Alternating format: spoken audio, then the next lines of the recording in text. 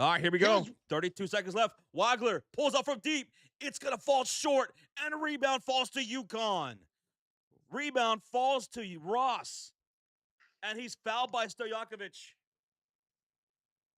Wagler had a good look at it. Straight away, they left him open. It could just not fall for them. Wagler was just short on that shot, man. Whew. With 26 seconds left, Stojakovic is setting Jaden Ross to the line for free throws. UConn now on the double bonus. So the bonus plus, so this is 2 free throws no matter what. Okay. Ooh. Tough break. Free throw up. It's good for Jaden Ross. One more free throw. Crowd's getting hype. I see Rip Hamilton. I see Ray Allen's in the crowd cheering on UConn. Yes, we are going to be covering the Michigan game. Yes. Jaden Ross, free throw. No good. Rebound goes Visage. Down by 7. Here they come. Up the court. Harmon House will go up for 3. He'll miss it. Jake Davis will get the rebound. And a timeout?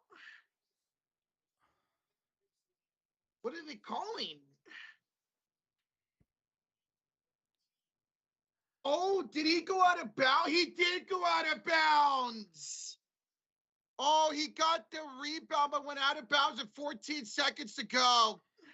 I see some people asking about the Michigan game. Yes, we are gonna be live for the Michigan game, and I'll drop the link in the chat. There we go. There it is in the chat, y'all. That game is going to be incredible here tonight. All right, inbounds for UConn. They are fouled. 13 seconds to go, up by 7. Where you at, UConn fans? Make some noise in the chat. It's going to be Terrence Reed, who's 3 for 3 tonight, but he's 59% on the season from the free throw line. First free throws up, and good clutch free throws for Terrence Reed Jr. tonight. 13 seconds. He'll have a second one to make this a 9-point ball game. There's the link to the Michigan and Arizona stream right there, folks, in the chat. Second free throw's good. 71-62, 9-point lead for UConn. 13.5 seconds remain. Illinois will bring the ball up court. Wagler will miss the 3. They'll get the rebound. 4, 3, 2, 1. Ball stolen away, and that's it. UConn wins it. It's OVA over. They go back to the final. Who had UConn winning this game? Who had UConn winning this game? Let us know. Illinois? Great run. Great run by Illinois. Wagler, what a season. It comes to an end right now. Wagler, we'll see you in the NBA. We'll see you in the NBA, Wagler. I loved it, man. I love that effort by Illinois to get themselves to that ball game where it was just too little, too late. I see a lot of people who did have UConn. Peter had UConn. AD says congrats to UConn. Rob's had UConn. All right, folks, so this game is over. Let's continue the party. In the stream, there's a link to our next stream. We're going to end this stream right now, and we are going to pick up Michigan and Arizona next. There's that stream link. It's actually live right now. We're already live for that stream. It's happening at the same time this one is. So click that link. Let's go raid over there to our other stream, Michigan versus UConn. Some of you guys are already over there. To Michigan and Arizona. Hello, guys. Thank you for going over there. Keep going over there. Hit that like button. Let's do it again. What's up, Natalie? Welcome in here for the Michigan and Arizona game. Ashton, he's here. The Alpha 18. What's up? What's going on? There's no need to hang your head if you're an Illinois fan, man. That was a hell of a run tonight. All right, so we're going to end this UConn stream. We're already live for the Michigan stream. Hit that link. Well, thank you guys so much for joining us. Thank you for supporting. Thank you for hitting that like button. We'll see you for the Michigan-Arizona stream, which is already happening right now. Let's head over. All right. Designs by Dion. Thank you so much for the subscribe. Thank you. All right, that stream is in, and now we fully got this Michigan and Arizona stream, baby. All right, baby. Here we are. Welcome on in. Michigan and Arizona getting ready to find out who is going to meet UConn in the championship game. That Regnar, what's up? 2 years of support. He says, let's go, Wolverines. Dude, I'm super excited to watch Michigan finally get to sit down and watch it, man. It's going to be a hell of a game tonight, brother. As you guys are tuning in, Regnar, we know who you're going with. We know who you're going with, brother. And thank you again, man, for 2 years of support. Tip of the hat to you, sir. Love you, buddy. Thank you. By the way, go Cubs, go. But for the rest of you, as you guys are tuning in, who do you have tonight? Are you taking Arizona or are you taking Michigan for this ball game? I'm going to rock with Michigan. It was either Duke or Michigan that win it all for me. Since Duke's out, I'm sticking with Michigan. For this Final Four, I had it Michigan and UConn. UConn won. Now I'm taking Michigan. We got anybody in Arizona in the channel. A lot of people want them for Arizona, says Cornelius. Bronco Country is going Arizona. He's going Zona? He's going Zonia. Michigan, and I'm from Chicago, says Dale. Matthew Gilliam's going Michigan. So bit of a split show right now, Josh. Arizona is favored by 1.5.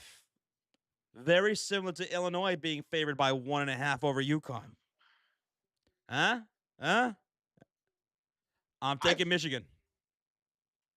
I fully expected Michigan to be the favorites. They were one of the favorites to win the whole thing. To win the whole damn thing. So welcome on in, everybody. Tonight's stream is presented by PrizePicks.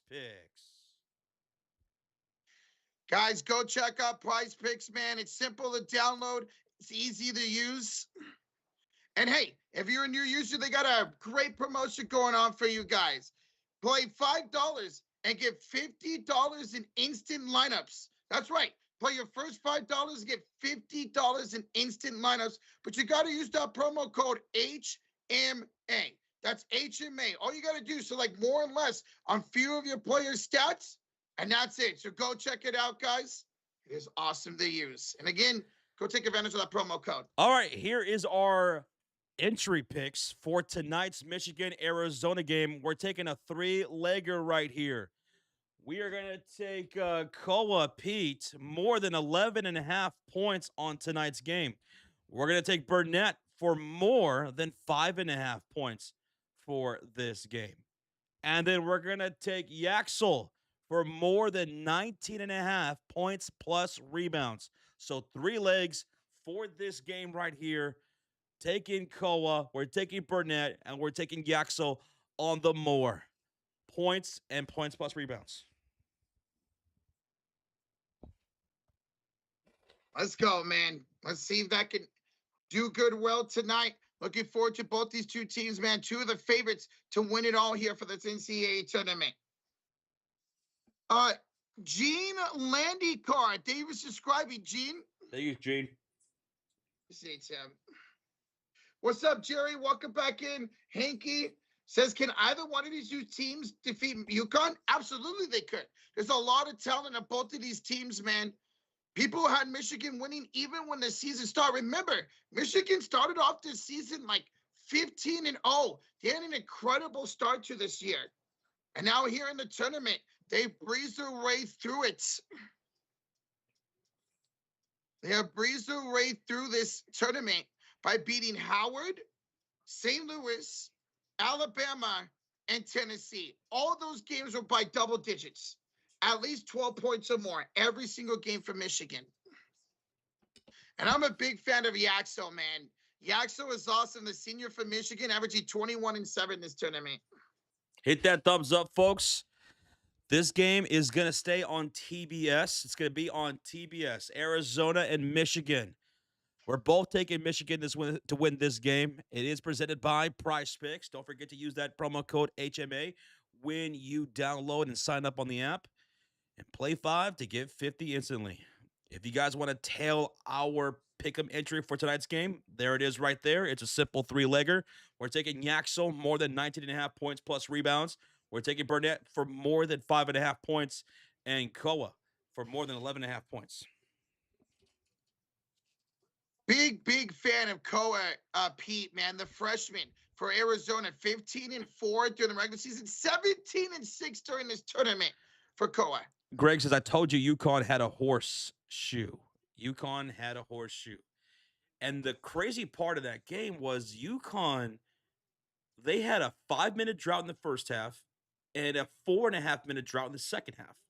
And Illinois was not able to fully capitalize off of those droughts. They just weren't. You figured when you have that's 9 total minutes of droughts for UConn, and they still win the game. Very impressive for their defense. Illinois just did not attack inside enough. Settled for way too many threes, and they shot awful from downtown.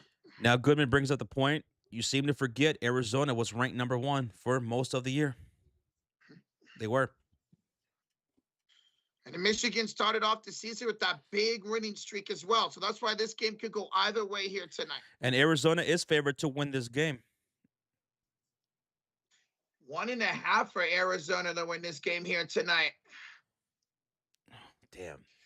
This is the game everyone's been hyping about, like, for a long time.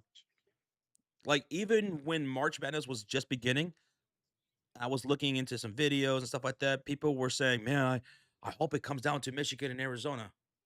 I'm like, damn. Now we're here. I've seen some people say this is the real national title game right here. Arizona, Michigan.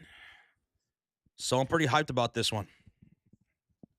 I mean, in my opinion, no matter what, who wins this game, it's going to be a really great game on Monday with UConn. UConn's no joke, especially having Dan Hurley as your head coach.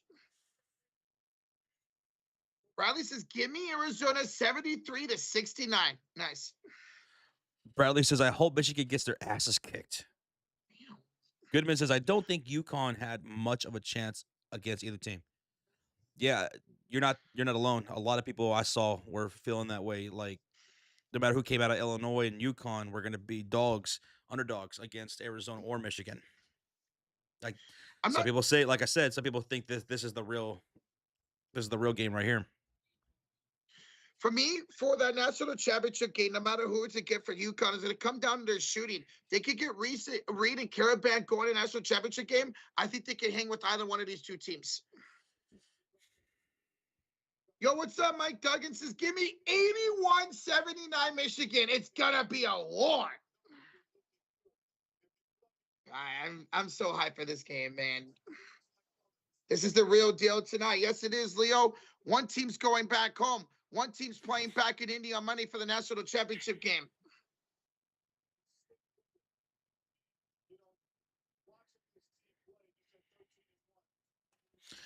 Tonight's game is in Indianapolis. Both Final Fours were here in Indianapolis. Fun fact, I used to live here in Indianapolis. I lived here for 5 years of my life in the Nap town. Many moons ago. Last time I was here was probably about 5-6 years ago.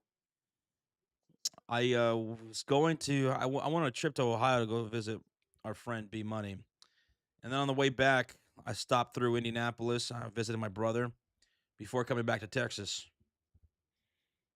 I look to go back here soon. Maybe later this year. I was thinking about going back later this year because for those that don't know, we do cover Indiana Fever games. We cover WNBA Fever games, and we will be doing that this year. And we've been talking about maybe going to a game later this year. It'd be so much fun to go check out the Fever, man. I've never been to Indy. It's definitely one of the big cities in the United States I want to go to someday. Ragnar says, I used to live in Michigan. I'm in California now. Moving to Texas this summer. You're moving to Texas? Ooh, what part? What part of Texas you coming? Hijink says, you know what? He agrees. This should have been the NCAA championship game. A lot of people feel that this is it right here. Whoever wins this game is going to win the national title. Maybe they're right. Maybe they are. I mean, you got two of the best teams all season long playing right now, man. Yo, what's up, franchise? He said, I want to move to Texas too. A lot of people want to move to Texas. Ragnar, franchise. I know B Money's flirted with that idea before. Love it. I think you guys would love it out here. Love it. I love the Dallas area. There's a lot to do. Good food. I mean, whether it's barbecue, it's Mexican food, it's you know, some good soul food. Anything you're looking for, got it out here. There's a lot of transplants from everywhere. So there's good seafood out here too. So the food's good, music's good. It's a lot of sports out here, a lot of things Mhm. going on. You know what? And I can it's attest, more affordable to live here than it is other parts of the country. and I can attest to that. I've been out to Texas, what, like 5 times now, and I've loved it every single time I've been out there. Goodman says, I can't move to Texas. I love the code. I love the code too. I do. I do too. That's why I like being out here in Dallas. It gets hot. It gets really hot, but at least we have some fall and winter. It's not long, but at least we have that. If we didn't, that would really depress me because I do love the cold weather too. So lucky, man. I've still never seen snow in my life. Ragnar says, I have a lot of family. My wife has a lot of family. We visited last summer and decided to move. Just can't afford to raise a family here in California. I mean, it's crazy expensive out there, man. Whenever I go visit out there in California with Roach, I'm like, I don't know. I couldn't do it. I wouldn't want to do. Even if I had the money, I wouldn't want to do it. It's too much.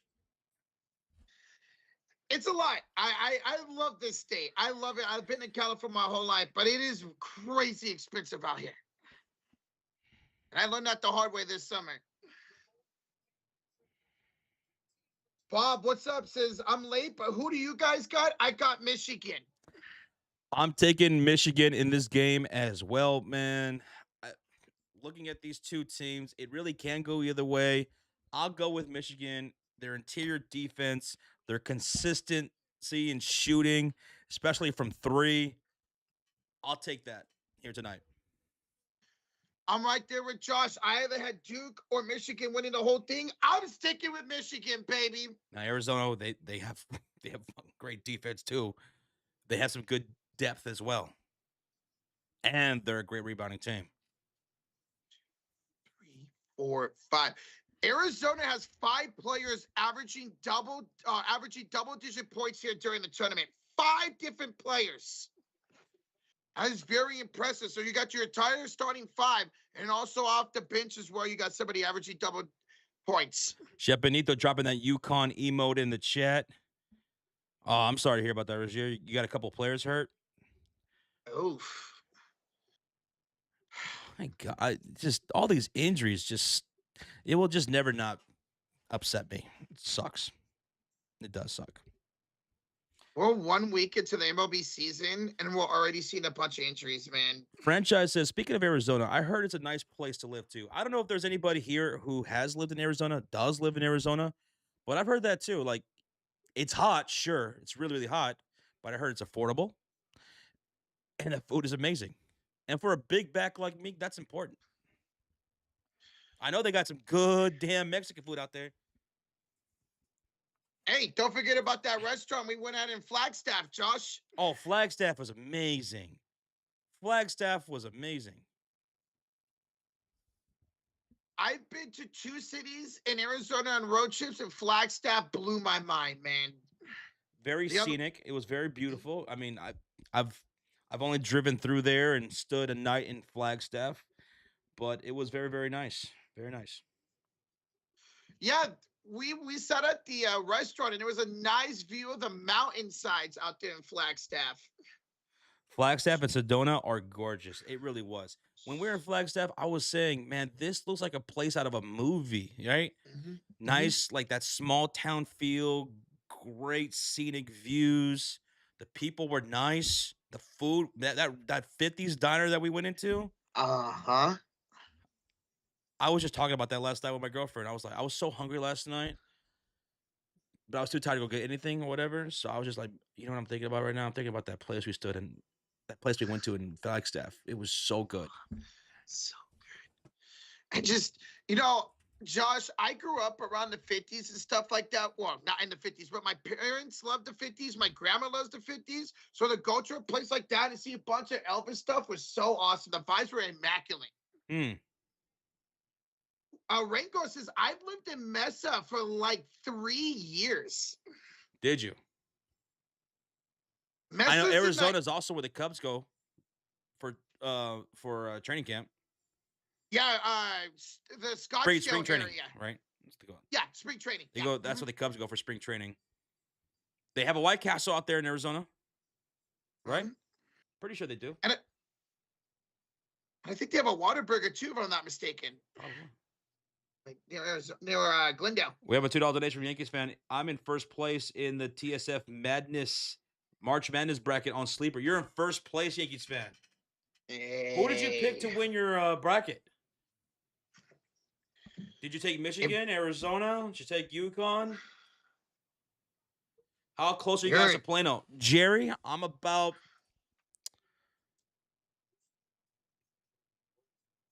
5 minutes away. About 5 minutes away. The theater that I go to is the Cinemark in off of Legacy. That's my go-to theater. Whenever I go to the movies, I go to Cinemark off of Legacy in Plano. So I'm not far away at all. See, I'm in California, but I've been to Plano literally every single time I've been out to Dallas, and I love Plano area. Me and Sean, for those who are new here, Sean was the other host of this channel that started the channel with me. Our favorite sports bar is in Plano, Austin Avenue. Not sure if you've ever been, but yeah. Oh, that queso from Austin Avenue. Griffin, have we ever been to Connecticut? All right, we talked about some Arizona. Let's talk about Connecticut. I have never been to Connecticut, ever. I'd like to. I hear there's some really spooky stuff going on. When I was younger, I wanted to go to Connecticut and do some ghost hunting or whatever. But one day, maybe I'll get out there.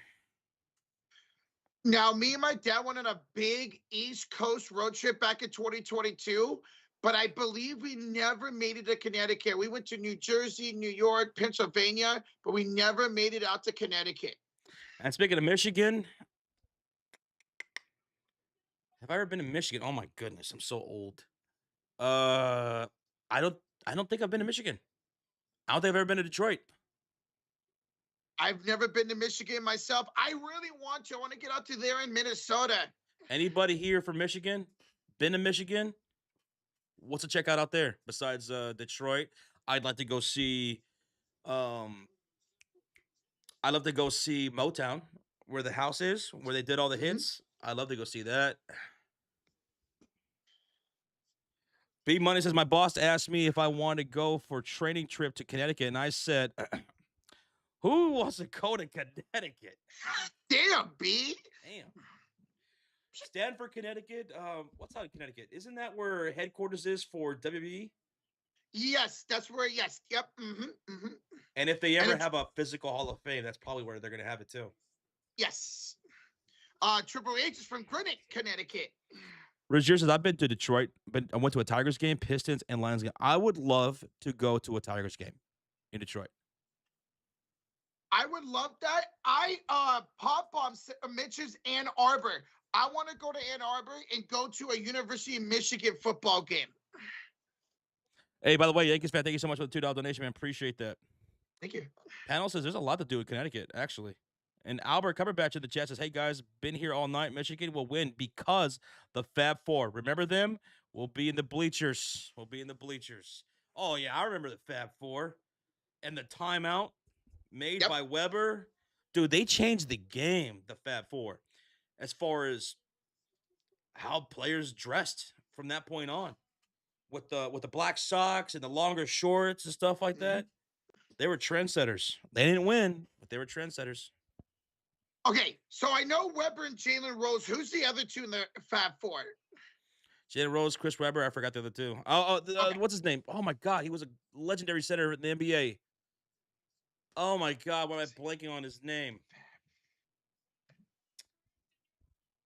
Help me out, guys. Help me out. Who was the center on that team that had a long career in the NBA? Jawan Howard, right? Juwan Howard. Thank you. Ju- Thank you. That's the third one I always forget about Jawan Howard. And then he And who coached was him the other for a ones? while. Who were the other ones? It was Weber. It was Rose. It was Juwan Howard. Who were the other guys? Jimmy King and Ray Jackson. And I don't think they made it to the NBA. I don't think they did. No, I know the other three did. Yo, what's up, Jed Lockett? He says, I would have been here sooner, but I had to restart my computer. Don't you hate it when that happens? Yes. Yeah. But you're here now, Jed. Thank you so much. Almost 400 people in the chat. We were just chatting it up, talking about Arizona, Michigan, you Connecticut. Let us know who you guys have winning this game. Once again, me and Rocha are taking Michigan to win this game. Both good defenses. I think Michigan's got the size. They have better outside shooting. So I will edge out for Michigan to win this game. I'm right there with Josh. They've won all 4 of their tournament games by 12 or more points. There has not been a real close game. They kept it close with Purdue, but then ended up blowing them out towards the end of that second half. Mm-hmm. I see Michigan, says Alex. Karma says, give me Arizona 79-71. I hate Smuts in the building. He says, Arizona's my team. Yo, what's up, Schmucks? He's going Zona. Detroit here says Carl Foster. So going Michigan. Dr. Manhattan. Great character in DC Comics. He's going Michigan. 66 Texas Western UTEP. Fab 5. Over the Fab 5. Says ACR. Hankel says Michigan. Don't have Bryce James. Michigan don't have Bryce James. Arizona always crapped out on me in the mid-90s, so it's Michigan for me in the Big Ten, says Jerry. Using that pettiness for the 90s right there, Jerry. Let's see. What bets do you guys have? Asked Griffin. Okay, so today we took a 3-legger. We took a 3-legger on our entry. We're taking Koa over 11.5 points. We're taking Burnett over 5.5 points. And we're taking Yaxel for over 19.5 points plus the rebounds. There we go. That's what we got for tonight. Yo! Am I looking at this right? Jay Hoda with the $100 bomb. Woo! What'd he say? No beer today? Now there's gonna be. Now there's gonna be. I'll be back. I'm gonna go get some beer, baby. More beer? Let's go, Jay Hoda, dropping the $100 bomb, baby. Hey, dude, it's good to see you once again. Welcome back. We appreciate you, man. We love you, dude. Let's go. Francis says, honorary beer. Yeah, beer time now, says Rengar. Josh is going to get the cold ones, baby. Jay Hoda, we love you, man. We appreciate the $100 bomb, bro. Let's go. Bigman says, I'm going to drink me some whiskey because I'm all out of chippies. Oh, wait. I'm going to drink me some whiskey. Let's go Wildcats, baby. Big Mick, go let your Wildcats. So Big Mick's got some whiskey. Josh is going to get the beer. I don't have any alcohol. Anybody else sipping on something? Anybody else got some beer, some hard liquor, some Mike's Hardcore Lemonades? Jay Hoda, let's go, baby. P-Money, you're not currently drinking. Okay, good for you. Good for you. Chuck McFarlane, me and Josh both took UConn to win the first game, and we're both taking Michigan to win the second game.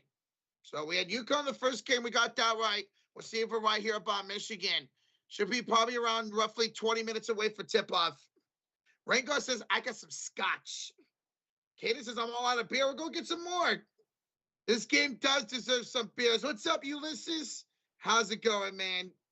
Leo says, W for the Risky and for the Wildcats. Is Axel playing for Michigan? Yes, he is. Yes, he is. He's not hurt. He's been playing all tournament long, and he's been incredible for the Michigan Wolverines. TG says, I'm slamming some screwdrivers. I like screwdrivers, but I'm not a big fan of orange juice. So I like mine with like Tampico. I'm just not a big fan of orange juice, but screwdrivers can be good, man.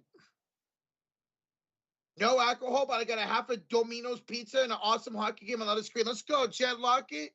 Let's go. Cole Pop here says shenanigans. Heck yeah, man. Hey, we appreciate you guys. And once again, Jay Hoarder, thank you for the 100, man. All right, I'm back from the concession stands, and I got me a cold brewski for this main event. Michigan and Arizona. This beer is brought to you by Jay Hada. Thank you again, Jay Hada, for the $100 bomb. Let's go, baby. Whoa, hold up. Franchise says you don't like OJ. Who doesn't like OJ? Me? Rocha, I've known you for how many years now? Like 11, no, 9. 9 years. 9 years. And you've said a lot of disappointing things to me. That has to be one of the more disappointing things I've ever heard. What do you mean you don't like orange juice? Who doesn't like orange juice unless you're like allergic or something? I've never been a fan of oranges, and I've never been a fan of OJ. You can't even eat an orange? I no. Okay, so call me weird. I like orange flavored stuff, but I don't like orange juice, and I don't like oranges. Mm-hmm. Sam says you're from California and you don't like orange juice?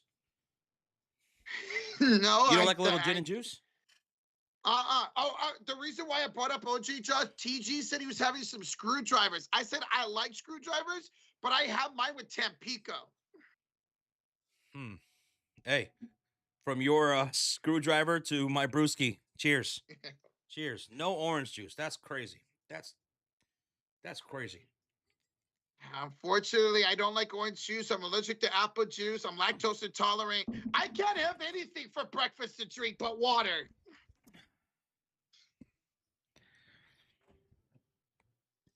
Roger says he loves OJ, Josh. Just OJ Simpson. Rest in peace. B-Man says we should drug Rocha in Dallas, shave his head, and give him a Hello Kitty tattoo. If we shaved his head, will anybody notice? Oh. I'm not fully bald yet. That's tough. Coffee? No, I don't like coffee either, B. Cordelia says I'm drunk off of non-alcoholic beer. Sometimes it's all in the mind. Mm-hmm. I don't think I've ever tried a non-alcoholic beer before. It's against my principles, so I can't do it. I don't believe you. It just seems weird to me. If I'm going to drink alcohol, I'm just going to drink alcohol. I wonder if I gave you non-alcoholic beer, like 3 or 4 beers, I wonder if you would feel it. If I didn't tell you it was non-alcoholic beer. If you did not tell me it was non-alcoholic, my body would probably play it like it is alcoholic. It's that placebo effect. All right, so right now they're doing some sort of presentation here in Indianapolis.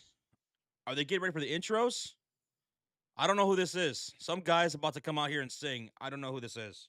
Does anybody know? Did that say the Chainsmokers? Is this the Harry Styles guy?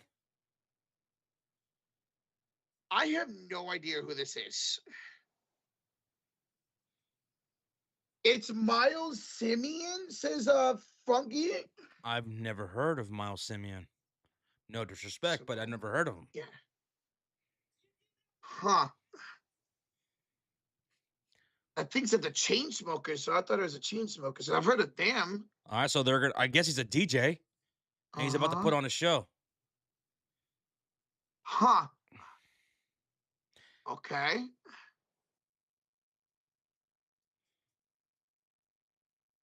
Why are we getting Zach Brown and the Chainsmokers before tip-off? Just tip it off? Well, they want to do this in between games. Yeah, well, let's see. We are what? I think the tip-off was 8:09, wasn't it? 8:19. 8:19. Yeah. So we're still 26 minutes away from tip-off. We're still 26 minutes away from tip-off. So keep smacking that like button. 34 away from 200. Share out the stream if you guys can. We already went over who we think are going to win the game, so we just got to wait for game time now. I'm taking Michigan, so is Rocha. Arizona is favored by 1.5 here in the Nap Town. What's up, Carson? What's up, dude? RO Double Bass is insane to do a concert here. Yeah, I don't know how you guys feel about these little concerts that they sometimes do for All-Star weekends or here at the Final Four. But me personally, I'm not a big fan of it. No matter who the artist is, even if it's someone that I like, I want to get to what I'm here for, what I paid for. I don't know if you guys are different, but at WrestleMania, for example, I'm a huge wrestling fan. I've been to WrestleManias, and back in the day, they used to have these little mini concerts, right? Yeah. And me and a lot of the wrestling fans would just absolutely boo them out of the building. No matter if we Wow. like them or not. Like, get to the wrestling. You're taking away from the wrestling. Shut up and get out of here. I'm cool with post event concerts. Not during, not before. Well, before it's okay. Not during. Post or pre-game concerts is cool with me. Yeah, post game, fine. After the game's over Yeah. and everything, kind of like what the NBA All-Star weekend did this past year. After the whole festivities were done, outside the arena, they had a concert with Nas, and it was Yep. killer. That was awesome. After the game, cool. Let's party it up. Let's do it. It's like right now, I guess you could consider this pre-game concert. Now, I don't hate anybody who feels differently. Maybe that adds to the experience for you, and I could definitely see that. I would be impatient if I was there. I'd be like, get all the flashy lights out of my face. Would it be different, Josh, if you were at the Super Bowl? Because I guess you kind of have to. Franchise says Nas. You said Nas? Yeah, I said Nas. Yeah. After the All-Star weekend for the NBA, after the game was over and everybody was getting out of the arena, there's like this little courtyard outside of T-Mobile Arena in Las Vegas, and Nas had a concert there, and it was awesome. It was so good. You know what, Josh? That wasn't after the All-Star game. That was after the play-in championship game. Oh, my bad. Whatever. Play-in tournament But game. I remember because me and Josh, we were just chilling. We had ended the stream. We were just chilling, hanging out. And all of a sudden, here comes Nas on our televisions. And we just chilled and watched it. It was good. It was cool. Well, Pillar says, of yeah, 247 says, I'm going to rock out. I feel you. okay. Go for it. You know what I would probably be doing right now? I'd probably be like, you know what? While everyone's listening to this, I'm going to go to the concession stand and grab me some more beer. I'm going to get me some more nachos. Give me some popcorn or something. Remember, I'm going to spend like $800 on that. Because this is at a football stadium. Remember, this is where the Colts play. Lucas Oil Stadium is not at a basketball arena. Father Time says, well, you know, if you look at it like this, it is a post-game concert for Illinois and UConn. Technically, he is right. That is technically, yeah, that's true. Technically, that is true. A little concert in between the games as everyone's still kind of piling in. Because don't they got to get rid of everybody from the first session to get brought in for the second session? Yep. So, yeah, that's a good point. It's a good way to look at it. Ashton says bathroom break. You know what? I probably should use this opportunity to take one. I'll be right back. Bathroom breaks, you got to be very strategic with your bathroom breaks when you're going to a big event. Whether it's a big football game, it's a WrestleMania, or maybe a Final Four or something like that. Because those lines can get really long, and you don't want to waste too much time at the line. So you got to be real strategic for what you're doing. Man, I remember one time it was WrestleMania 30 in New Orleans, and we had lower bowl seats, right? And I thought it was going to take, just maybe a couple minutes. I'm going to go to the restroom real quick. Tell my girlfriend, I'll be right back. I'm going to go to the restroom. And everything looked fine. Everything looked fine. I go into the restroom. I come back out, and all of a sudden, it's shoulder to shoulder. Everyone's packed in like sardines in the concourse area. And even though the bathroom was right near where my seats were, it took me maybe 25 minutes to get back to my seat. It was insane. It was crazy. Cornelius says, I remember going to a basketball game, and man, I love the smell of buttered popcorn. Isn't that one of the best top tier smells? Buttered popcorn when it's fresh, and you're hearing it pop, pop, pop, pop, pop, pop, and then it gets all buttered and everything and seasoned. Oh, man. That is so good. You know what else is good in an event for a snack? A hot, fresh pretzel with cheese dip. That's also good. Very good. Ashes says be aware of how much you eat and drink so you don't need to go to the bathroom until halftime. It's a good point, too. It's a good point. It's a good point. I'll usually wait until I eat for the first time or drink for the first time until I go to a game or an event. I'll be eating and drinking for the first time once I'm in there for the most part. So that way I don't have to go to the restroom as much. Like I just did. How much? What's your favorite drink and what's your favorite snack? Ask Carson. My favorite snack for a game. If I'm sitting down watching a game, my favorite snack. Huh? Damn it. Okay, here are some of my go tos. Can't go wrong with Doritos. I love chips, and Doritos is probably my go-to chip. I also like pistachios or some sort of nuts, like macadamia nuts, right? A hot pretzel, popcorn.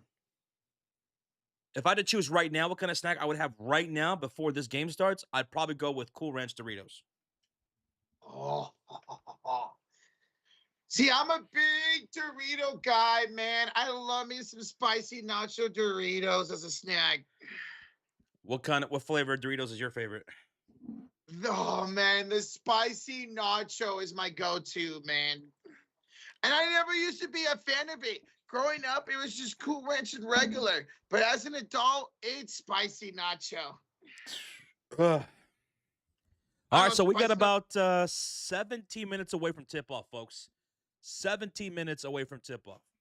If you're just tuning in, what we do here, we can't show the game, but what we do is we do live play by play, like a radio style play by play, very detailed. We're reacting to the game, we're interacting with you in the chat throughout the game. We also have a live scoreboard with a timer, timeouts, challenges, bonuses, all that. And then on the right side of your screen, you will see Michigan and Arizona's on the floor stats. So at all times throughout the game, you will see who's on the floor for Michigan and Arizona and what their stats are throughout the game. Hey, it's just a fun time. Two dudes hanging out, calling the game with all of y'all, man. It brings us all together. Mark Duncan, what's up, dude? What's up, bro? B Money says you guys might as well not get up from your seat because you'll miss 15 offensive possessions if you take a piss break during this one. High flying, wheeling, dealing. Good. Jet stealing. His stealing. Whoa! You're thinking overtime tonight, Chuck? Oh, I saw a lot of people mentioning about maybe an overtime tonight. Now, this is a game I really wouldn't mind overtime. This is a game I don't mind overtime. But I am taking Michigan to win this. Whether it's in regulation or overtime, I'm taking Michigan to win this one by. I'm taking them to win by 4 points. 4 points? Yep. I'll go Michigan by, you know what? Give me 2 points, a 2-point win. I think Arizona has a chance to tie the game at the buzzer, and they miss. B Money's going to be very interested in this game. He says both of these teams are some of the fastest offensive tempos in college. It's going to be quick and in a hurry. Not shocked to see it at all. Watching these two teams, man, they attack a lot. They shoot from downtown. I was very impressed watching these two teams on film. All right, Roach, where are we at? Yo, we're 15 likes away from 200 already. Yeah. What's up, Notre Dame fans? I can't wait for this game. Go Wildcats. Well, as a Warrior fan, I know Steve Kerr and Andre Iguodala will be polling for Arizona as they both went there.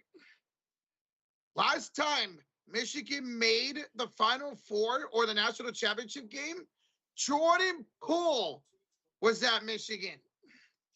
If you guys don't remember, he hit that game-winning shot during that tournament. I believe that was in the Elite Eight. Michigan would squeeze out a close one, in my opinion, says Mark Duncan. I would be highly shocked if one of these two teams win by more than 5 to 7 points. If you guys get any updates on Austin Reeves in that situation, let me know. Please. Oh, it's still such a wild situation, man. As soon as I pulled up Twitter, I see Brick Center's tweet, and it's Austin Reeves was clearly injured in the first quarter versus Oklahoma City, and JJ Redick still played him in the entire game of a blowout. I mean, JJ Redick's a former player. You should know. I bet you he didn't want to be in games down by 40 points, man. So Goodman originally said it was an oblique injury out 4 to 6 weeks, but obviously that was a lie. Well, Not a lie. yeah, well, here's what happened.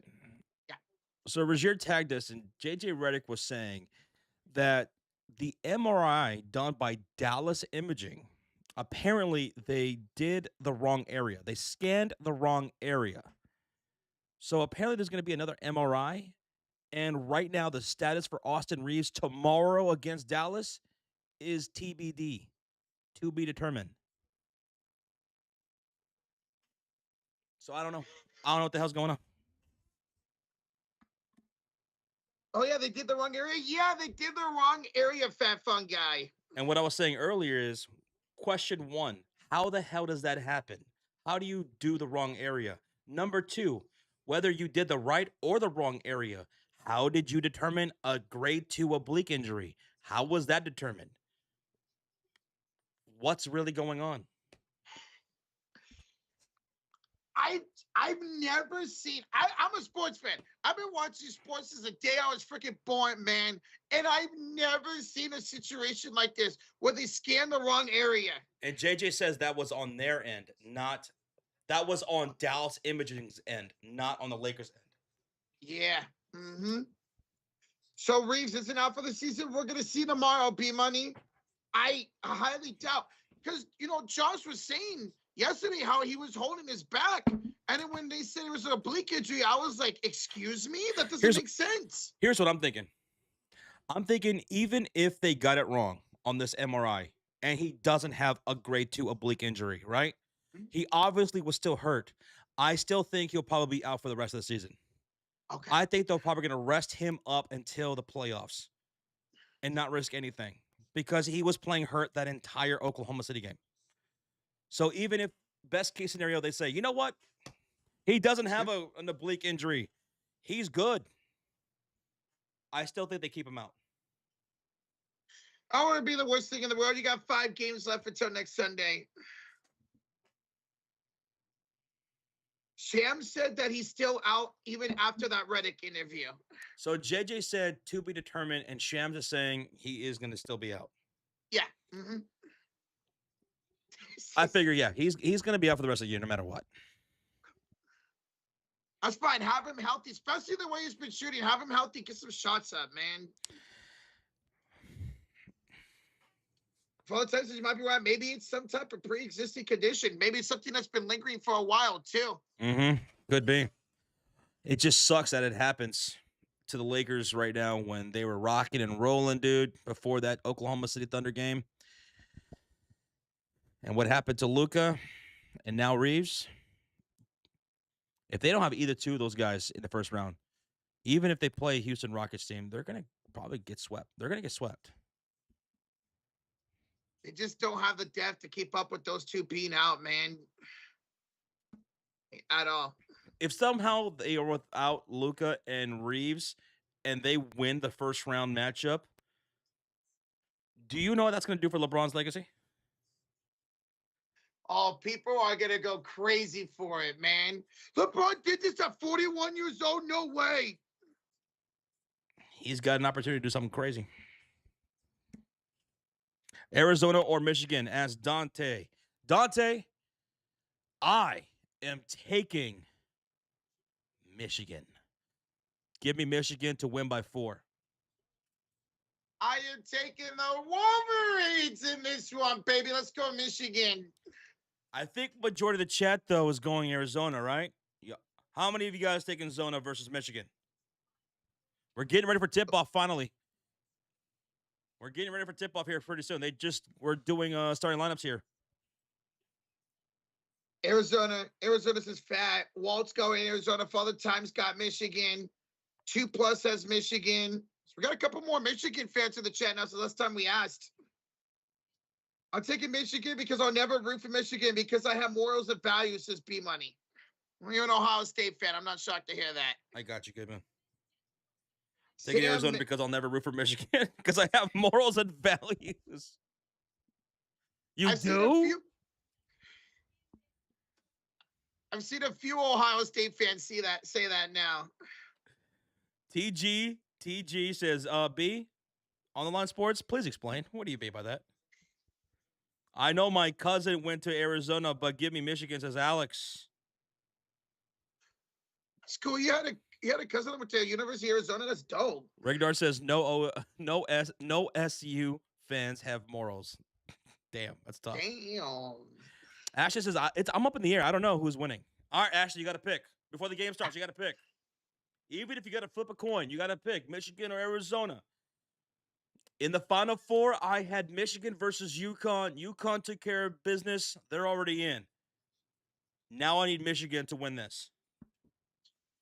The entire bracket challenge, I had Duke winning, and I said if Duke didn't win, I thought Michigan was right behind them. So I'm sticking with Michigan, and I think they win tonight and win on Monday. I'm going to go Arizona, says Ulysses. Okay. Ashton's a Texas fan. Oh, sorry about your Longhorns last night. Chuck's got, we got a few Ohio State fans in the building. That's kind of crazy. What's up, Sean Sinatra? Welcome on, everybody. I enjoy good games, as Ashton. Ashton. Make a pick. Make a pick. Universe on the line. Peer pressure. You got to pick, Ashton. You got to pick. Don't worry, there's no wrong answers. What? Broncos Country says, Wildcats, baby. Oh, I thought he was going to say, let's ride.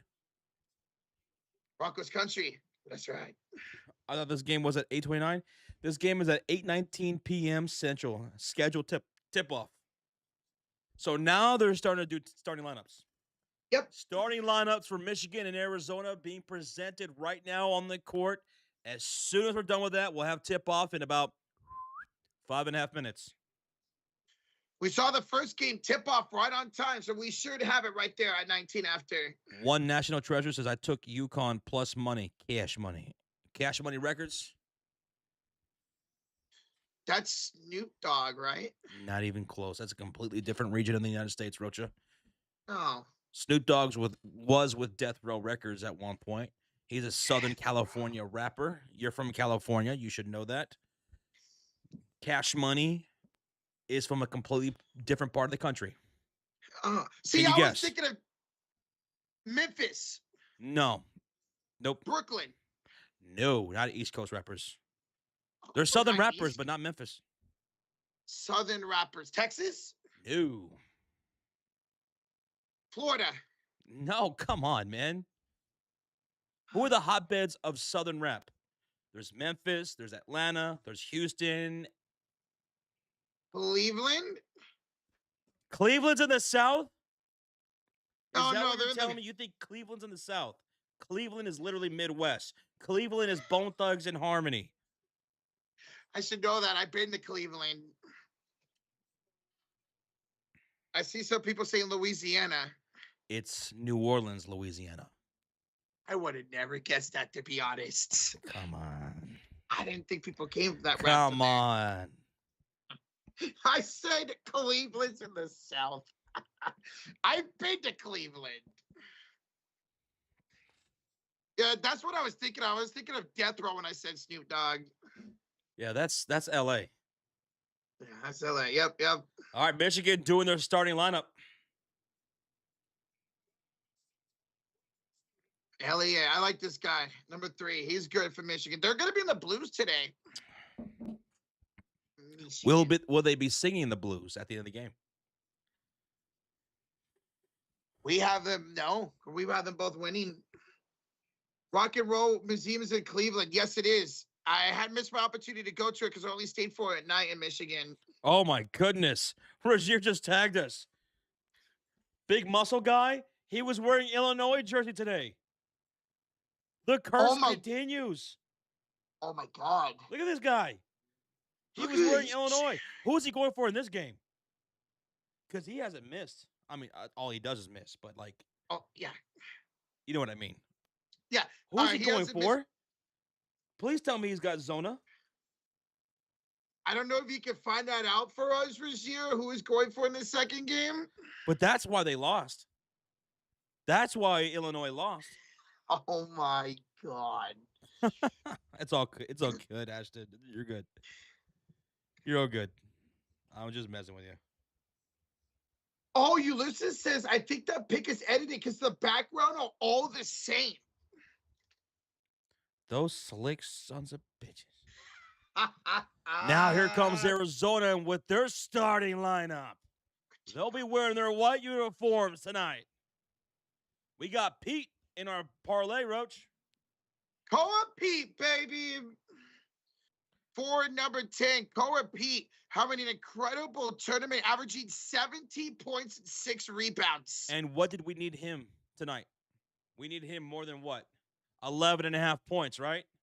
Yeah, 11.5 points. We're taking Koa Pete for more than 11.5 points tonight. What else we got? We got Burnett from Michigan to get more than 5.5 points tonight. 5.5 points. Okay, you can get a 6, right, dude? Yes. And what else?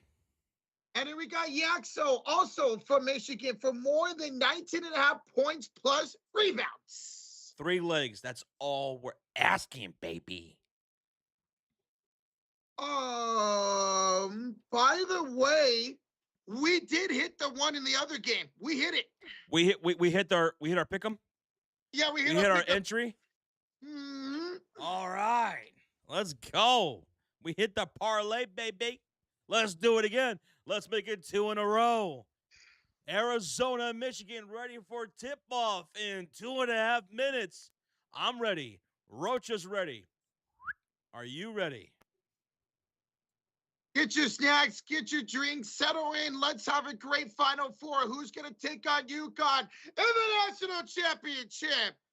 Sativia Goat says I had Arizona win the title when I filled out my bracket. So go Cyclones and go Big 12.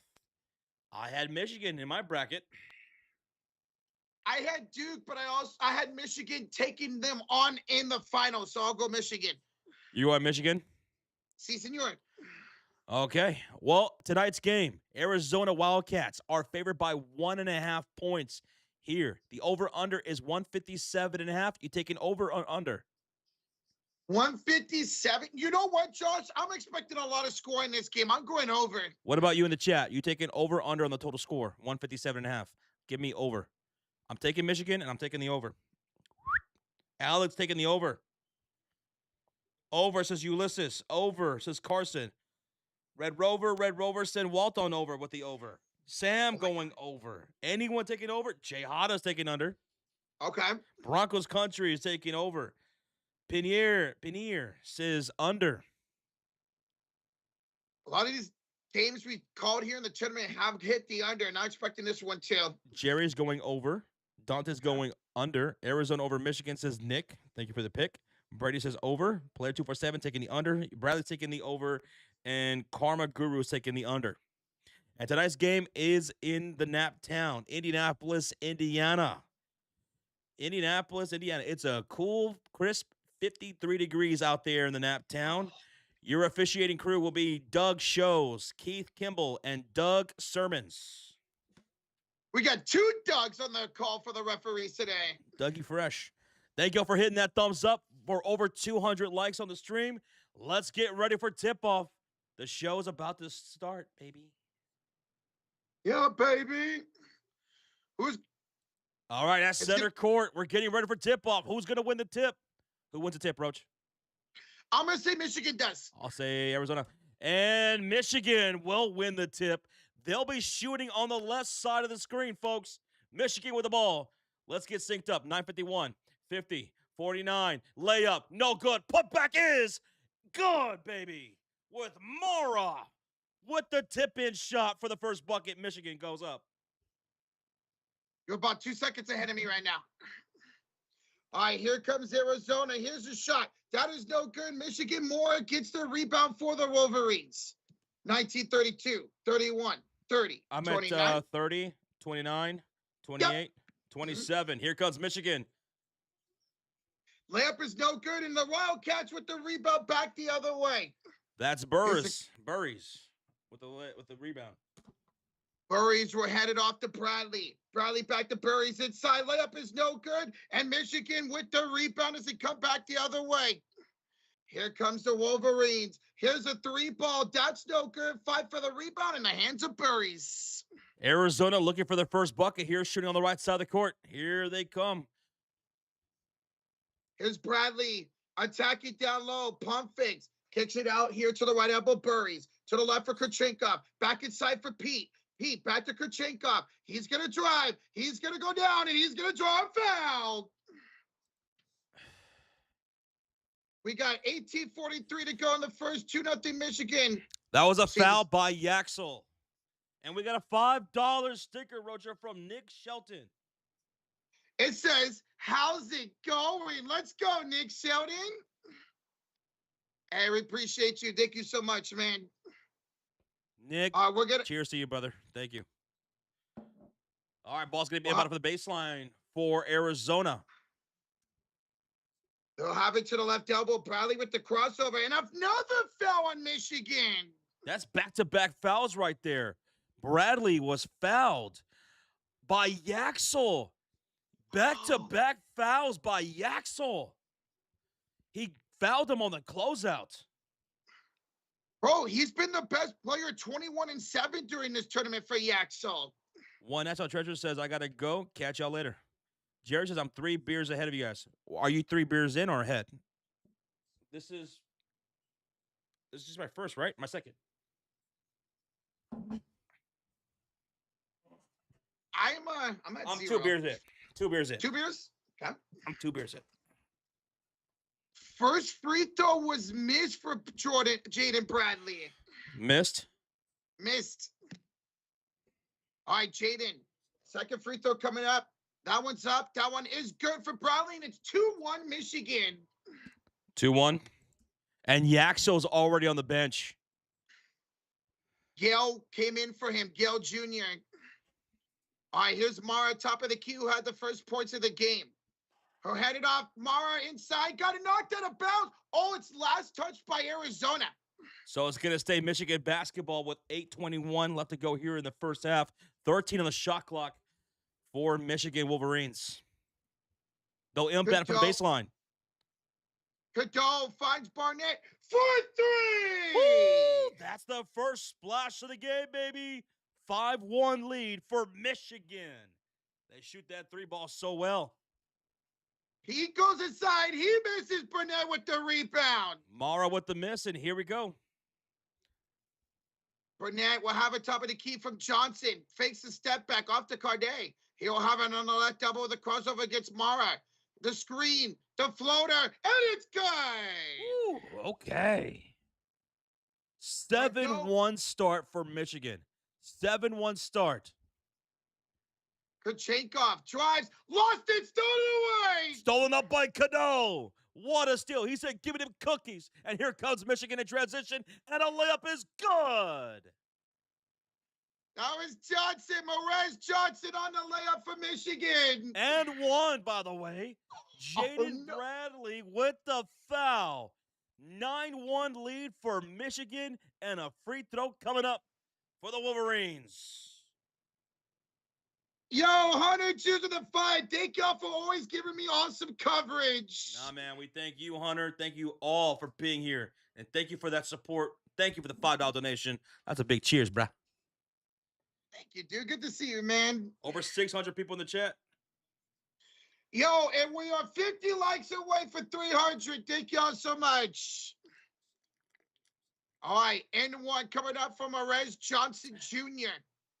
And he got it to go. 10-1 Wolverines. That's a 3-point play. Good start here for Michigan, despite Yaxel picking up back-to-back fouls and having to sub out. Right now, it's an 8-0 run for the Wolverines. Wildcats still looking for their first field goal of this game with 17:24 to go. And Koa Pete misses, Josh. He misses that 15-foot elbow jumper. Michigan off the rebound, bringing back the ball the other way. Looking to continue this lead here. 8-0 run for the Wolverines to start this game.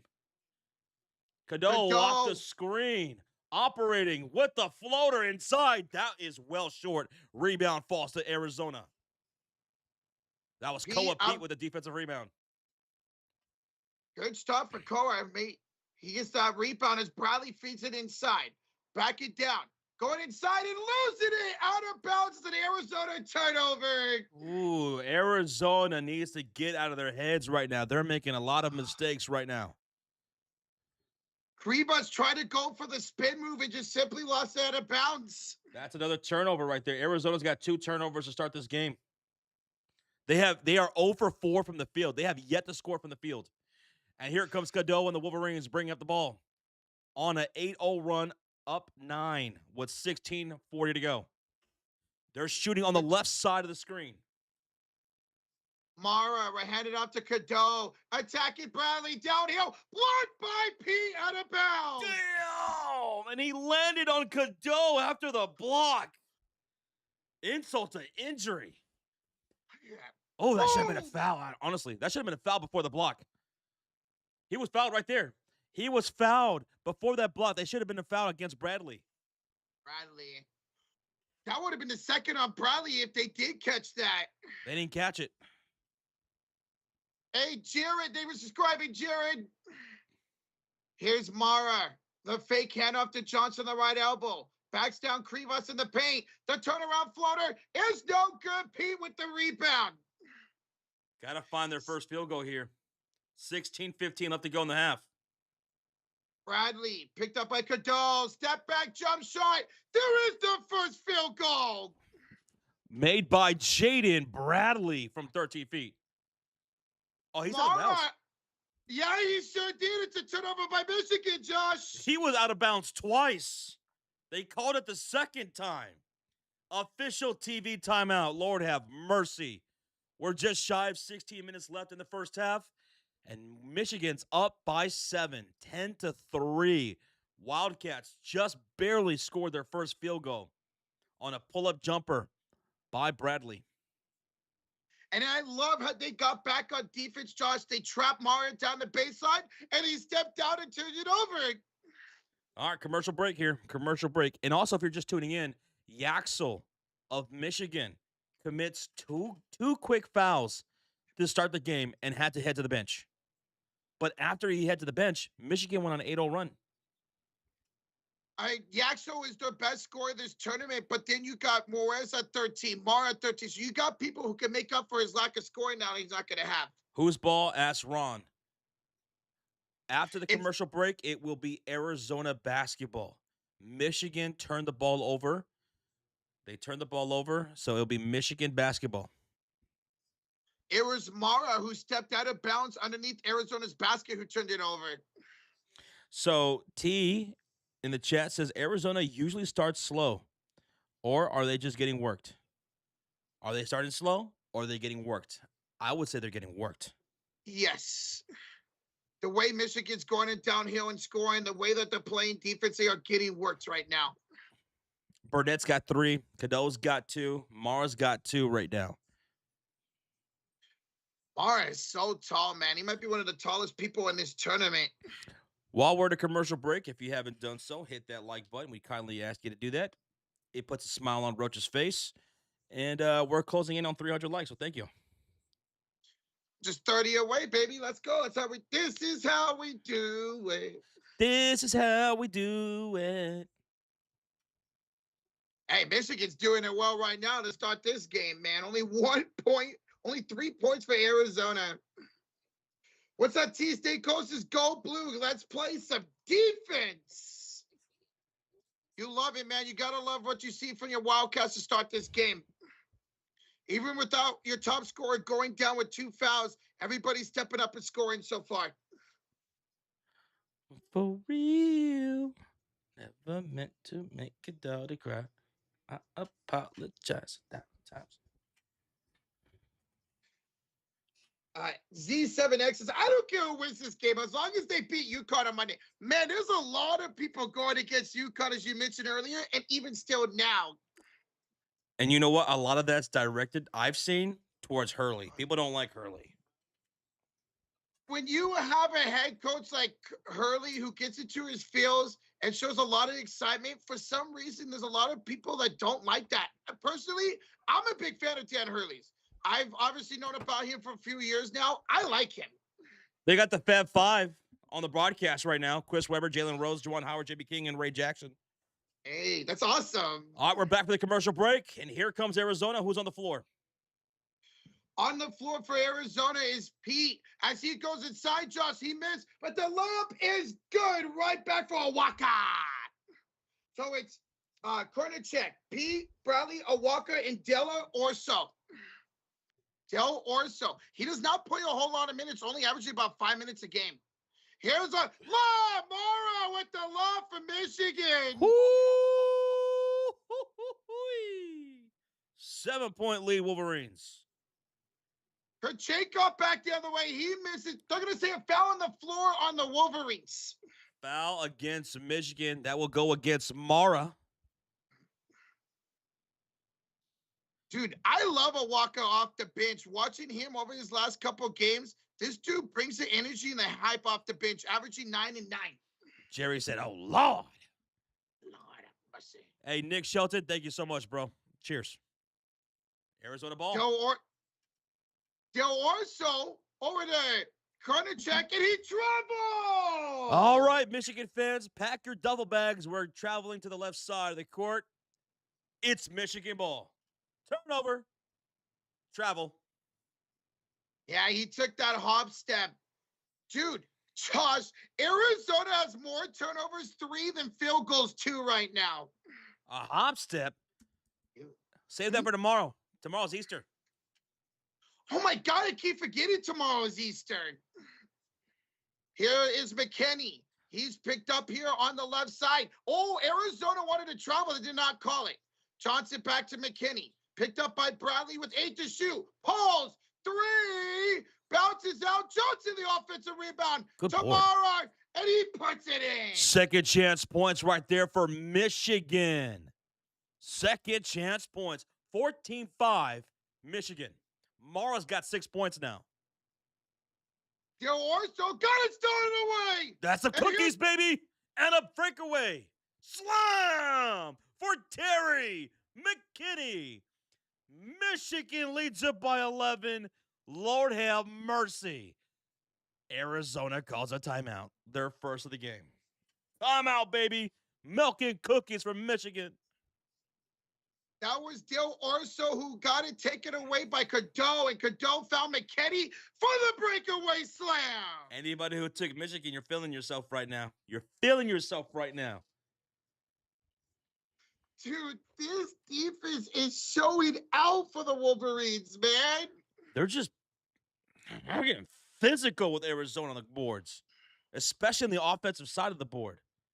Michigan is shooting 50% from the field right now. Arizona, they're 2 for 8 from the field, shooting 25%. Ouch. And Arizona's got 4 turnovers. Mm-hmm. Still more turnovers than field goals so far tonight for Arizona. Michigan has scored 7 points off of those turnovers. That's how you do it. This is a Final Four game, man. You got to take advantage of your opportunities tonight. Dude, Michigan has scored more points off turnovers than what Arizona has total. 7 points Michigan scored off turnovers. Arizona only has 5 points. Zona has to lock in and play smarter. They got to lock in because Michigan is taking those cookies and getting milk on the other side. You hardly ever see a college team take their own timeout, not even halfway through this quarter, man. Brilliant start for Michigan. Blizzard Peak with an 8-month highlighted comment. 8-month highlighted comment. Blizzard Peak says, do you guys have a favorite college team or just pro sports fans? Rocha does. I don't. For college basketball, I'm a casual Duke fan. For college football, I'm a Stanford fan. For college, I play it by ear. I don't have an affiliation. I never had my whole life. Now, I will say, I am a Stanford fan for college football, but I like to go for a lot of the California teams, San Jose State, Fresno State, so Sacramento State. So that's where I am when it comes to college. Thank you so much, Blizzard Peak, for the 8 months, brother. Too Thank sweet. you. We're still in a commercial break. Timeout made by Arizona, their first of the night, down by 11. B says Arizona needs to sit up in the chair and try to lock in. So sit up in the chair. You know what that means. Lock in. Yep, time to lock in. Time to ante up and kick in. That's what that means. Man, when you said that, it reminds me of there's a meme. There's a meme where they have a guy sitting back in a chair, and when it's ready for him to lock in, he's up like this. Yo, what's up, Ken Dog? What's good, brother? He says go blue. Well, Team Blue's looking really good right now to start this night, man. Oh, dude, our friend Wilson is at this game. He's an Arizona fan, and he has to see this live. Oof. All right, let's see if the run can start right now for Zona. Wildcats. Make some noise. It is doing. Barrows will have it here on the left elbow. He's picked up by McKinney and a bounce pass here to Awaka. Awaka will find it to Erie. Erie will go inside, kick it out. Nice pump fake back. The 3 ball for the Wildcats. That is good. Woo! Finally made a splash. Their first of the night. 8-point game. 8-point game. Aristotle with the 3-pointer right there. Their first 3 of the ball game. Aristotle or Aristotle? Aristotle. I'll take Aristotle too. Cardell with the 3 right back for Michigan. He said, give me 3 right back, baby. Anything you could do, I could switch it better. I like that. Instead of do it better, switch it better. Wildcat, look at this healthy defense by the Wolverines, Damn. man. They're D'ing them up like it's game 7 of the NBA Finals with 3 minutes to go. But Krivas does a nice job to go over Mara and score.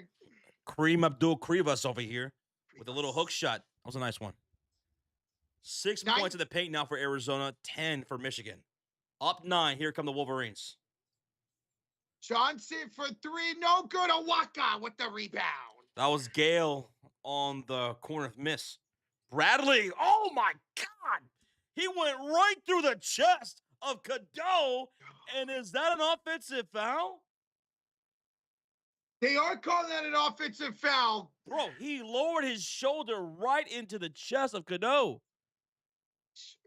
That's a charge.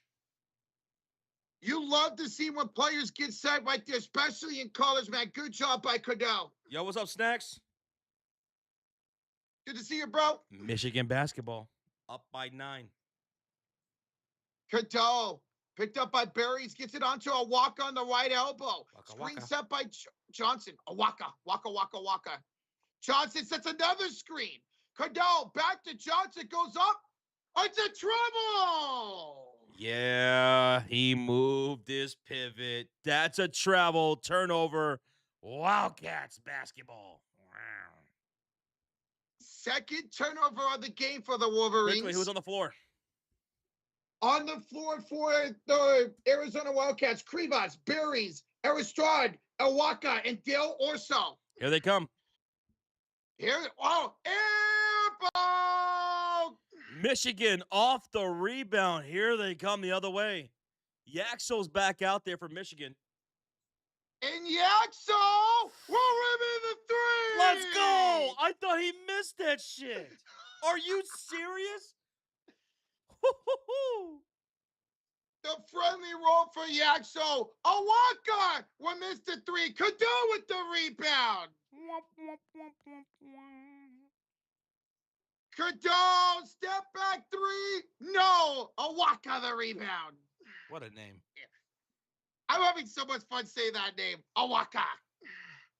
Aristoti will have it here on the left elbow. He will get it deflected by Yaxo. Oh, yeah. Stolen away by McKinney. Yeah, give me them cookies. Give me them cookies. McKinney goes down the lane. The ball's knocked out of bounds. Knocked out of bounds with 11:34 left to go in the half. And the officials will call a TV timeout to sell some ads. Bro, high-paced action out of that timeout. It's still a 12-point lead, though, for the Wolverines, 22-10. Oh, absolutely. Brandon Bartholomew Money was not wrong about that take earlier when he said this would be a more fast-paced game. Even with some foul calls, it is way more fast than we saw in that UConn game. So Yaxel, he had to check out early in this game after picking up 2 quick fouls. He checks back in and he knocks down or rattles down a corner splash 3. So he's on the board, and Michigan's up by 12 here early. I mean, that ball rimmed halfway in and out, went off the glass, and went back in on his 3 attempts. Jerry says you guys need to sing more. Rocha, can you sing thank you to the audience for hitting that like button? We have right now 283 likes, almost 300, so go ahead. All right, let me see. How am I going to do this? Thank you. Thank you. Oh, thank you very much. There was no song in that. There was no melody. I thank you. See, you have more rhythm than I do. Thank you, y'all. That is awesome. 10 away from 300. Roach said, okay, I'll sing. And he then follow that up with absolutely no. Listen, man, I was a singer in my previous life, not this life. What just happened? I don't know. I don't know, Father Time. It's commercial break. 11:34 left to go in the first half. Timeout made by the officials. Arizona's down by 12. They're shooting 33% from the field. Yikes. Michigan's shooting 50% from the field. Arizona's got 6 turnovers in this game. 6 turnovers. And they gave up 7 points to Michigan off those turnovers. Meanwhile, Michigan doing a better job in taking control of the ball. They have 2 turnovers right now, and they've given up 2 points the other way.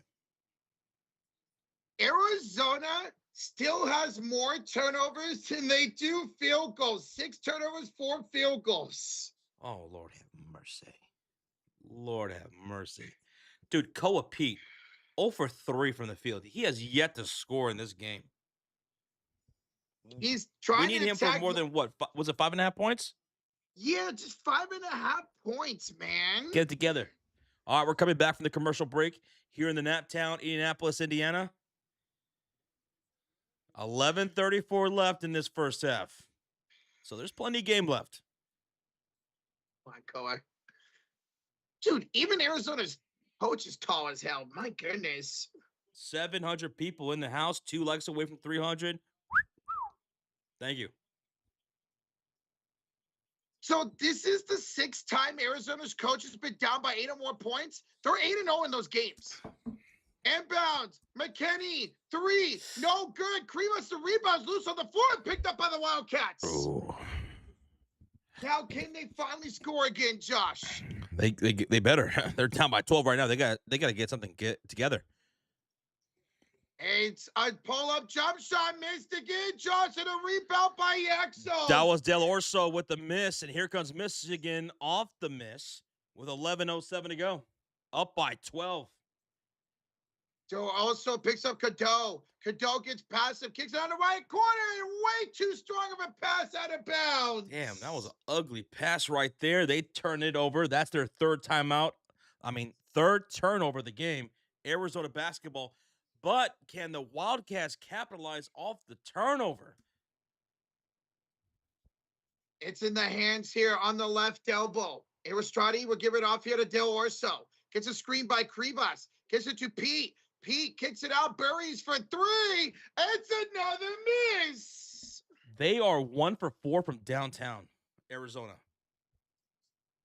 Driving inside is Yaxo, and a foul is called here on Arizona. That's on Berries. Berries. So he got him before the way. Oh, no, he did get him on the way up. Oh, yeah, that was definitely on the way up. Yep. So that's Johnson to the line for free throws. Beautiful drive there by Maurice Johnson Jr. 10:35 to go in the first quarter. Michigan up 22-10. That's a thick-ass patch. That Final Four patch on the jerseys, Yeah. thick as hell.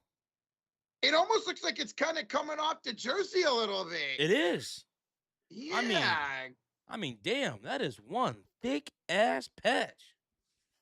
And guys, it's us. The first free throw is good. It's like up here on the shoulder too. It's not like in the middle of the chest or something. Thank you, Mods. How do I watch the game as Fournier? It's on TBS. That's how we're watching it through DirecTV. I don't know if it's on either the app or whatever, but It's on TBS, TNT, and True TV and HBO Max. HBO Max. Okay. Thank you. Mm-hmm. My God. All right, both free throws are good by Johnson. Josh, this is Arizona's biggest deficit of the season. Largest deficit of the year, down 14 right now. Buries the Rivas. He'll head it off to.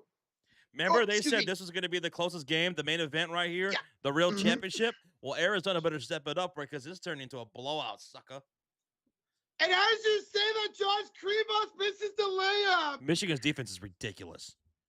The size is too much right now.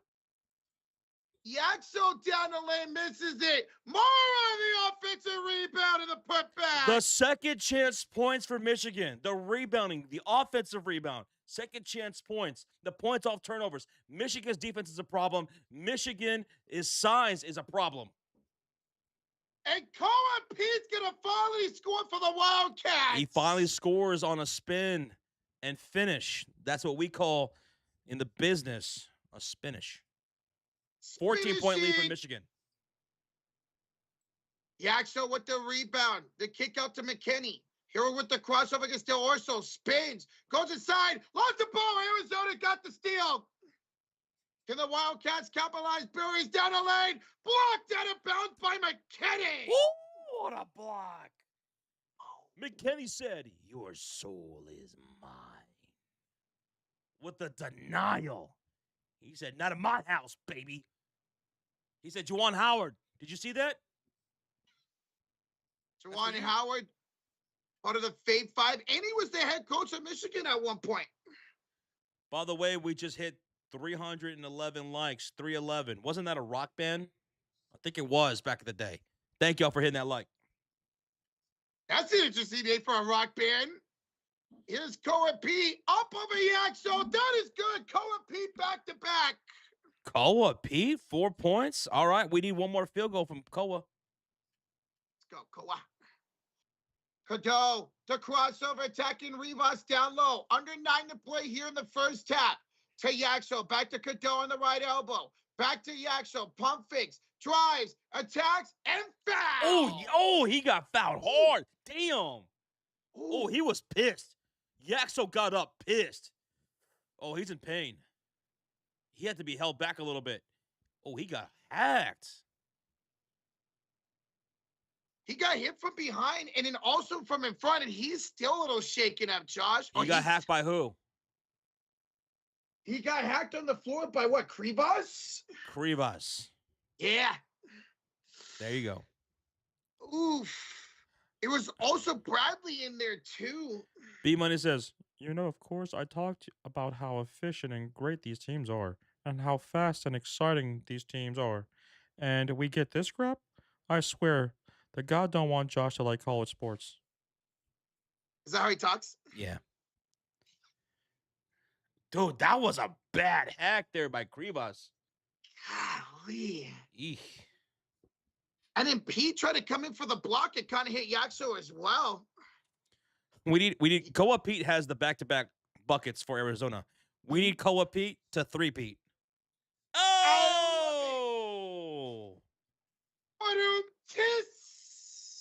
First free throw. Yaxel got it.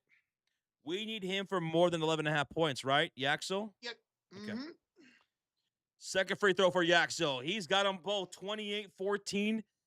14-point lead for Michigan. This is the largest deficit for Arizona all season long. And it's going to be Arizona basketball. Yaxo, he's going to sub out. I hope he's okay, man. He's limping hard. This is the second time he's had to sub out right here. First time because of foul trouble, right here because of the contact that he just took. He pulls up. Koa is fouled. Okay, he can go into the free throw line. Yaxo's going to the locker room. Oh He's no. limping to the locker room, folks. Not a whole lot. Maybe that's his natural walk, but he's got a little bit of a little. Oh, that sucks, man. He landed hard on that left leg. B Buddy says he's gonna go smoke a black amount. Be right back. Sometimes Okay. that's all you need. Free throw number 1 for Koa Pete. It's up. It's good. Rocha, one more free throw, and Koa Pete hits them over on our points. Let's go, baby. Koa, much more better here out of this last time out by Arizona. 8:41 to go in the first. Pete can make this a 28-16 lead for Michigan. He scored their last 5 points. Can he make it 6? He does. Koa Pete has scored the last 6 points for Arizona. 8:37 to go in the first quarter. Michigan leads at 28-16. Here comes Johnson Jr., Mara, Cadeau, Burnett, and Gale Jr. for Michigan on the floor. Yaxo to the locker room. 8:25 remaining in the half. Mara to Cadeau. Floater way too strong. Fight for the rebound on the floor. Picked up by Cadeau. He missed again. Oh, my goodness. Can Arizona capitalize here? In transition, here they come. Rivas. Kurchenkov for 3. Oh, that was a big bucket right there. And they cut the lead to single digits. It's a run right now. A 9-2 run for Arizona in the last minute 53. Down by 9. Here's Cadeau around the screen. Picked up by Kurchenkov. He wanted to foul. It was not called. Gives it to Mara. Bounces it out to Burnett. Back to Mara. The big man for 3. No good. Buries the rebound. Uh-oh. Uh-oh, Arizona. Wildcats, here they come. Bradley to Pete to Krivas. Krivas. Skyhook. He got it. Timeout, Michigan. Come on. Timeout. We got a 7-point game. Arizona fans, make some noise. Your team is back in it. A big run for Zona. Shout out to Koa Pete Chalks. After Arizona took the timeout just a little bit ago, he went off 6 points. He's now 2 for 5 with 3 rebounds as well. And then Arizona hits a 3.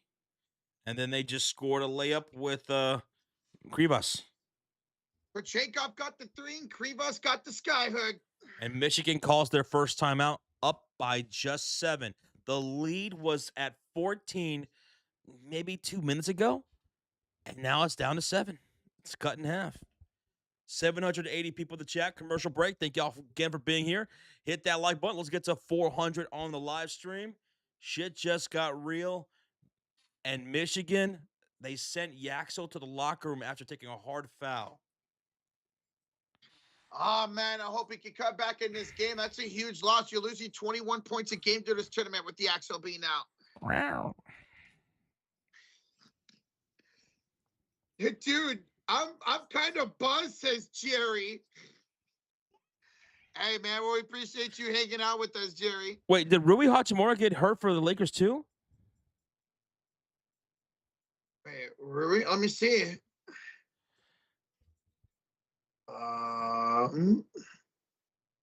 That's right. I don't see anything on the underdog that he got hurt. Don't tell me another Laker got hurt, man. Alex, you also buzzed? My goodness, you guys are having a great night. Let's go.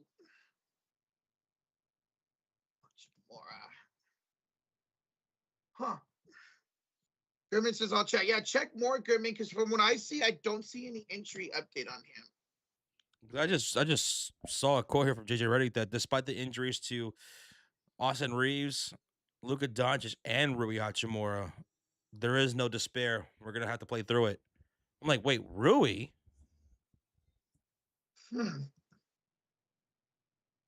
Yeah, nothing around I see. It says he's injured. Maybe Goodman can find something else.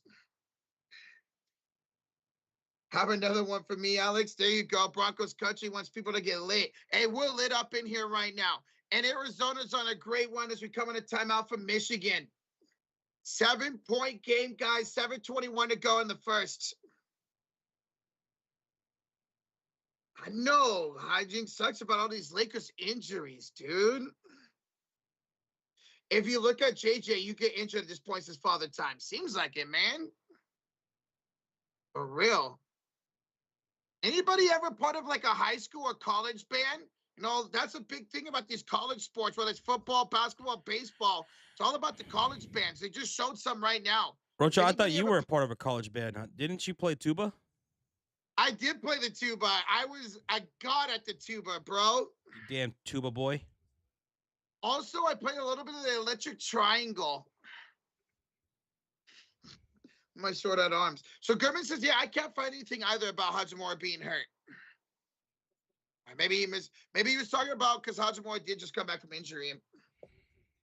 All right, ladies and gentlemen, Arizona in the first 4 games trailed for a total of 11 minutes. They've trailed for 12 minutes here in this game. Stan the man. Thank you for the subscribe. Stan the man. Johnson finds Cadeau to the right corner. Burnett for 3. He left it short. Rivas the rebound. All of a sudden, Michigan has gone cold, folks. It's a little breezy, and Michigan just got called for a foul. Another foul by Michigan. That is foul number 5 for Michigan. It's a foul by Mara. That's his second personal of the game, Mara. Ron says I played the air guitar. I tried to play the air guitar as well, like about 12 years ago. I could just never catch. I just couldn't learn the tunes, man. I just couldn't keep a tune. Did you have it tuned? Your guitar, was it always tuned? I didn't have an ear for it. Oh. We have a challenge here.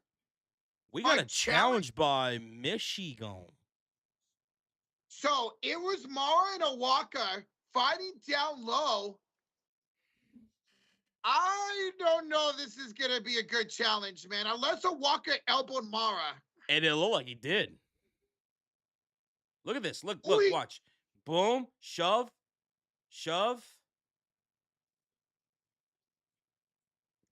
Then he continued the replay.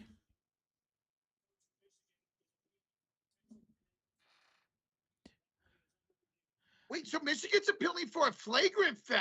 Because it looked at the tail end of that replay from that first one that they showed that maybe he did get an elbow in the face by Awaka. Look, watch.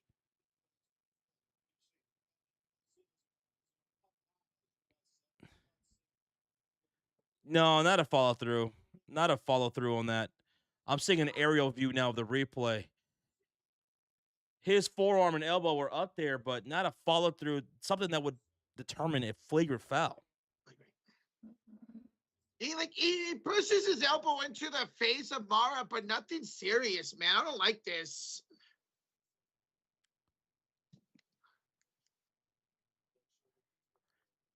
All right, this is a quick review here. Quick appeal here. Common foul?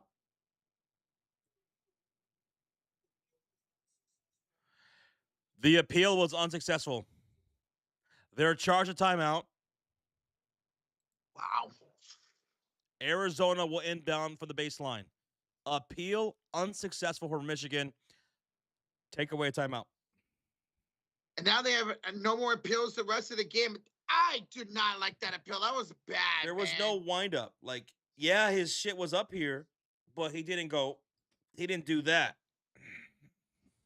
Mara kind of sold it too. Only 2 timeouts remaining for Michigan now. That's 1 plus 1. Yes. Equals 2.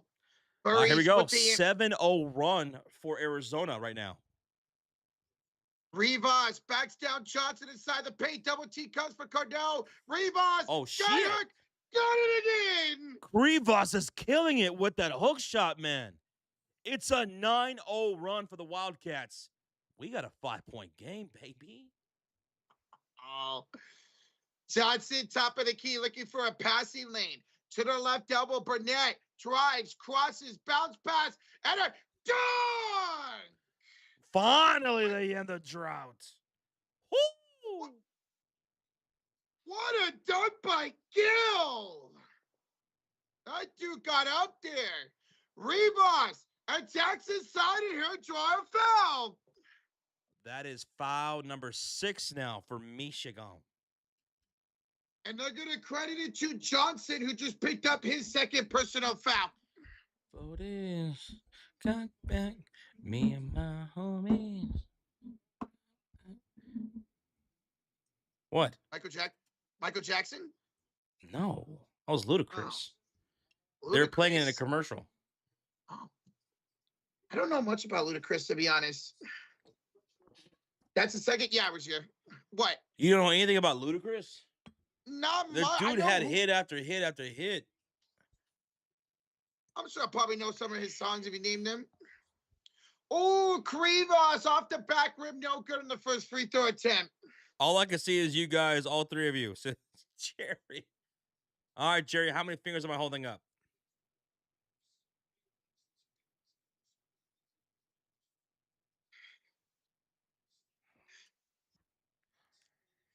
Second free throw coming up for Krivas. He missed the first.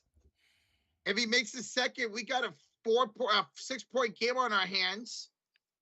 Krivas misses both. Kurchenkov with the rebound, and then he's fouled by McKinney on a loose ball. Yaxo coming back to the game. He is walking gingerly. Yeah. Biting his jersey. Foul number 7 for Michigan, Rocha. So this is the bonus. It's a 1-on-1 for Kurchenkov. If he makes it, he gets to shoot again. If he misses it, it's play on for the next 3 fouls for Michigan, unless they're shooting. Kurchenkov, who hit that 3 a little bit ago. Well, missed the free throw, and Michigan will get the rebound. 6:05 to go. 7-point lead for the Wolverines. Good morning there, Wendell from Manila. Salamat, kuya. We appreciate you joining us for this college matchup. Johnson, the spin move against Krivas, the float game. Rattles out, Krivas picks up the rebound. It is Krivas dominating both sides of the board. If you guys hear it, we're calling his name a lot. Jaden Bradley, the crossover, the miss, and Cadeau with the rebound for Michigan. 5:30 to go in the first. Finds Burnett with the reverse lay-in. What a maneuver down the baseline by Burnett. Cadeau with the assist. And Michigan goes up by 9. Kurchenkov finds Pete, who's heated up here in the second half of this half. Here's Bradley being called for an offensive foul. Woo! Whose ball? Michigan ball. Dude, Bradley is heated. They're going to say he lowered the shoulder into Barnett. That's a good call. I like that call, to be honest. Oh, that's a good call. I like that call. I like that call. He's got a good call. Josh, Jaden Bradley just picked up his 3rd foul. Híjole. He's the first person in foul trouble when it comes to Michigan. Here comes Michigan down. No, up by 9. I'm sorry. Michigan up 32-23. 5 minutes ago. Cadeau, the floater, no good over rebounds. Johnson, the offensive board. Out. 3 ball is good. McKinney. And Michigan goes back up to the double digit lead. 35-23 Michigan. 12-point game. Second chance points. Big time for Michigan in the first half. Furies gets in trouble. He has to call a timeout. Yaxel's going back to the locker room. Yeah. Oh, that sucks. So they limped him to the bench. Maybe he wanted to say something to his teammates. Okay. So Arizona timeout. Both teams only have 2 timeouts remaining. What's up, Jerry from Davao City, Philippines? Salamat, kuya. Timeout right here by Arizona.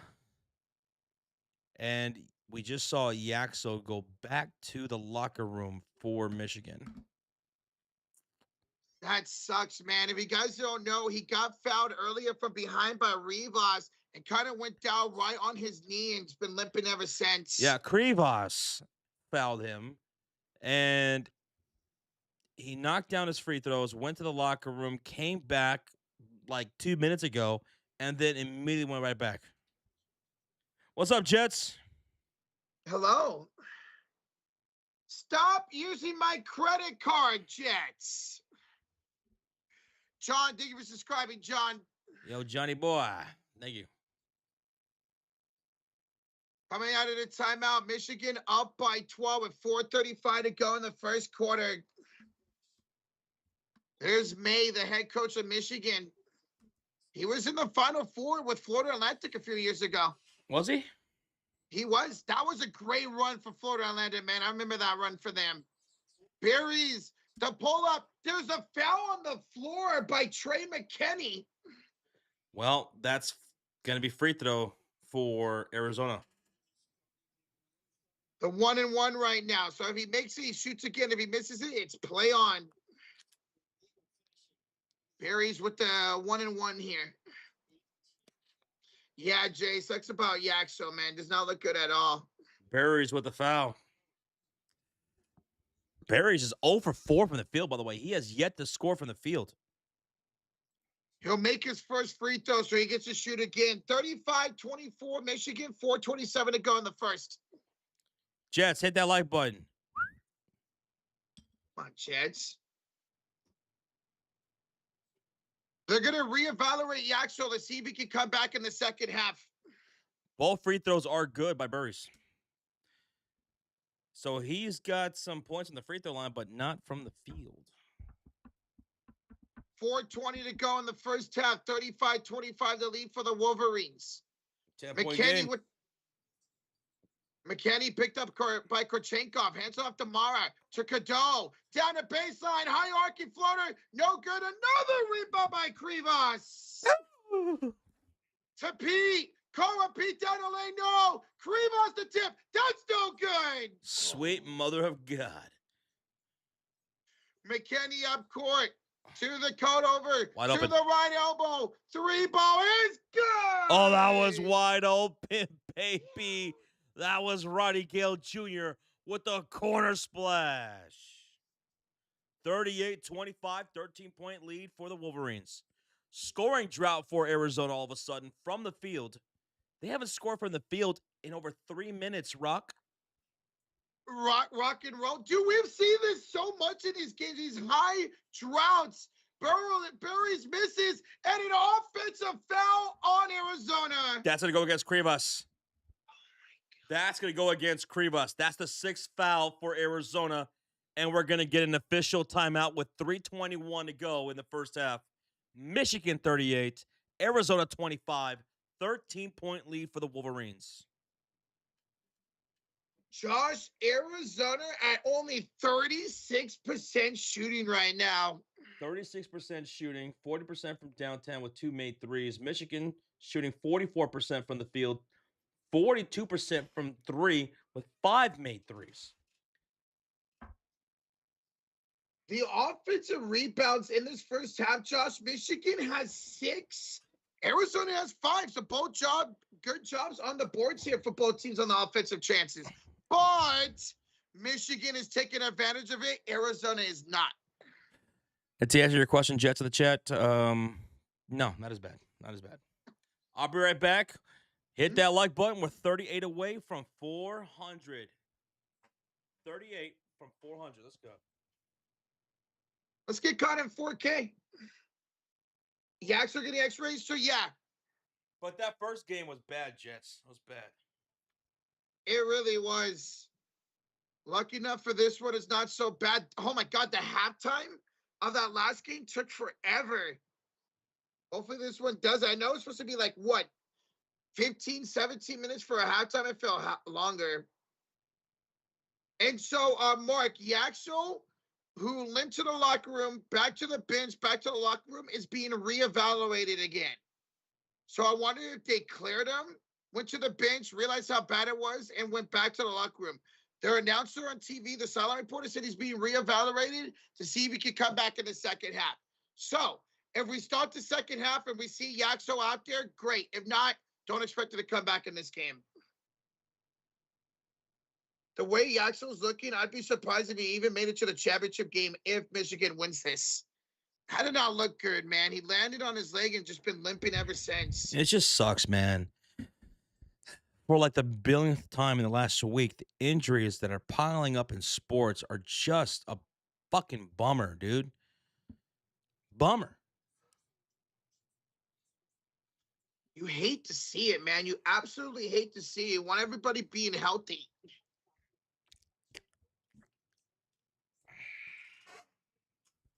Oh, Josh is choking someone. Sometimes you gotta get violent. He can get violent. Shut up. All right, we're coming back from the commercial break. TV timeout. Michigan leads it by 13 here in this first half with 3:21 to go. Arizona only taking 5 free throw attempts. They're 2 for 5 so far. Who the hell is that guy? I have no idea who that was, Josh. Okay, Elliot Cadeau, man, doing all the dirty work for Michigan so far tonight. The defense by Michigan. It looks as advertised. I mean, even when Arizona's scoring these field goals from Rivas or Pete, it's tough shots that are going in. Michigan has scored 10 points off of Arizona's turnovers. They're taking advantage of their opportunities. That's what you got to do in a game like this, man. Ooh. Cadeau out. 3-ball, no good. And rebound by Kurchenkov. Arizona's got to score here. Kurchenkov, the Berries, top of the key around Awaka. Hands it off to Del Orso. Del Orso was step back against Cadeau. Back inside for Awaka. Backs down Mara inside the paint. Awaka goes up and gets it to go. With 2 bodies on him, he gets the little sky hook. All right. Nice bucket right there. Both teams in the bonus right now. McKinney inside Mara and one. Woo, count the bucket for Mara. 40-27. Michigan with a 3-point play coming up. Foul by Awaka. Awaka just picked up his first personal of the game. Don't start yawning. You're going to make me yawn too. Mara. Free throw. Bada bing, bada boom.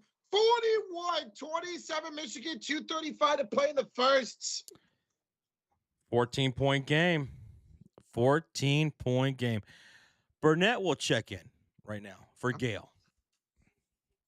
Burnett and Gale both hitting threes here in this game for Michigan. So they say. Kurchenkov to Rivas outside, and it goes off of Arizona out of bounds. Another turnover. Michigan ball. Kurchenkov just could not handle it. He was trying to pass it and knocked out of his own hands. Oh my gosh. They only had 6 turnovers against Purdue, 8 here tonight. Here's Mara on the left, and the layup is good. That's 12 points off turnovers. Michigan has scored 12 points off turnovers. Ooh, Cora beat the spin move to miss. Awaka the offensive rebound. Out to Kurchenkov for 3. That's off the back rim. And Mara with the rebound. Mara with 5 rebounds to go with those 13 points. Feeds it up top to Cadeau to McKinney. Back to Mara, and Mara is fouled. Equally. Burries will pick up his second foul of the half. Oof. Man, Michigan dominating this first half. B-Money says, yeah, man, Michigan's going to win the chip. We reached the lowest point in American history.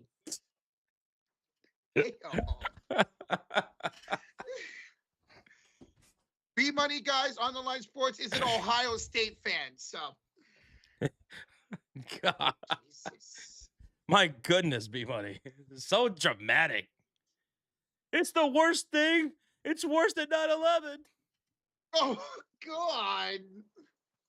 Mara will shoot the 1-and-1. First free throw's good, so second free throw coming up. For me, I'm loving it. I mean, I took Michigan to win this game. I had them win the whole thing. Let's go. Mara makes it 45-27 Michigan. Damn, dude, it's an 18-point game. It's an 18-point game. Dude, they just subbed out Mar, and he got a standing ovation from the crowd. Oh, yeah, he killed it. He killed it. Him and Cadeau killed it. Del Orso from downtown. Well, that was a bucket they needed. Here we're making 45-30 Michigan. Burnett with the miss. And the putback by Johnson. And the foul. Oh, he can get the 3 right back at the line. Hoo-hoo. Yee-hoo. Yoshi. Damn it, I thought I could do a better Yoshi. That was Mario. What a yeah, I know. I was trying to do Yoshi as well. Oh. I've been seeing a lot of Yoshi stuff on my TikTok lately. I forgot what kind of noises Yoshi makes. Yeah, that kind of sounded like him, actually. Something like that. Yoshi. And one, Morez Johnson Jr., 48-30 Michigan. 18-point game. Someone check on B Money. Who Someone just said check on Wilson. Someone check on the Wildcat fans. Oh, it has to be tough to see this in person like Wilkin Breckenridge, man. I feel bad for him. But hey, we see 20-point comebacks in this tournament. Korchenkov finds it inside for Awaka. And Awaka will put it up with the floater. Waka. He's got 6 points. Does he? He does, Joshy. Here's Gil down the lane. That's no good. Awaka with the rebound. Finish strong here for Arizona. 52 seconds to go in the first. Del Orso, Euro step layup. No good. Pete the rebound. Pete the miss. Or Pete had a good look at it. 40 seconds left. Michigan ball. Godot pulls deep 3. No good. Pete with the rebound. Repeat that again. The Pete with the rebound. Okay.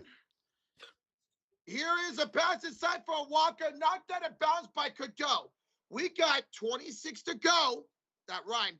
In the first quarter, Arizona basketball. Josh, they call me Rocha Seuss over here. No one calls you that. Oh, you're right. I named myself that. Inbounds. Who is it? Buries to inbound it. Looking.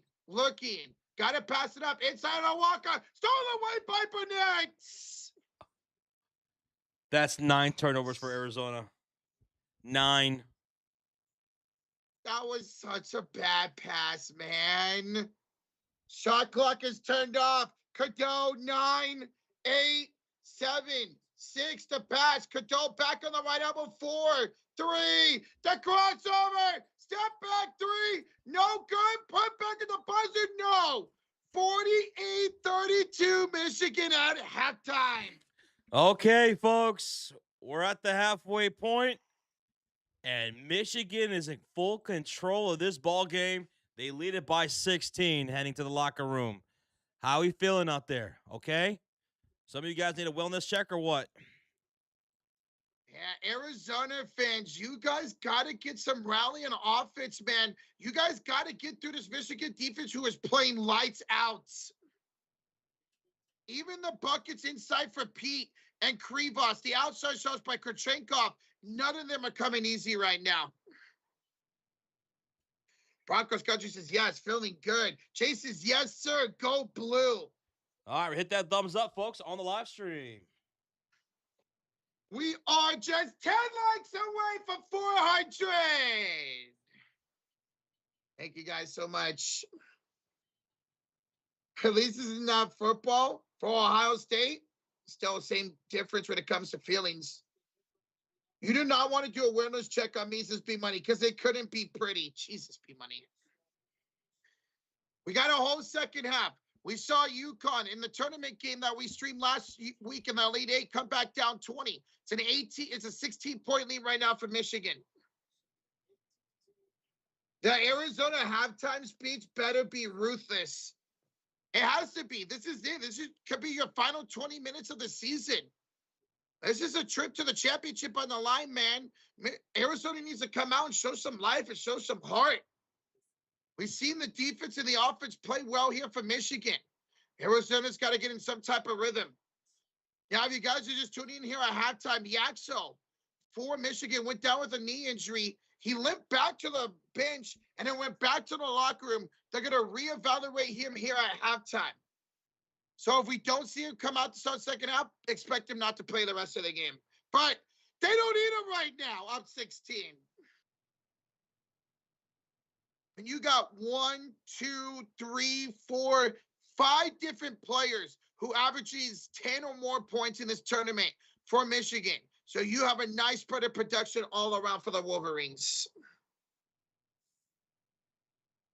Oh, what's up, Brady? You saw the Mario movie and you thought it was very good. That's great to hear. That's great to hear. What's up, Nick Terrio? What's up, dude? Hey, what's up, Nick?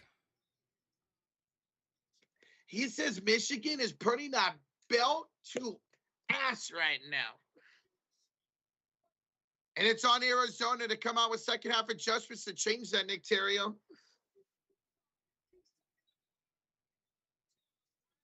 Jesus, P-Money. Tommy Lloyd didn't care about this game. Carolina, man, already focused on North Carolina job. What could tend to happen for teams, man, where your head coach is being hired to a different organization and they decide not to show up for the game and have a bad game plan like we're seeing right now. Rangar says this is on pace for the over. Right now we're at what? 80 points. We're at 80 points right now. This wouldn't be happening if I was the coach of Arizona. Okay, B-Money, you are Arizona's head coach. What would you do here in the second half to get back in this ball game? Where does Coach B drawing up, man? You are having birria tacos, Jets? I hate you. So good. Yo, Michaela Bridge in the belly says, hey, guys, rooting for Michigan. Go Blue. Michigan is looking brilliant. Keep this up in the second half. The spread of production has been great for the Wolverines. You're talking about Mara with 15, Johnson with 8, Cadeau, Yaxo, who's hurt, and Barnett all have 5. Holy crap. Okay, so check this out for Michigan. Mara has 15. Maurice Johnson has 8. Gil, McKinney, Burnett, and Yaxo all have 5 points. The only one that has not scored is Will. That's it. That is it. Everybody, the spread of protection has been brilliant on Michigan. 4 different players with 5 exact points after Mara's 15 and 8 from Johnson. Meanwhile, for Arizona, your leading scorers, P, Krivats, and Awaka with 6 each. Nobody in double digits. So Rozier tagged us on Twitter, and it's this video of all the UConn fans. I guess they were cheering and chanting as the Illinois fans were coming down the escalator, and UConn was letting them have it. Oh, damn. I'm watching it right now. That's tough, dude. Hey, they get it. They're the ones that won. They have all the credit. They could do that. I would. And I would fully expect people to do it to me if my team was losing. That's tough. So B-Money says Arizona needs to take care of the ball. Get some easy shots. They are getting dominated on the boards or anything. They just turning the ball over too much and aren't taking good shots. Yeah, even when they are scoring the shots, it's contested inside. Korchenkov taking a contested 3.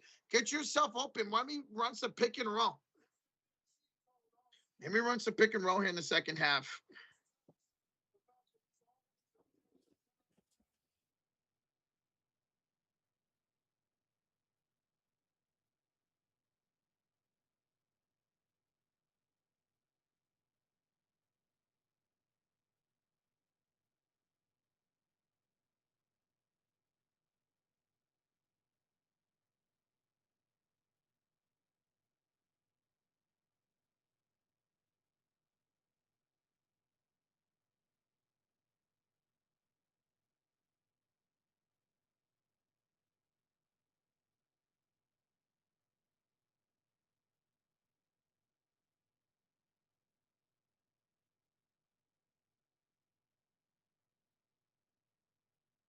Nashville's up 1-0. I don't expect to win this game tonight. Alex, we struggle with Nashville, man. Absolute struggle. How do I feel about the Giants start to the season, Rocha? Not great. We're getting our asses kicked again tonight. We're down 6-0. Not a good start to the season. I don't have much expectation of the Giants this year. I hackle you about your stupid franchises all the time. Who looks in the mirror and decides to be a Giants, Warriors, and Niner fan? Okay, Bengals fan. What have you looked forward to in your whole life? B Money? A Super Bowl loss? At least I've seen 3 championships for the Giants and 4 from the Golden State Warriors. What do you have looking forward to? A national championship for Ohio State? Ooh.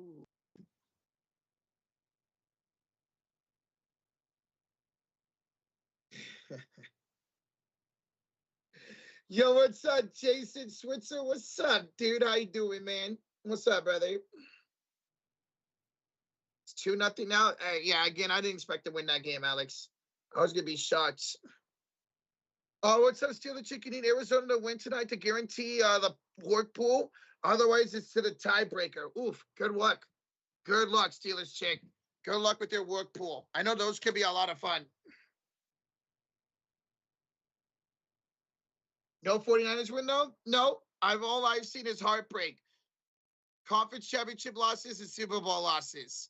But at least I've seen my titles from my baseball and basketball team. So I'll take that. Yo, what's up, Christian Words? What's up? How you doing? You won last year's pool. Hey, that's what's up, Steeler chick. We'll do it again.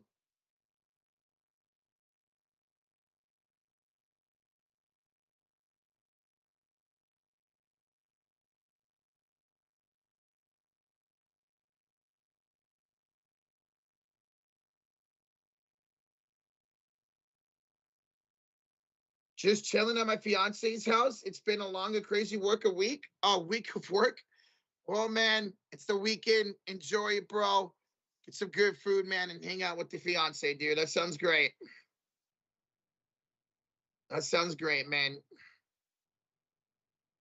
When did the NBA playoffs start? So the play-in start a week from Tuesday, and the playoffs start 2 weeks from today. Playoffs actually start 2 weeks from today. 2 weeks from today is the first day of the NBA playoffs.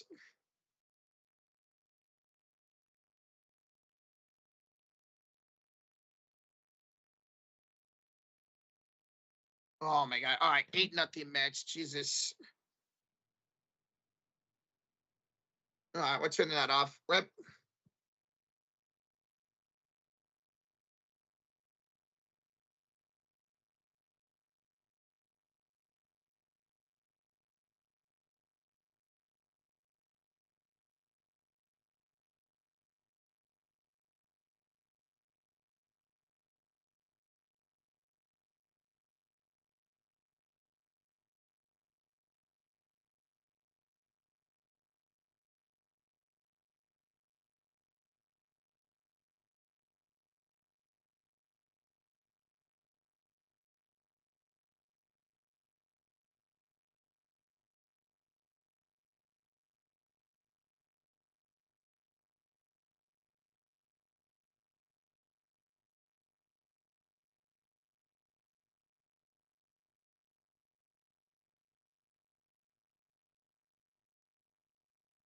Oh no, you started Landon Roop today, Razier? Oh, brother, I would have not done it. I know he had a really good first start, but yikes, he just gave up like 8 runs, man. Oh, I can't wait for the NFL draft, B Money. I cannot wait, man. See what my Niners do, bro. He still got you 3 fantasy points despite giving up all those runs, Razier? That's crazy, man. 400 likes? Yes, we did just hit 400 likes. Thank y'all so much. We really do appreciate it. Why don't you want Kyle Schwarber anymore, B Money?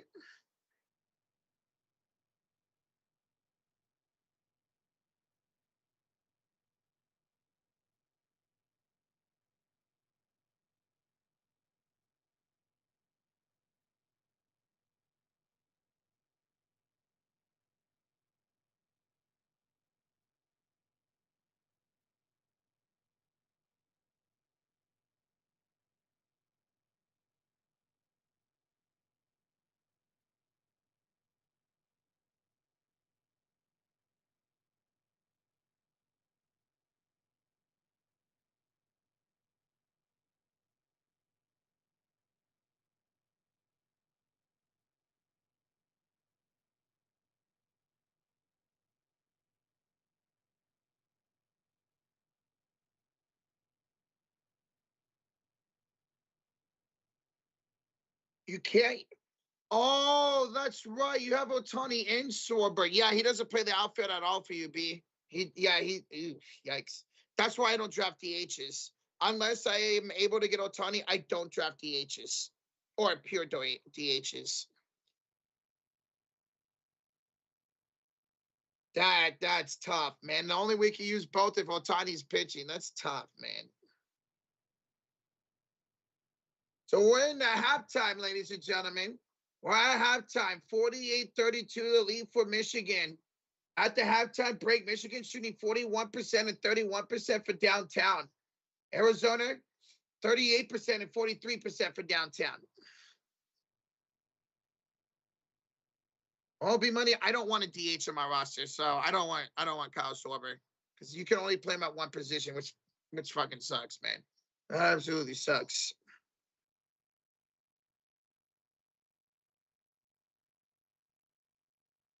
The truth of the matter of fact is, B Money, he doesn't want to trade with you because he doesn't know how to trade in fantasy sports.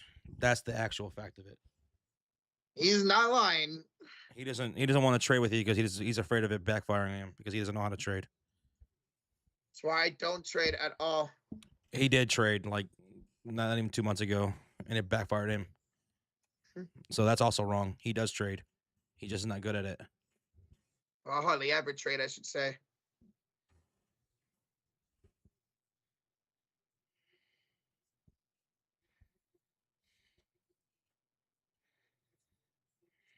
I did trade Jokic, yes, and I'm never trading again. Or at least not a superstar. Oh, Jason, you have a good Easter. For me, it's just gonna be another day. Tomorrow, I'm looking forward to basketball. I haven't celebrated Easter in years.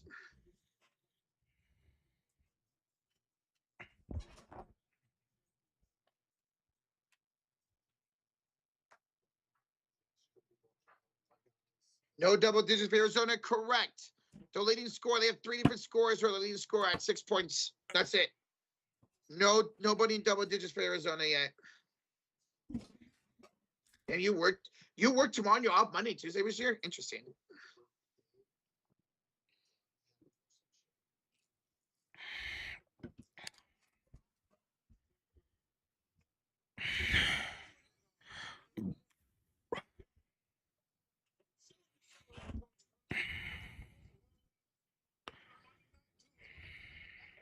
All right, I'll go back.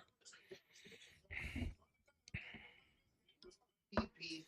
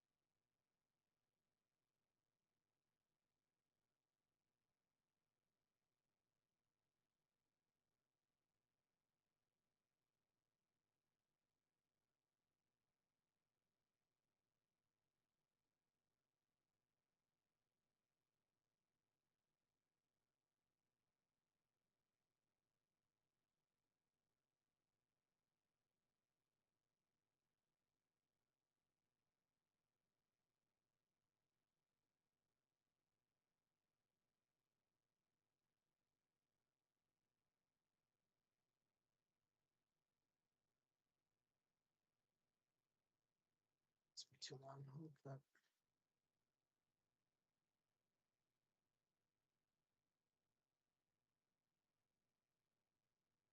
I think it's starting. Second half is starting. Yaxo's out there. We'll see, Jay. We'll see if Yaxo ends up. Oh shit, I thought it was me. All right, we'll see if Yaxo ends up playing the second half. They said they were going to reevaluate him at halftime. He went down with a leg injury. He walked to the locker room, walked back to the bench, and then walked back to the locker room. And they announced they're going to reevaluate him here at halftime. So Javier Yaxo went up for a layup, got fouled from behind by Rivas, went down, landed on his leg, and limped to the locker room. He was able to shoot his free throws. He limped to the locker room, came back to the bench, and then limped right back to the locker room. And so they're reevaluating him.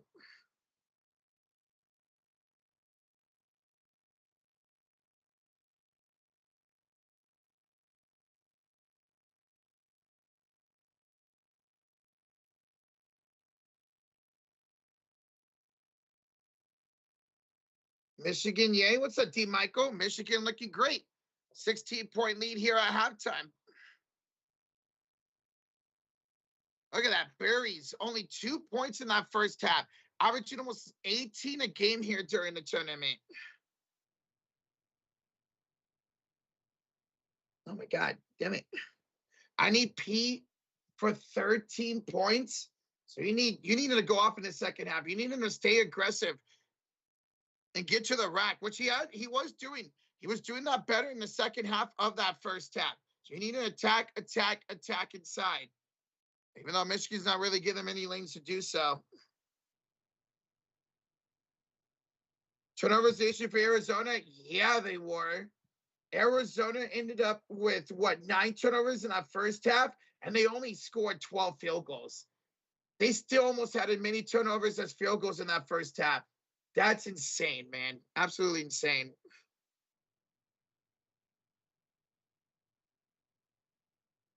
Nine turnovers? Yep. 9 turnovers for Arizona in that first half. Let's see. What would the points off of turnovers end up being? Points off of turnovers? It was 12. 12 How long off is those this turnovers. halftime? My God. Oh, literally, right when you say that, it comes back for timeout or a TV break. Jesus Christ, man. Let's have a brain Yaxo, aneurysm. Yaxo is out there to start the second half. Good. All right, here we go. Arizona with the possession here to start the second half. On the left side of the court, now Michigan on the right. Here's Bradley kicking to the right side. Berries for 3. We're just talking about him. He misses it. Yeah, we're completely Johnson out. with the rebound. No. We're out of sync. We're out of sync. Okay. 19, 4, 39, 38, 37, 36, 35, 34, 33, 32, 31, Boom. 30. There we go. All right, bounce pass. Mara tries a long side for Johnson. Taken away nicely by Kurchenkov.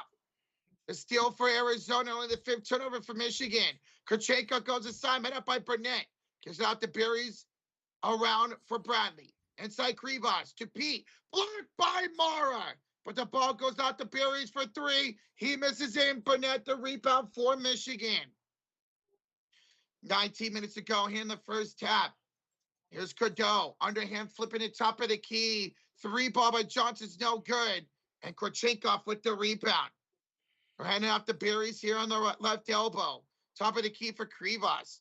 As Arizona looks to get in some type of rhythm. Kurchenkov for 2. That's no good. Long rebound goes up to Barnett. Yo, Kenneth the Choosers, long time no see. Michigan's not playing around. No, they're not. They're dominating, man. Hey, Kenneth, appreciate the 2, bro. Good to see you, dude. Here's Cadeau going down the lane and a foul on the floor here by Arizona. They're going to call that on Jaden Bradley. And Bradley's going to check out with that. Bradley just picked up. Oh, my God. That is the 4th foul on Jaden Bradley. 4th foul on Jaden Bradley. So he'll go to the bench. Won't see him for a while. Yaxo tomorrow, top of the key. Looking for a hand to Cadeau, and he's got it. The lob, Mara, the jam. Mara and Cardone have been 1-1 all night long. The two-man game has been killer with those two. And an 18-point lead for Michigan. 7 assists now for Cardone. And a missed shot by Rivas and a rebound here by the Wolverines. A chance to make it a 20-point ball game. Mara, we're headed off top of the key. Yaxel, 3. Got it! And Michigan goes up 21 points. Welcome back to the game, Yaxel. Del Orso checked in for Bradley to Kurchenkov, and Kurchenkov for score. First field goal of the second half for the Wildcats. 5 points now for Kurchenkov. He's 2 for 6. For down 19. Here's Cardone. Kick out. 3-ball. No good for Johnson again. Rivas with the rebound.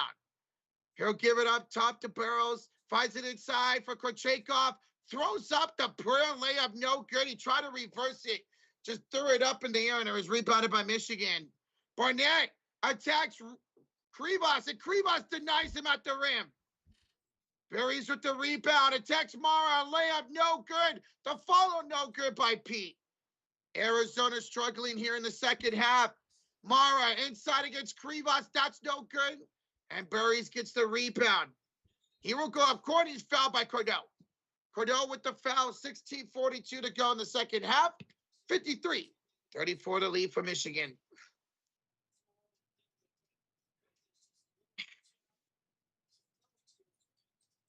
Sonia forgot how to play basketball. They're just struggling. They are struggling to score tonight. Arizona 13 of 41. That's 32%. That is 32%. The hell? All right, there we go. Wildcats will have the inbounds left side of the court. Arizona 1 for 9 this half. Burries for 3. And we're going to get an offensive foul? Yeah. Offensive foul on Krivas. It's a turnover. That's his 3rd foul of the game. 3rd foul of the game.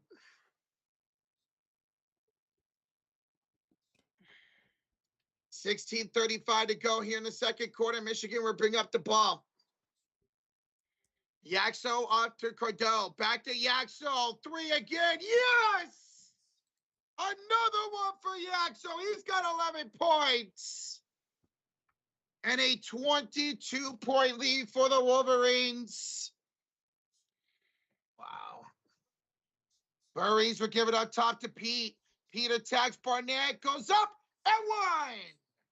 Cole Pete with the N1 opportunity, and the lead is at 20 for Michigan. Only the second field goal of the game for Arizona.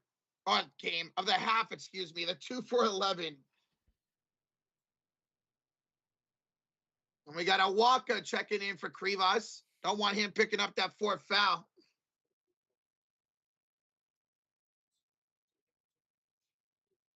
God, 8-0 after. Jesus. Poet P averaging 17 during this tournament, looking for his 9th point tonight. And he'll make it. 56-37 the lead for Michigan. 16:08 to go in the second quarter. Half, excuse me. Michigan is shooting on the right side of the court here in the second half. Johnson double team, passes it here to Cardell. Cardell around to the corner. Barnett picked up by Del Orso. Back to the top of the key for Yaxo. Picked up by Pete. Hands it off to Johnson with 10 to shoot. Crosses over. Screen on a P, and Pete takes it away. The steal for the Wildcats. Buries the layup and a goaltend.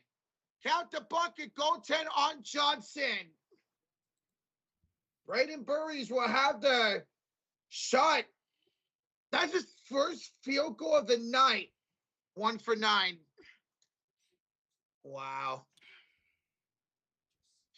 Guys, thank you for over 400 likes. We're 80 away from 500. Thank you as we go to the TV timeout. 15:40 to go here in this Final Four matchup. And Michigan's up 56-39. Arizona has looked flatter than a pancake ever since the tip. Michigan just had a great game plan tonight. B-Money, they've been all over them offensively and defensively. It's embarrassing showing it is. We all expected this to be a close game, and Arizona is absolutely getting dominated. Deuce says Josh must have money on U of A for sure. No. Someone else said I was hating. I think it was DeMarcus, a dumbass, saying that.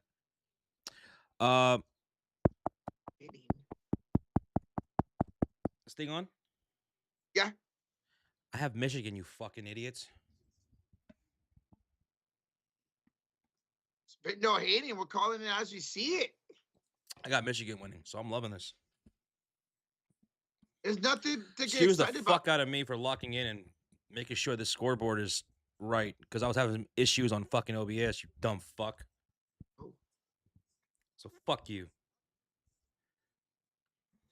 Excuse the fuck out of me for trying to make sure that everything's going good here on my end.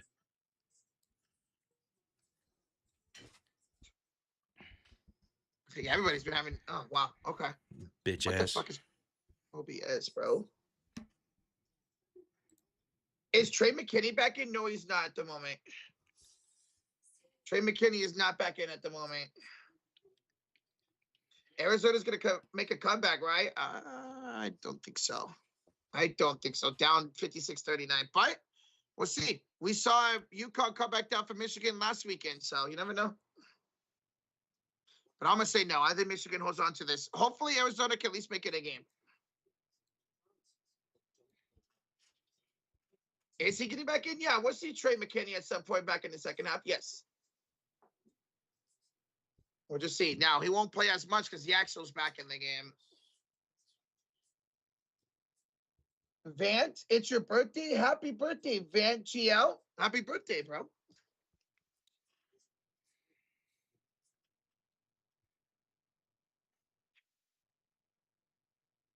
Michigan by 20. Well, right now they're up 56-39 as we come out of this first TV timeout in the second half. Oh, damn it.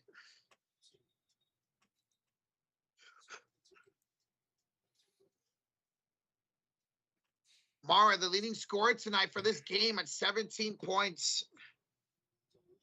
Arizona needs to have this be under 100 points with 10 minutes left to play, and they need to have momentum in the building. Very important 5 minutes this is B. Well, they made the last 4 points before that timeout. Michigan with the inbounds as they're bringing up court. Good half-court pressure here by Arizona. Here is McKinney back in the game, and McKinney hits from downtown. 20-point game.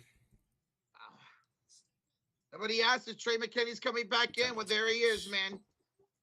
Del Orso, inside for Pete. Pump fakes, jump shot, blocked by Mara, but he'll get it back, though, does Pete. And in the hands of Del Orso, screen by Awaka. 7 to shoot. He's double team left elbow. Gets around Yaxel, pulls up for 2. That's an air ball. Fight for the ball. And I think it's going to be a shot clock violation. It is going to be a shot clock violation. Shot clock violation on the Wildcats. Michigan basketball. Yo, what's up, Jill? What's up, Jill? What's up, Joe? All right, Michigan, once again up by 20 on the right side of the court here in the second half. It's McKinney, top of the key to Gale. Gale finds it to Cadeau. Back to McKinney on the right elbow, picked up by Del Oso. McKinney, the bounce pass, pump faking is Yaxo. Right elbow, McKinney, 3 again. Back-to-back threes for Trey McKinney. 62-39 Michigan. Pete inside, he's blocked by Awaka with the put back in. Excuse me. 14-13 to go here in the second half. Michigan with 17 assists. Arizona had 3. And a dunk. Another field goal for Mara. He's got 19 points. Player of the game. Player of the game so far. Barry, step back 3, buries it.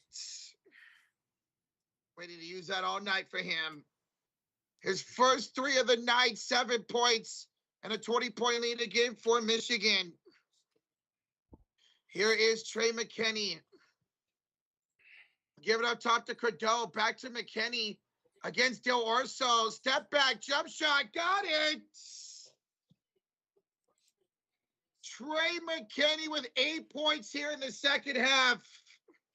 He's got 13 for the ball game. Del Orso on the right elbow. Here we're kicking up top to Yaxel. Kick it around for Kurchenkov. Here driving side, Kurchenkov will draw a shooting foul. He'll draw a shooting foul. All right, DeMarcus, get the hell out of here, man, with that shit. Enough's enough, man. Come on. Hey, Panthers J-Dub with the 2 months says, cheers, fellas. TSF is for life. Let him hate because we are too sweet. Too sweet, Panthers. Too freaking sweet. Let's go. Cheers, brother. Thank you.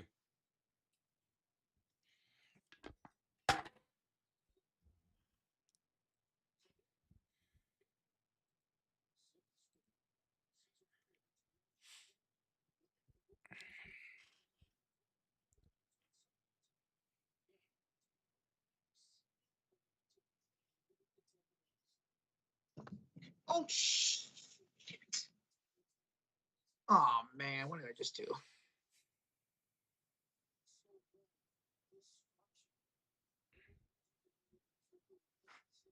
All right, Kurchenkov will make both free throws. 66-45. Yaxo is still hurt.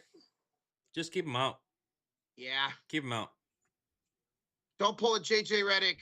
Yeah, don't be as dumb as that idiot. Yeah. You're up, what, 21 points with 12 minutes to go. They put Yaxo on the stationary bike to keep him warm. Even the minutes without him, they were good. Look at that. As Joe says that, Cadeau hits a 3. 69 for Michigan. Nice. My God, 24-point lead for the Wolverines. Awaka! Offensive foul. Shoved down his defender. That's an offensive foul. And that's a turnover for the Wildcats. Yeah, they wrapped up his knee and they have Yaxo on the stationary bike. Hopefully he'll be all right for Monday. Pods and Will Richard at the Giants game tonight, Joe. No wonder why we're getting our asses kicked. Makes sense. Cadeau, step back 3. My God. 72-45, and the Michigan fans are losing their stuff. That's 11 made threes for Michigan. 11. Arizona timeout. Arizona timeout. They have 1 left.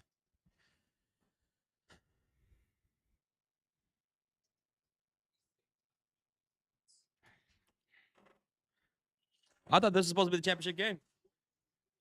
Yeah, that's right. So many people were saying this is the real championship game right here. This right here. This here is the championship game for real. Oh, really? Okay, we'll see. We'll see. Well, it's almost damn near a 30-point game. Yeah. Well, I fully expect UConn to play a lot better than Arizona is tonight on Monday. Fully expect UConn to play better. Well, actually, not a Carabin solo ball and not going to shoot well like they have at the last 2 games. Oh, those guys can't shoot well. We could see something very similar to this. Arizona. B-Money says, this may my worry with Arizona. They don't have the perimeter shooting to keep up in Michigan. They get hot. That's exactly what happened here. 11 3-pointers, shooting 46%. I do no ball. Hey, I remember you saying that last night. I feel bad for saying Michigan was only going to win by 4. Arizona was favored to win this game. I feel bad for only saying they were going to win by 4 points. Dude, I had Michigan winning by 2. Michigan came in with the size, athleticism, the speed, the backcourt. They came with everything. Everything. Right out the gate and through. And now here in the second half, the freaking 3-point shooting. Trey McKinney with 2, and now Cadeau with 1, man. Michigan has been blowing people out all year. They have not, in their about to be 5 tournament wins this year, they have not won by less than 12 points. It's been a double-digit win or a 20-point win every single tournament game. So UConn's in trouble on Monday, man. Dusty Mays, one heck of a basketball coach. P-Money, I remember him leading that Florida Atlantic squad to the Final Four. I forgot what year that was, like 22, 23? I forgot what season that was, man. But I remember how great of a head coach he was at Florida Atlantic. And I remember Dusty being hired at Michigan, and people were hyped about it.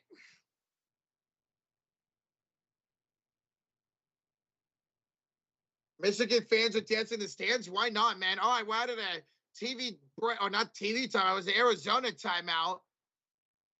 Here's Bradley, who's got the 4 fouls in the game, attacking inside the paint to Awaka. Awaka floater blocked by Mara. It's in the hand, and it's taken away by Cornell. Another turnover by Arizona. That's 13 turnovers for Arizona tonight. Honestly, it feels like a lot more. Oh. Cadeau, the tip, Mara, the putback. Those two all night. Those two all fucking night long. Mara and Cadeau.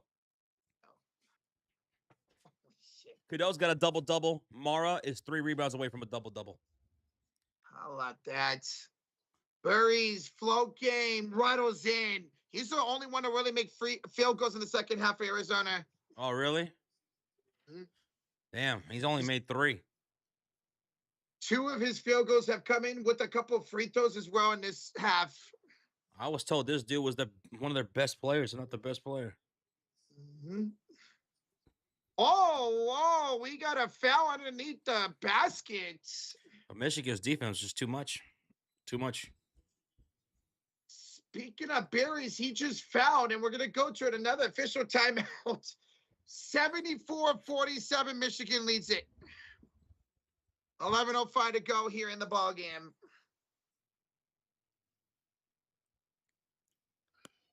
With the draft coming up in 3 weeks, it means it's time for me to start dropping consistent draft takes. Please do, B-Money. See how right or wrong you are, bro. This is the scores reversed. It is score reversed. 74-47. Yep.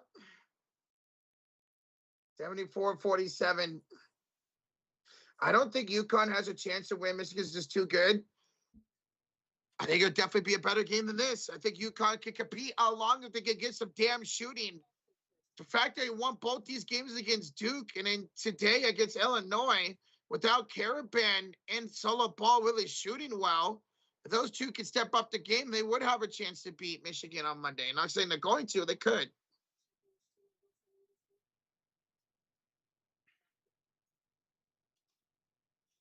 UConn won't compete at all. We'll see how much Michigan's favored by in that national championship game. Imagine UConn's the one that's actually favored in that game. I thought for sure UConn and Michigan should have been the favorites today, not Arizona and Illinois. Very shocked, especially UConn. Illinois is a 3 seed. UConn is a 2 seed. This game's pretty much over. This game's been pretty much over since the middle of the first half, Mark. It's been all Michigan. They have not let up all night long, and I'm still not going to let up. Illinois was favored. Yes, Brady ended up being 1. They opened up as 2.5-point favorites and ended up being 1.5-point favorites right when the game started. I tagged you on Twitter about Michigan. All right, we're here. And look at that. Michigan just landed a 5-star recruit, Brandon McCoy. He's a 6'4" combo guard. He was a top 10 overall recruit in the 2026 class, a 5-star recruit. Wow. I don't blame him. They could be the national champions come Monday night, man. You got Yaxo, a senior, so he'll be gone. Ronnie Gale is also a senior. He'll be gone. And then Burnett is also a senior. You got Cordell, who's a junior. Mara, who's a junior. And a lot of people say, look, a little bit of a different Michigan team next season. Michigan is a fantastic team, says B-Money. But Dan Hurley's one of the best coaches of all time. Them boys will be ready. Yes, they will, man. That's why I do not think it's going to be a blowout. I don't. Could it be maybe a 9-10 point win? Sure, but not what we're seeing here. Michigan inbounds underneath the Arizona basket. Bad pass. Cardona Mara intercepted by Arizona. The Wildcats down 74-47. Korchenkov is fouled. Fouled on the floor. They're going to assist that to Cordell, who's going to check out with 3 fouls. That's his 3rd foul, Cordell.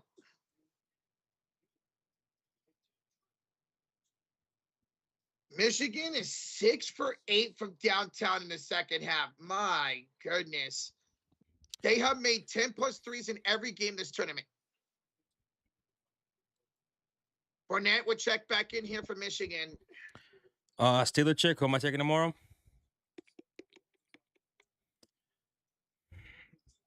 Damn. Let me think about that for a little bit more. UCLA or South Carolina? Rivas to Bradley. Spins inside, stolen away by Burnett. I'm going South Carolina to win tomorrow. Like, initially, I want to go there. But if UCLA plays the way they did against Texas, against that defense, and go up against another good defense. Step back 3 is good for Michigan once again. Another one.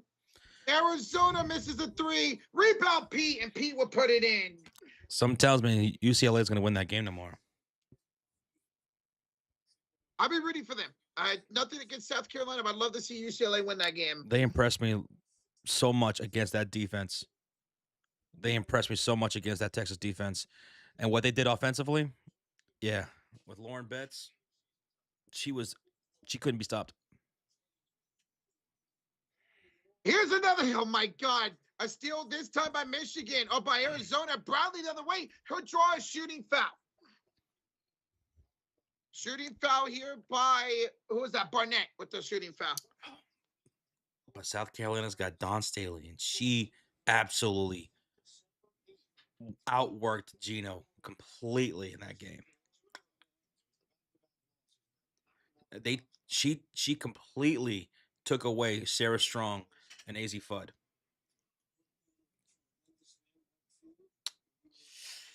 That was the first game. I think I might lean towards UCLA though. Okay. I'm gonna rock with South Carolina, but I hope UCLA wins. First free throw up and good for Jaden Bradley. 77-50 the lead for Michigan. Bradley only 4 points tonight. Averaged 13 during this tournament. And second one is also good. 77-51 lead for Michigan. 9:50 to go here in the second half.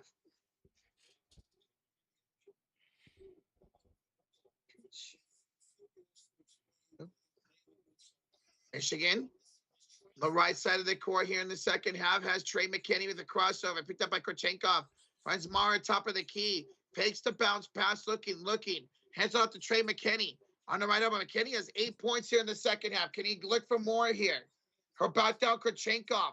Spinning, right side, down the baseline. Pump fake. Layup off the glass, too strong. And the ball's off of Johnson out of bounds. Arizona basketball. 9:25 to go in the second half. And it's a 26-point Arizona lead. Oh! Wildcats. Possession. Berries will be fouled. He will be fouled. The only one looking alive. I say that with him only having 2 field goals. The only one looking alive in the second half for Arizona.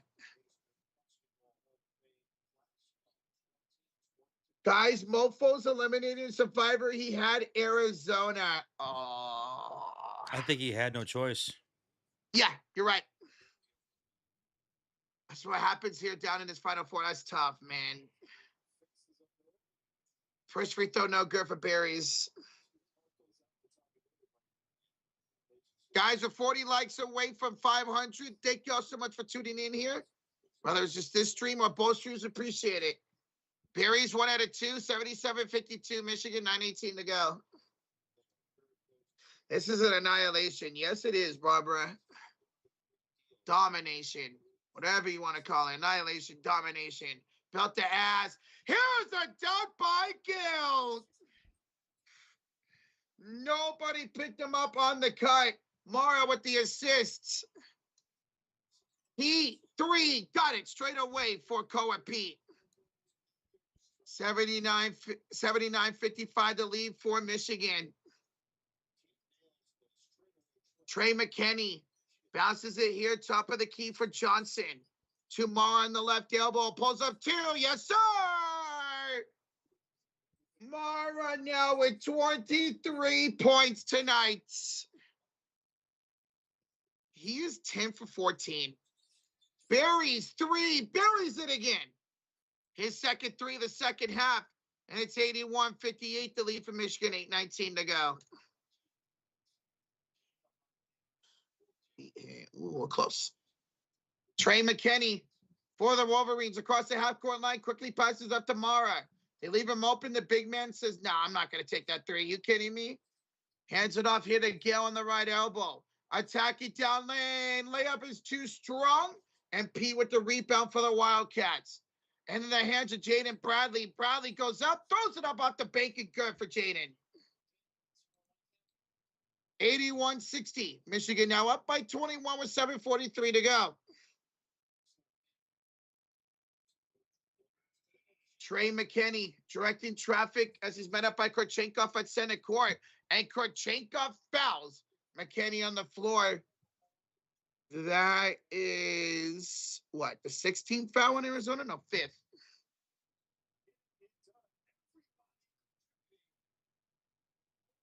Oh, Nick, a lot of people said that this would be the real national championship game. Hopefully it's not, because if this is the real national championship game, UConn's going to lose by 40 points on Monday. All right, we're in an official TV timeout. 7:33 to go. 81-60 to lead for the Wolverines. 30 likes away from 500, y'all. Appreciate you joining here tonight. Let's get to 500 likes. Thank y'all for tuning in. Did anybody expect it to be a blowout? Shokin. We all thought it should be a close game. Arizona gave up. Arizona never showed up. Arizona didn't give up. They just never showed up. They left their game back in the locker room. Not locker room. They left their game back in their hotel room here in Indianapolis. Oh, yeah. Bryce James was not on this roster this year. He did redshirt for all the time. We'll see if he joins Arizona next season. Yeah, Bryce was never on the roster this year. Too bad. It would have been cool to watch him play, right? Maybe they'll be back in the Final Four next year. I said Michigan 83, Zonia 77, shows what I know. Hey, a lot of us, everybody had this being a close game coming down to the wire. I had this as a 2-point win for Michigan, not a 22-point win. Sure about that, Roaches? Seems like they left their game back in Tucson. You're probably not wrong about that, Dan Lockett. Their game never got on the plane from the Elite Eight to the Final Four. They just left it back wherever their regional final was. I think they played in San Jose. So in a TV timeout, Michigan up 21 points. Player of the night, player of the entire day of both games is Mara from Michigan. Ade Mara, 23 points, 10 of 4 shooting, 7 rebounds.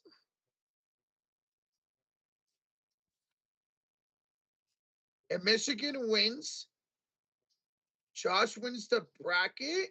If UConn wins, Jets wins the bracket. So it's between you and Jets for our bracket challenge. Oh, baby. For what bracket challenge? I'm confused. We're hearing The so sports many. series. The sports series one. On sleeper. The Sports Fury one? Mm-hmm. Holy crap. 21 assists for Arizona. No, 21 assists for Michigan, only 4 for Arizona. Oh, stop showing the replay of Yaxer with that twisted ankle, man. All right, come out of this timeout.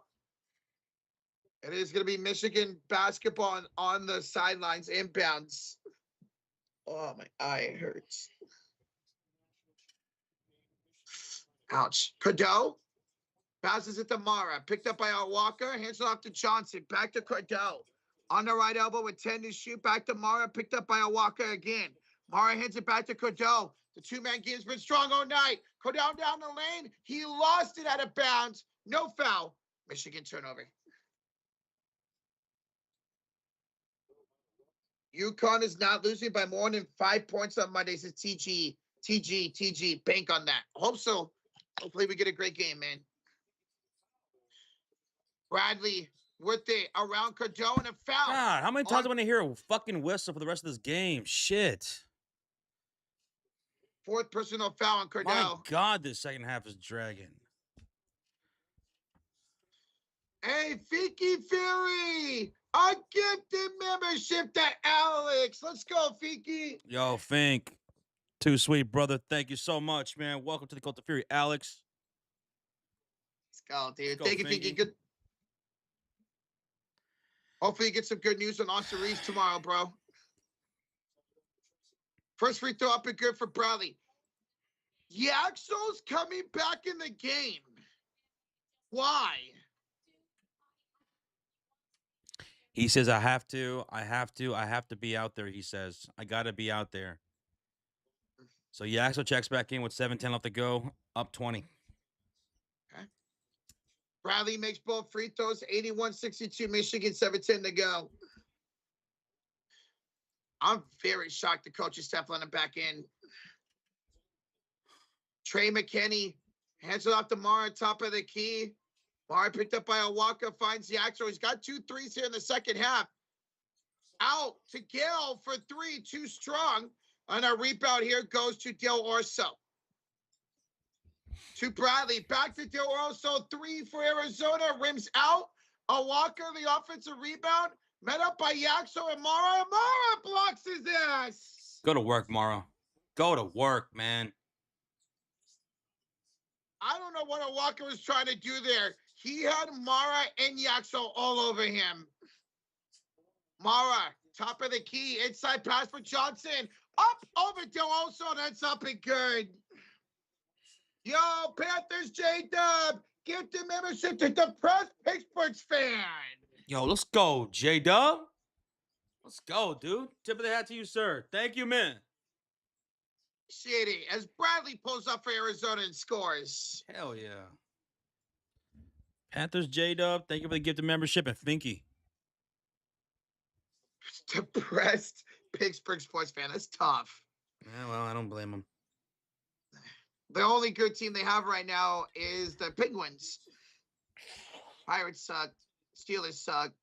Here's Yaxo to the right elbow for Gale. Attacks downhill. Gale up. No good. 5 for the rebound in the hands of Johnson. Johnson's got 3 defenders on him inside the paint. Lost the ball. Picked up by Mara and a foul on the floor by Arizona. Yo, Mike Witt. 23 months in the Cult of Fury. Hey, boys, long time no talk. Only a few more weeks in NFL draft. Maybe my favorite stream of the year. What do you think Giannis goes next year, guys? Oh, that's such a good question, man. Because it's over. It's over, Milwaukee. Or at least it should be. Such a good question. At this point, I'm not sure. I'm just trying to think of the teams that are interested in my LA? house. Oh, I mean, they won't have LeBron anymore. LA? Oh, no. Don't say that. Mara backs down a walk up. Good and the foul. And one from Mara. Mike, it's always great seeing you, man. And yeah, dude, the NFL draft's coming up soon. Can't wait to see what the Chicago Bears do. I know you can't wait for the Packers, see what they do. Roach and his 49ers. Yes, sir. That's what? Is it 2, 3 weeks away? 3 weeks away? 1, 2, about 2.5. 2.5 weeks. Two and a half weeks. I appreciate you, Mike. I'm not sure where this Giannis saga's gonna end up going in this offseason, man. Rozier says, yeah, Josh LA, but with the Clippers and Kawhi. Maybe you might be right. Oh. You might be right. We'll see the Clippers hold on to Kawhi this offseason. Well, they did pay him a lot of money on the table. Under the table. Uh-huh. Which we haven't heard about that in a while. Here's a missed shot by Pete and a rebound by Johnson. Yeah, I guess nothing's going to happen from that. I guess not. Yeah, I remember when that was the case. Franchise says, don't say that, Josh. That would be weird to see him in a Clippers uniform, but the realm of possibility is there. They don't deserve it, though. I'll tell you that. Clippers don't deserve it. The fact that they haven't been penalized yet for what they did, it's crazy. Allegedly. Yes, allegedly. Oh, Johnson and Barry's got into it a little bit. Really? Hey, Barry's kind of went up to Johnson, shoved him, and that was really it, but he shoved him. Mm-hmm.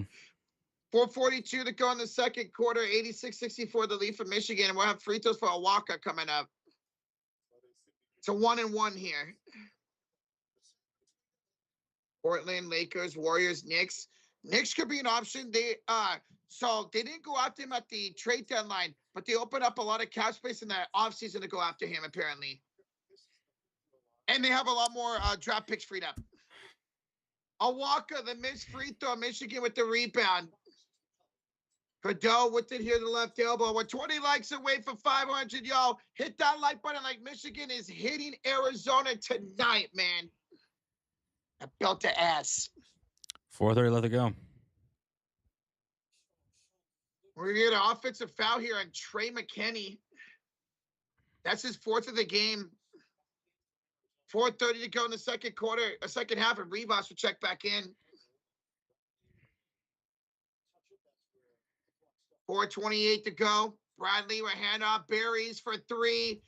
Air ball. Air ball. Poor Wilson has to watch that. We have a friend who is an Arizona diehard, and he went to this game here in Indianapolis. Traveled all the way from Arizona. That's tough. That's tough. Feel so bad for him, man. Cadeau, screen Mara, hero drive, the crossover, the kick out. Three for Will. Will is short, and a rebound here by Bradley. 4 minutes to go. Bradley goes down court, throws it up, and got it to go for Arizona. YouTubers, thank you guys so much. I appreciate that. Thank y'all for being here in this blowout. Whenever there's a blowout, you guys are still hanging out with us. Like, for real. Thank you for that. Always makes it so much better. We have a $5 donation from Mike Wood. It says, as a Bucks fan, I want draft picks and a lot of them. Oh, I would definitely want that for you too. To build for the future. No doubt. Cadeau, the lob for Mara, no good. Cadeau back up. Mara is hanging on to the rim. Yeah, no, they're going to count the basket anyways. Oh, okay. Wow. Whoa. Now Mara that changes everything. It's only 22-point game, baby.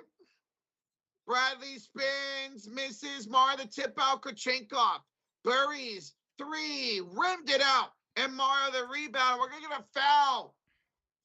That's going to be on Will. So it's an offensive foul here on Michigan. Official TV timeout. Now, you guys said there's only 4 official TV timeouts half, right? Yeah, there should be 4. I need a recount on that. We have another one here. Mike, thank you again for the $5 donation, man. Thank you, brother. And good luck on what happens with Giannis. Hopefully you guys are able to get something. Maybe you want draft picks. Talk to the Warriors again. So Rozier says they're going to look at this. They said that should have been basket interference against Michigan. Yeah. Who are you guys Yeah, taking for the national championship tomorrow as Michaela Bridges, UCLA or South Carolina? Oh, yeah. We were just going over this a little while ago, and I was torn. The brain says I'm going UCLA. I'm going to take UCLA. I think Lauren Betts, what she just did against Texas was just insane. I'll take UCLA. I'm gonna rock with Don Staley in South Carolina to win that game, man. Mike with a $5 donation. See any good movies lately? I'm looking forward to seeing Michael Jackson biopic in a couple of weeks. Any good movies as of late? What's a movie I saw lately? Oh, I saw Project Hail Mary. That was pretty good. With I forgot what his name is, but yeah, that was a good sci-fi flick. And I do plan on seeing Mario Galaxy. Same here. I cannot wait for to watch the Mario Galaxy movie. Mm-hmm. I don't know if I'll check out that Michael Jackson biopic, at least not in theaters. Thank you, Mike. Thank you, dude. Let me know if you've seen that movie, Project Hail Mary. So we're in a commercial break right now. It's 88-66, 3:02 left to go here. Michigan up by 22 points. Yaxel tonight only played 14 minutes, but had 11 points, 3 rebounds, 1 assist, and steal. Mara, though, 26 points, 8 rebounds, 3 assists, 2 blocks. Cadeau, 13 points, 10 assists, double-double for him, 5 rebounds, 4 steals. Burnett in the starting lineup with 5 points. Morris Johnson Jr. with 10. And then off the bench, Trey McKinney, 16 points off the bench. And then Roddy Gale with 7. McKinney has 8 of that 17 here in the second half. Michigan will move on to face, oh my goodness, why am I blanking? UConn. They're going to play UConn on Monday, which we'll be live for. At least one of the UConn teams got to the championship game. We'll be live for that UConn and Michigan. I will take Michigan to win that game. I'm also taking Michigan to win, but I expect a lot closer game. I had Michigan in my bracket, and I could still win the bracket challenge that we did. Rivas with the first free throw up and good for Arizona, 88-67 Michigan. B Money with a lie of the night in the chat says, Josh, it's not over yet. Oh. It's getting there. Almost time. 88-68 as the free throws are good for Rivas. Yo, $5 donation from Mike Witz. Rocha, what do you think of the McAfee heel turn last night? I heard it was terrible. Fucking garbage, man. I don't know about the rest of you wrestling fans, but I heard it was one of the worst rated SmackDowns of all time. Now, I will say this. He took a shot at TKO during his promo. So I'll give him credit for that. But he couldn't. That's cheap. That's cheap. Because he knows the fans hate TKO. I'm not surprised McAfee would do that. He does that a lot. He's cheap. Mm-hmm. We got a ball out of bounds, by the way, guys, off of Michigan. It's like Mick Foley when he says, it's great to be here in Indianapolis, Indiana. Or like Sia Puck says, isn't it great to be alive on a Monday in San Francisco, California, or what? That's what's called a cheap pop. They could have gone so many great directions when it comes to who Randy Orton was on the phone with as the first one throws good here by Gale. Oh, that's how you know it's a blowout when we're talking about wrestling during a game. 89-68. One more free throw coming up for Gale with 2.5 left to go, and that second free throw is good. 90-68, dude. It's only a 22-point game. Oh, it was Cody who had the shoot promo. Oh, I saw people saying it was McAfee because I didn't watch SmackDown. Either way, it's a cheap pop. Mm-hmm. Oh, okay. Tony, a lot of the Rioters are pissed TKO got involved. Makes sense. Here's Rivas inside. Rivas up good, plus the foul. 90-70 Michigan with 2:24 to go. I wouldn't be surprised if they ended up running with that as a storyline. You know, kind of like trying to recreate Vince McMahon, the man, and the company. They're the bad guy. Mhm. I hate it, man. TKO, bro. Jed Lucas says cheap pops. I wouldn't dare, especially when I'm hanging out with one of the funniest YouTube channels in human history, the Sports Fury. Jed, thank you, man, for that love, brother. Thank you. Appreciate it. Krivas at the line shooting. Free throw. It's up and it's good. It's only a 19-point game, folks. There's plenty of game to go. So I wouldn't Hey, we say a got. cheap pop because no one reacted, and two, because it was Cody legit saying it. Oh yeah. It didn't get a Cody's pissed. reaction? Not really. Nope. Eee. That's the worst they can get. Cadeau goes inside, blocked by Rivas. Korchakov with the rebound for Arizona. He'll push it on court. He'll spin, he'll float, he'll miss, but Pete with the tip in. Now that's tough, Goodman. Now that's tough. 1:53 to go. Michigan fans, we're you on the chat. Make some noise. You guys are going to the national championship, baby. Jerry says, my last comment is this. Thanks, fellas, for getting me through this embarrassing ass whooping in Indy. Jerry, thank you so much for hanging out. Oh, Arizona stole the ball here. Cheers to you, man. Thanks for hanging out. For Jacob. Oh my God, he allowed it for Rivas, and Rivas missed the dunk. That signed up tonight for Arizona. 9-year anniversary coming up, B Money, since you found this channel. 9-year anniversary coming up. Crazy how fast time flies, man. Cadeau inside against Rivas, 1:08 to go. Throws it away. Berries with the steal. Literally intercepted it. Berries, 3, too strong. And a rebound here by Will. All right, Michigan will bring up the ball slowly. Under 1 minute to go, Michigan fans. And we're one like away from 500 as they call a timeout. Timeout taken by Michigan with 51 seconds. So if you're a Michigan fan, make some noise. Good shit. Good stuff, guys. You get all those backups in. Have them play a Final Four minute here. $5 Hey, donation from Mike Witt during the timeout says, or didn't they need a celebrity involved in the story? There was enough of a story between Cody and Randy. Did they involve a celebrity? Pat McAfee. Oh, yeah. Okay. You're right. The story, everything was going so well. The promos were brilliant, and then they just fucked it up, man. I heard for WrestleMania they did a no fee day where if you were to buy tickets, they would do no fees. No fees for the tickets that you buy. Because you know how that can get expensive. Very expensive, man. Wonder how that went.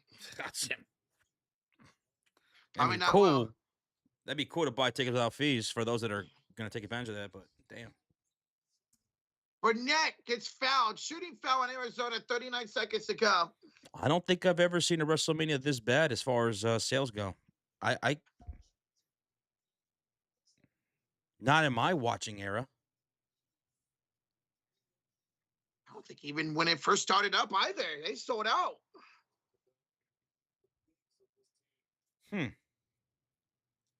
Not that I'm aware of.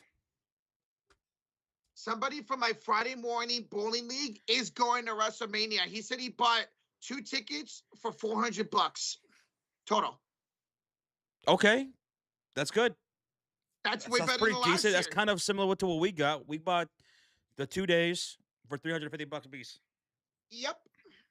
I was like, man, I told him last year we spent like $600 on tickets or something like that. So at least some fans that are willing to go are going to take advantage of these trash sales. Mm-hmm. Arizona with the final possession of their season. 26 seconds to go. A drive, a spin move, a kick, a pull-up 2 is no good.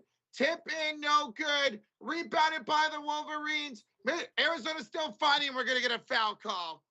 By the way, Rozier, I could not agree more. And we were there last year. And you couldn't pay me to go back again to Vegas.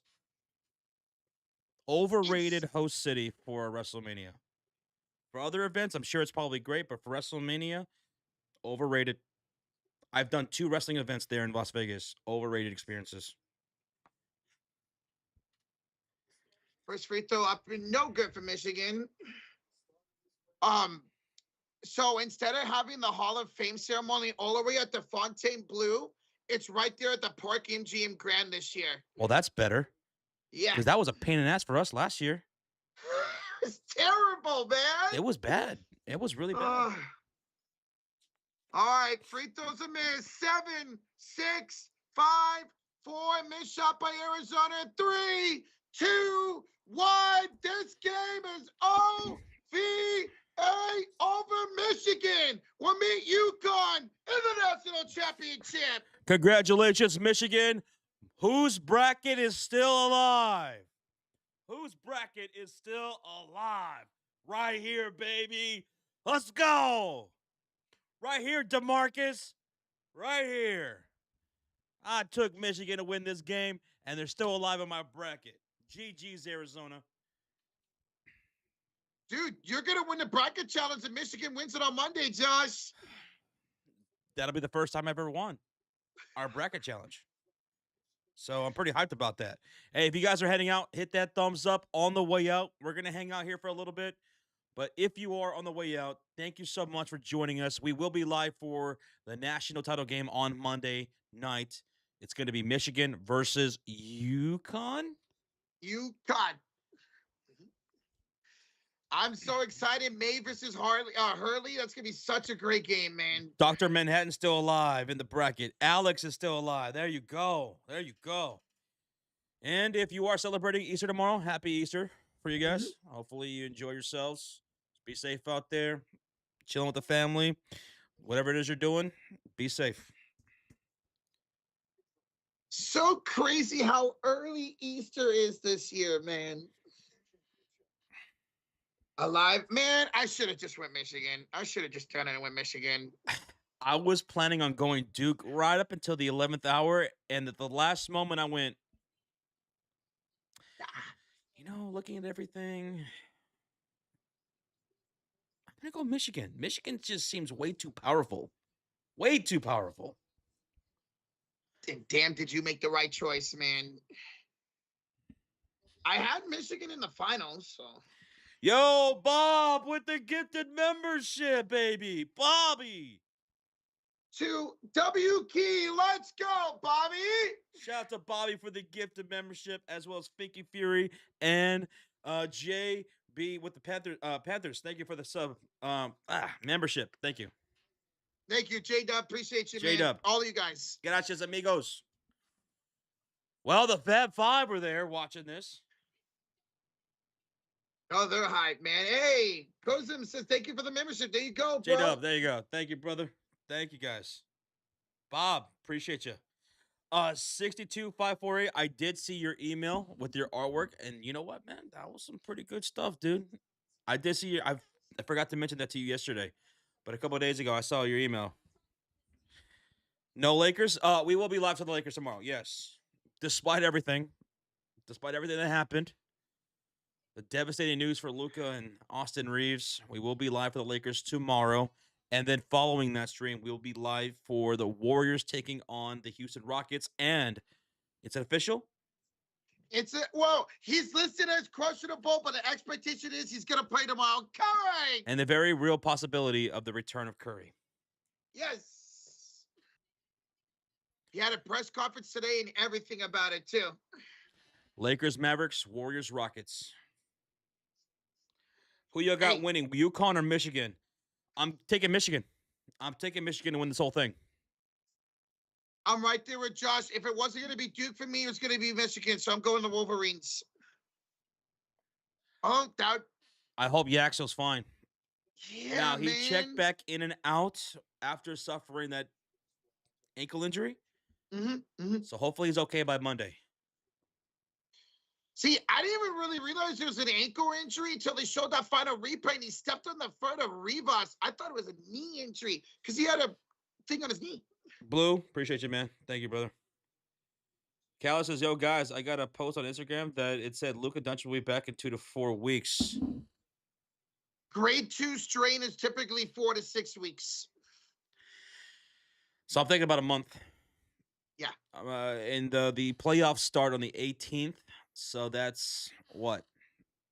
2 weeks from now? Yes, 2 weeks from today. 2 weeks from now. So the Lakers would have to survive the first round to even possibly, even maybe, kinda, hopefully get back Luka Doncic and Austin Reeves.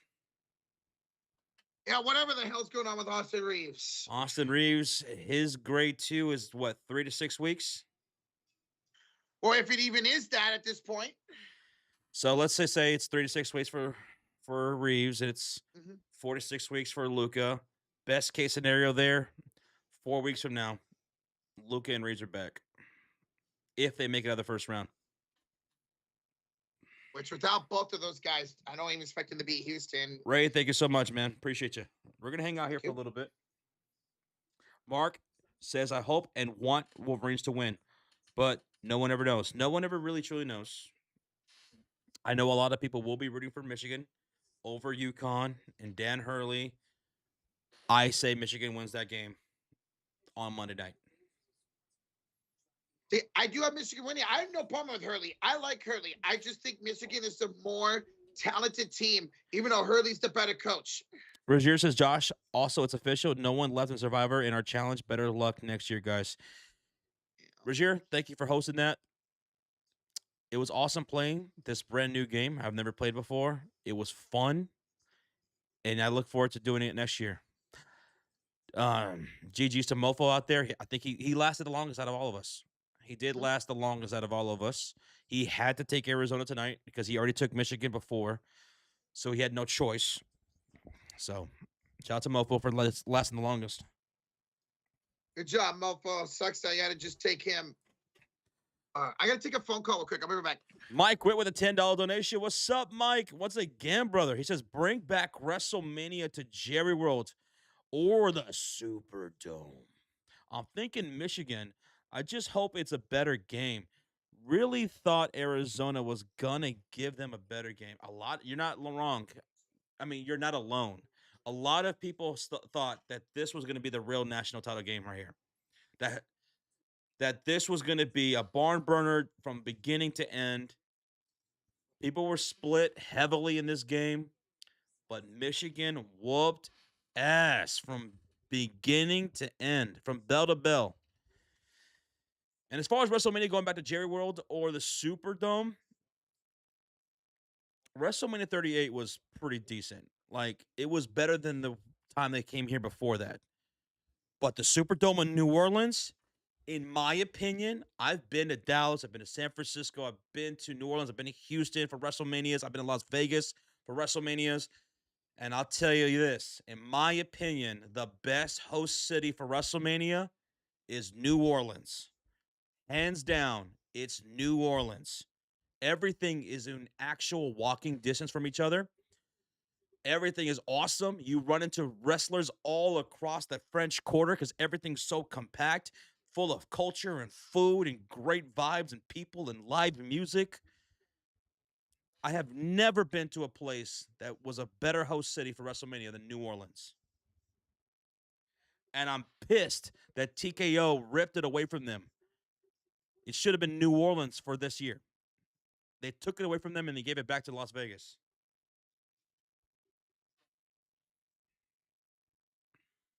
Thank you again Yeah, for the that's $10 right. They donation, did. Mike. I forgot. I was just got done telling him that I think New Orleans is the best host city for WrestleMania that I've been to. I'd say San Francisco Bay Area was second. And you're right. For some stupid reason, they gave rid of that WrestleMania not this year's, next year's WrestleMania was supposed to be in New Orleans. No, this year's was. That's right. See, the thing about Houston and Dallas was it wasn't bad. It wasn't terrible. But the thing is, everything is so spread out. Everything is so spread out. So you're going to have to, and we don't have good transportation here. We do not have good public transportation. So you have to either rent a car or you got to take a taxi or an Uber, and that's going to cost you money to get from one place to another. Everything's not so close by. In Las Vegas, everything's on the strip, but it's very deceptive in Las Vegas. Not everything is as close as you think it is. Not even a hotel across the street from you is as close as you think it is. Mhm. Because me and Rocha and the boys last year in WrestleMania for Las Vegas, we were struggling to get from one place to the next in time. Everybody was. Yep, We went to an Undertaker live show, and he was late to his own damn show. that's right. Yeah, oh, that's It's a right. pain in the ass to get from one place to another in Las Vegas. But in New Yep. Orleans, everything is just perfect. Perfect. I would highly recommend anybody going to WrestleMania in New Orleans if you ever get the chance to. You will Love to. love it. You'll have the time of your life. Yeah, because remember, for that Undertaker show, SmackDown was at the basketball arena, and in his show was all the way at the Fontainebleau on the inner side of the strip. Rozier says, I think I heard New Orleans got Money in the Bank this year. Hey, if you ever want Yes. to go to wrestling in New Orleans, go. Go. Because you're going to get a great wrestling experience and you're going to get a great host city experience. And that's perfect recipe for a good vacation. Yeah, that's what they end up giving New Orleans this year instead of WrestleMania this year. I forgot exactly what the reason was. They give them Money in the Bank, so it went from WrestleMania in the Superdome to Money in the Bank at the Smoothie King Center, and it's like, isn't Money in the Bank like in September or something this year? It's weird. Like I would stop. I would rather have Money in the Bank in July before SummerSlam. Mike win with the $10 donation. I'm a Midwestern guy, so would really like a WrestleMania to come back to Midwest City like Minneapolis, Detroit, Chicago. Hell, even thinking at Indy this point. Oh, Indy's getting one. Mike, Indy has a deal with WWE to host a SummerSlam and a WrestleMania. So I think 2028 WrestleMania will be in Indy. And then after that, Nashville's going to get one with the new stadium. And then eventually Chicago will get one with their new stadium, wherever it's going to be. Mike, thank you so much again, man, for the $10 donation, brother. Cheers. Thank you.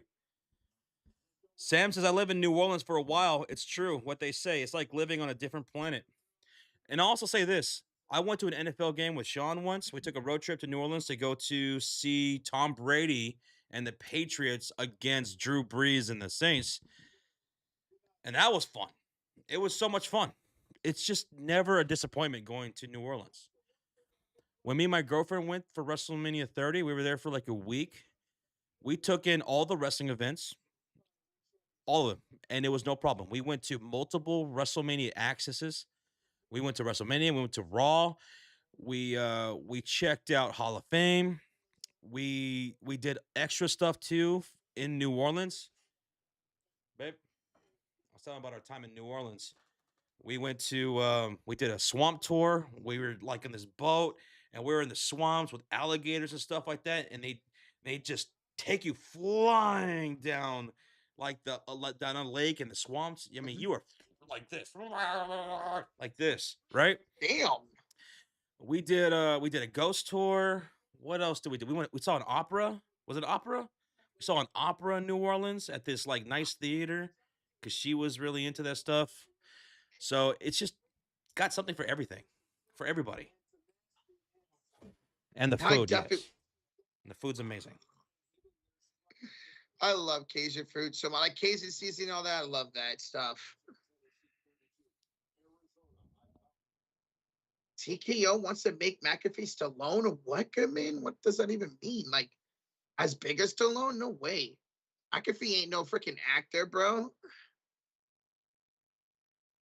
Man, one of these days I gotta experience New Orleans. I don't care if it's for a football game, a basketball game, or a wrestling event. I want to experience New Orleans, man. TKO. Micah wants to know Rocha. Who would win in a Hell in a Cell between Babe and Rocha? Oh, Babe would whip Rocha's ass. Mhm. She says definitely. She'd Oh, fold Rocha like a lawn chair. like an accordion? Yes. Oh, she would whoop my ass, man. I want to be a contest.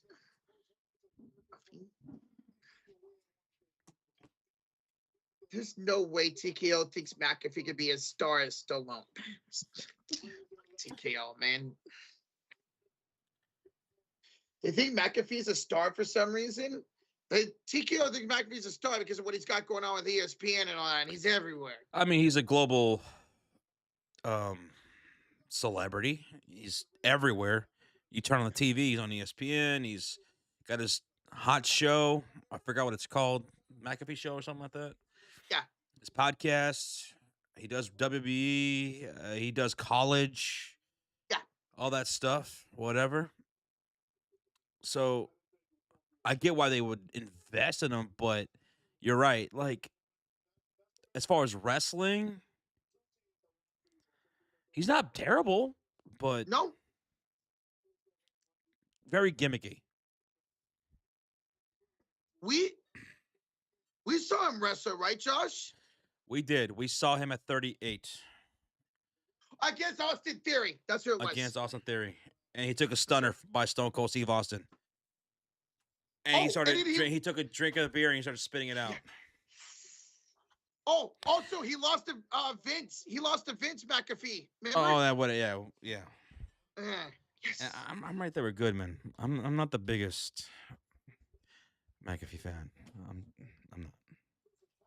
The one thing I like McAfee on is College Game Day. I feel like he really gives College Game Day some atmosphere, some life, some personality. That's it. I don't watch the Pat McAfee show, and I don't care for him on commentary in WWE.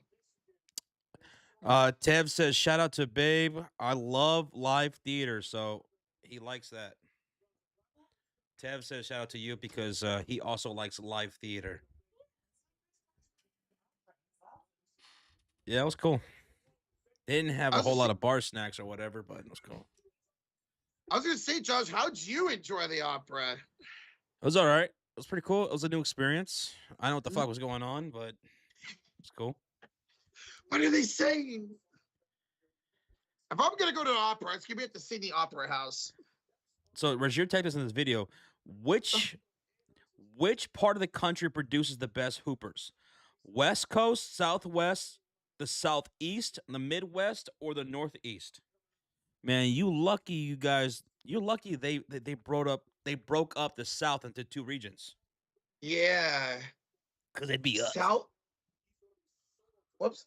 Oh, you're streaming. I don't care if that goes through. I forgot. Okay, but honestly, in the Northeast, you have the mecca of basketball, New York, Philadelphia. But in the Midwest, you have Chicago, Indiana. They treat basketball the way football is treated out here in Texas and Oklahoma. So what would you guys say? The Northeast, the Midwest, the West Coast, the Southwest, or the Southeast? I know a lot of hoopers are from the West Coast, obviously Dame and a few others, but from the Midwest, you have Larry Bird. On top of my head, you have Larry Bird, you have Isaiah Thomas, you have Derrick Rose, Anthony Davis. That's the top of my head.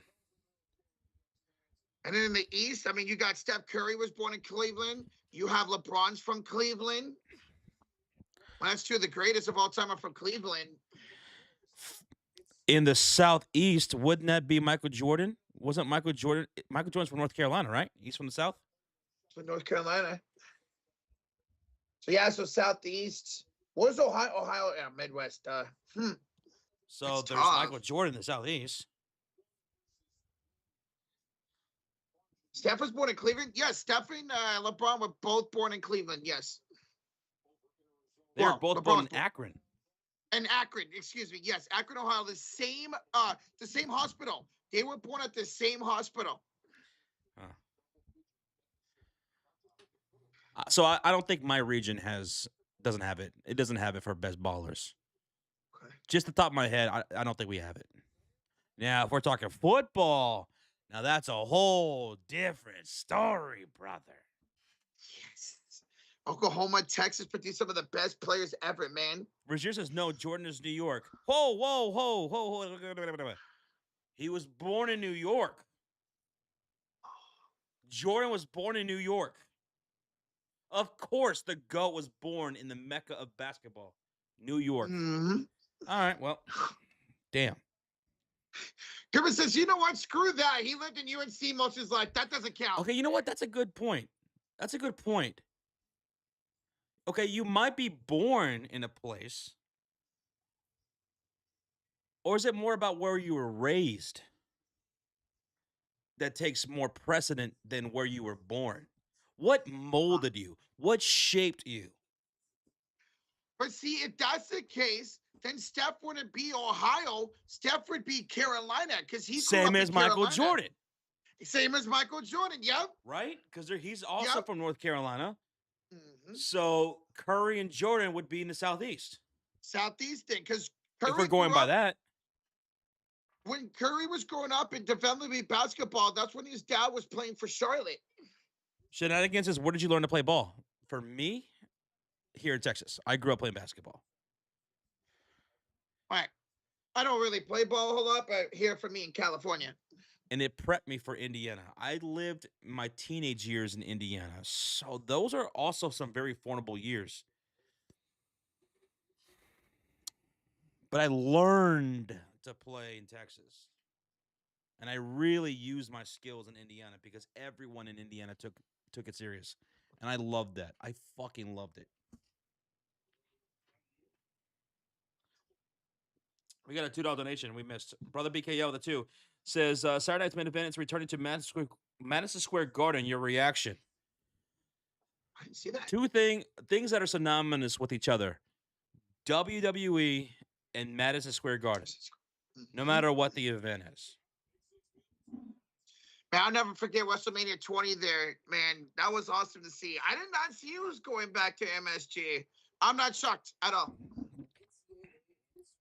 They don't host pay-per-views at MSG anymore.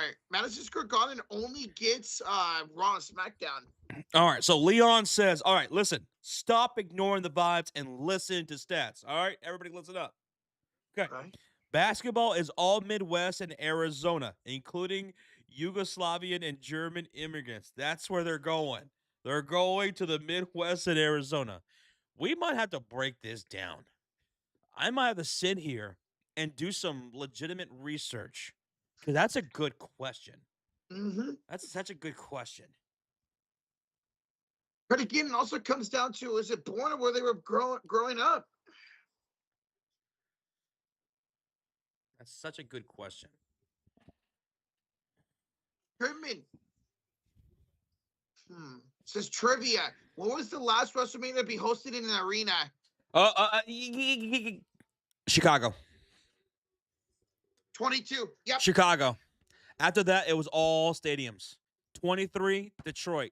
24, Miami, whatever stadium. 25 was Houston at whatever stadium that is, NRG, whatever it's called now. NRG. 26, it was where the Cardinals play. 27 was where the Falcons played. 28 was back in Florida, right? 29 was in New York at MetLife. 30 was in the Superdome. 31 is at Levi's. 32 was in Dallas. 33 back in Orlando. 34 was in New Orleans.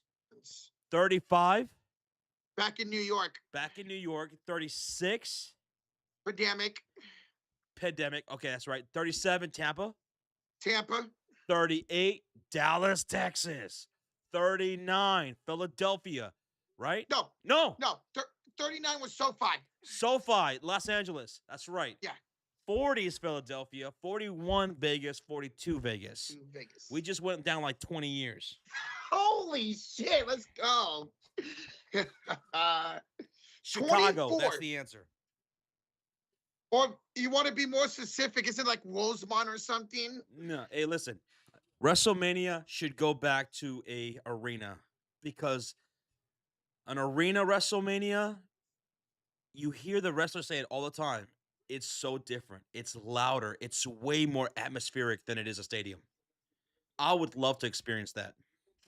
Dude, let WrestleMania go to Bridgestone Arena in Nashville. It's one of the biggest arenas in the United States. Goodman, you wanted to see me struggle? I knew the answer. I know my fucking wrestling.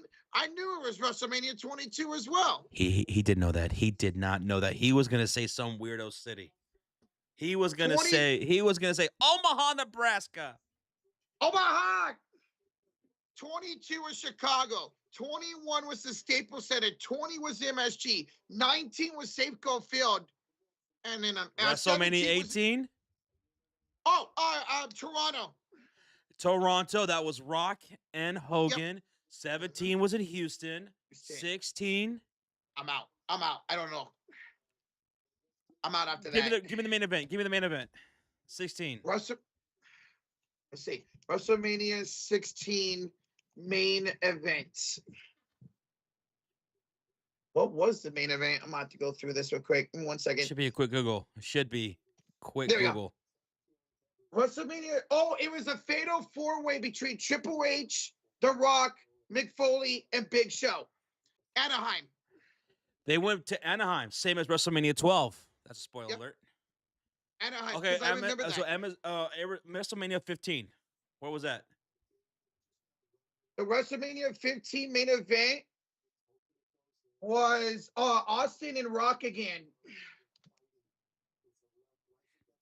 Stone Cold. Oh, I know where it is. It just spoiled it for me. Where? And I don't know if you want. That was in Philadelphia in the basketball arena. Okay. Yeah. Jets, what's up, Jets? You bought a brand new bag? What's in that bag? What's in that bag? Where was? Wait a sec. That was WrestleMania 2000 was here. That was it. WrestleMania 2000 was WrestleMania what? 15? 16? 16. Yeah, 16. 16. Okay. Mm-hmm. Yep. So and that's what we call it, WrestleMania 2000. We don't call it WrestleMania 16. 16. Gotcha. That's how I remember it. It was in Anaheim. WrestleMania 2000 was in Anaheim. I remember that. That was that fatal four-way. Each McMahon represented somebody at that match. What was it? I think one of the best vibes as far as like a fan experience was WrestleMania 21 in Los Angeles, WrestleMania 22 in Chicago, WrestleMania 30 in New Orleans. Even though it was a stadium, it was loud. It came off on camera loud, and in person it was extremely loud. We were a good crowd at 30. We were a damn good crowd at 30. We blew that. We blew the roof off that building. And Josh, wasn't it dead silent when Taker lost? That was a roller coaster ride of a WrestleMania, baby. It started off with Austin, Hulk, and Rock coming out to start the pay-per-view. Okay, trivia question asked Rajier. The last WWE pay-per-view to be held in Arkansas was... All right, let's take a shot in the dark here. A shot in the dark. I'm going to go with Backlash. I don't know why, but Bad Blood back in the 90s popped in my head. That's my answer. Backlash. I'm going to go like Bad Blood for the mid-1990s.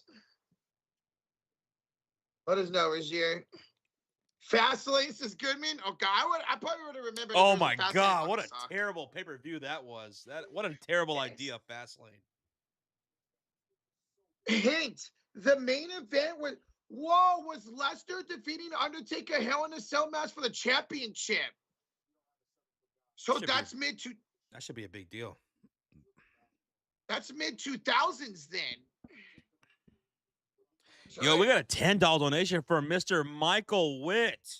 Yo, Mikey. He says, someone asked me if I could go back in time and go to any sporting event in history, where would I go?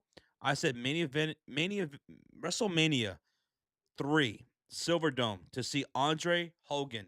Iconic. I like that. That's a good one.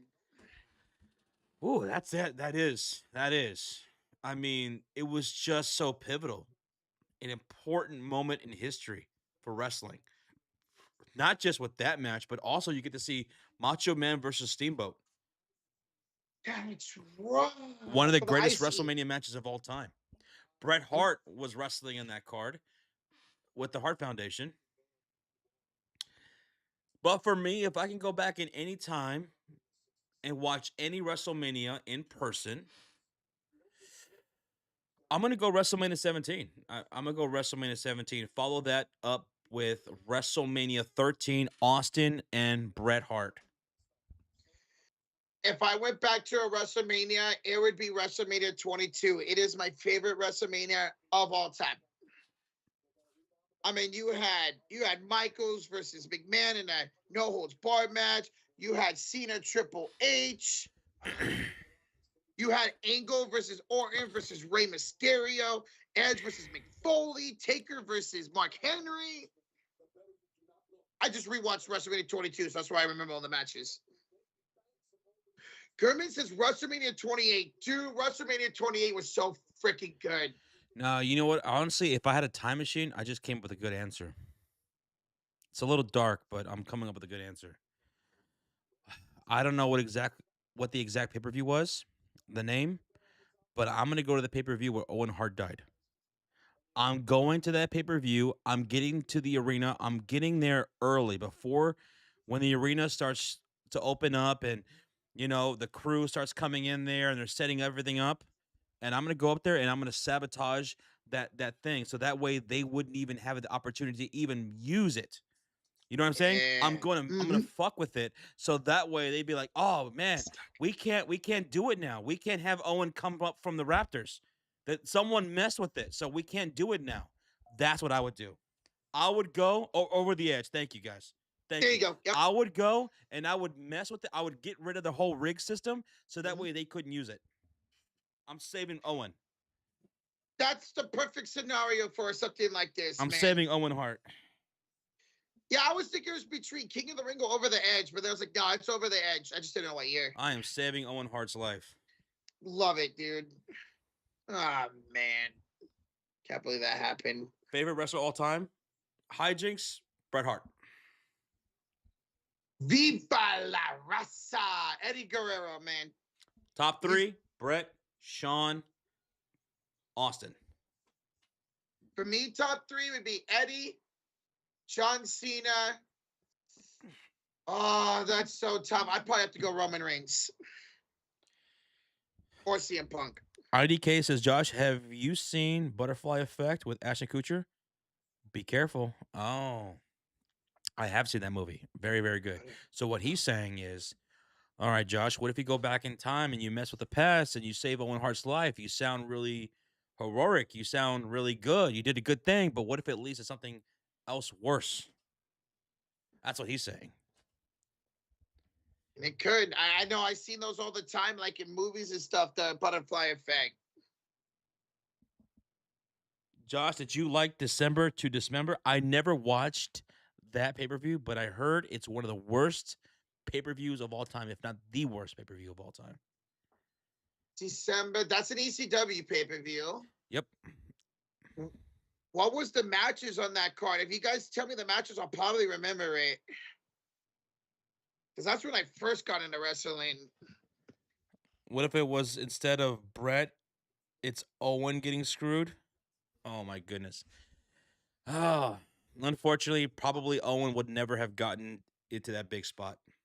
No. I mean, for God's sake, they had the dude as the what? Blue Blazer, whatever his name was? Yeah, he was going through some gimmicks and stuff like that. I remember before that, I think he was toying around with the Nation of Domination. He was in the Nation of Domination. Yes, Owen Hart.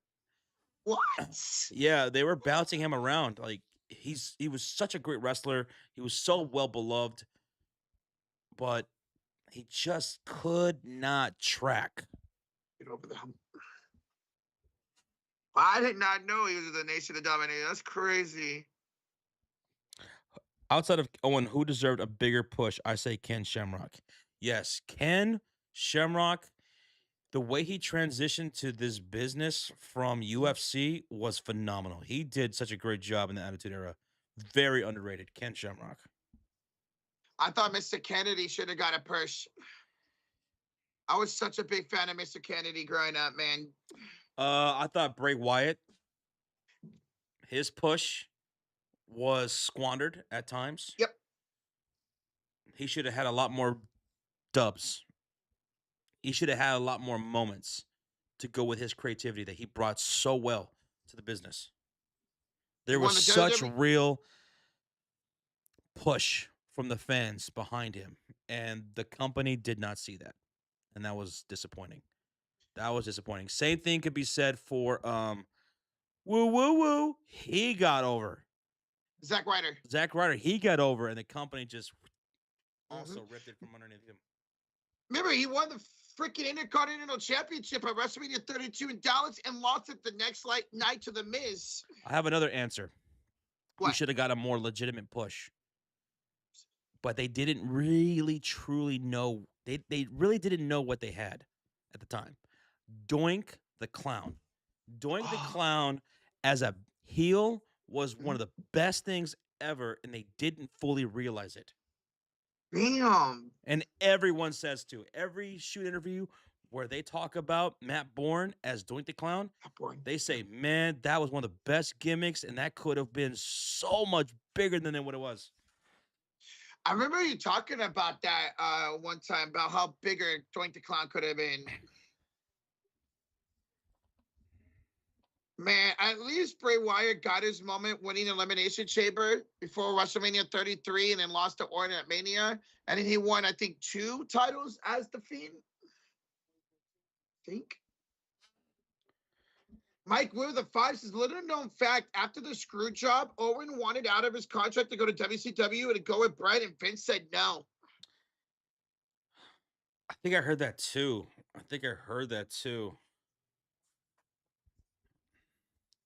Where he wanted to go with his brother, which I wouldn't have blamed him for. Yeah. I wouldn't have blamed him for. Probably would have got a lot more guaranteed money too. Maybe they would have actually used him and he would have never died. Mike, thank you so much again, man, for the 5, brother. Too sweet. Too sweet.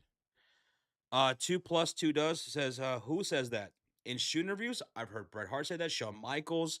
I've heard a bunch of guys talk about Matt Bourne. Matt Bourne, the guy who played the original Doink, was a multi-generational wrestler. That dude was really, really good. Now, he had a lot of demons to him, and I think addiction won him over, but that dude was a great, phenomenal wrestler. And the whole evil clown bit was really good, maybe way ahead of its time. So I fully believe that gimmick. Mick Foley too. Mick Foley was said the same thing too. I think that gimmick would have worked so much better had they fully realized what they had, and maybe it was a little bit ahead of time. I can see that being the case rise ahead in time. We didn't have the Killer Clowns out there yet or nothing. I've always heard some great stuff about Doink the Clown. I haven't watched much of his stuff at all because it's back in the day, but I've heard nothing but greatness from him. Maybe a hot take, but Ryback had it. Ryback was over at one point, big time, and he had the look, he had the size, and everything. He could have been much more than what he was. Yeah, they had him turn heel the Raw after WrestleMania 29, and he started a feud with John Cena, and he was never the same after again. And then he had that feud with CM Punk, and that ended him. That feud with CM Punk pretty much ended him. Arturo says Jeff Hardy could have been way bigger than John Cena. Jeff Hardy, he was getting there. He was white hot. Not just hot, he was white hot. Yeah. Hardy, had he not made mistakes in his personal life, yeah, he would have been damn near at that level, man. He was hot. It's his own fault. Oh man, I remember that win at Armageddon over Triple H and Edge in the triple threat match for the WWE title. Another guy that could have been bigger than he was in WWE, Rob Van Dam. Rob Van Dam. His finest moment was beating John Cena for the WWE title at the ECW One Night Stand. Who was it? Jets. Dolph Ziggler. Yes. I mean, Jeff Hardy at his peak, wasn't he selling as much, if not more, merch than John Cena was? Like, that's how hot he was at one point. when he had that run as WWE champion and he won the world championship, if he didn't messed up, he would have been big time. I'm not saying he would have been bigger than John Cena overall, right? Mhm. But he would have had his moment in the sun, and it could have lasted a little bit longer than it could have, right? Kind of like CM Punk when he was red hot back in 2011 or whatever. I mean, he Yeah. was on par with John Cena as far as selling merch and shit, selling tickets. Yeah, from 2011 to 2013, that his face run as champion and his heel run as champion, so he lost to The Rock, which was so stupid. Yo, brother BKO, the 10th is that December, the Dismember pay-per-view was awful. I watched the main until I watched the main event. Remember Bobby Lashley versus Big Show versus Test, RVD, Hardcore Harley, CM Punk, and Extreme Elimination Chamber. It's a whole lot of names. December to Test. Dismember. Had a lot of names on that, but there was no direction in any of the matches. It was poorly booked, put together, and executed. Damn. I think there's a whole documentary or at least some interviews that were stringed together about December to Dismember. Dismember. And the guy that was allowed us about how terrible it was Paul Heyman, the guy who was in charge of it. Oh. I did not know Test was in ECW, the newer ECW. Oh yeah, there's a bunch of people that were in the new ECW. I mean, there was Big Show, there was Bobby Lashley, Test. Kane, Yeah. Big Daddy V, RVD, CM Punk. That's where he got his start was ECW, the new one. Thank you for the $10 donation, brother BKL, and thank you for the 5, Mike. Goodman says, Josh, it was an episode for Dark Side of the Ring, brother, I believe. Got you. I knew I saw it from somewhere. By the way, that's a great series. If you're into wrestling and knowing about some of the dark sides of wrestling in its past, check out that series, Dark Side of the Ring. There's some really good documentaries in that series. Really good ones. At the top of my head, one of the ones that stood out to me was the story about Luna Vachon. Oh man, I loved Luna Vachon. You want to talk about who should have been bigger than they were? Luna Vachon. She was way ahead of her time. She was a legitimate multi-generational wrestler who was raised by the Vachons, and she existed unfortunately in an era that did not care too much about women's wrestling. She had a tragic story. That was a very sad but good episode. Luna Vachon. The two Dark Side of the Rings I've seen are The Flight from Hell and Eddie Guerrero. Another good one that I saw that people probably don't know too much about is John Tenta, the guy who played Earthquake. Yeah. Oh man, he was such a good dude. He was a great wrestler and also a legitimate sumo wrestler too in Japan. He also had a sad, tragic story. And that's the thing about wrestlers, man, in this business. A lot of sad, tragic stories. If any of you guys ever saw that A24 movie, Iron Claw, that was about the Von Erichs, which by the way, I think that was an episode of Dark Side of the Ring, too. But man, you could make so many more movies based off of like wrestlers and people in the business. Just like that. John Tenta was a great episode. People should know more about him. He was good. We got to see him be inducted into the Hall of Fame last year. Earthquake and Typhoon. Mm-hmm.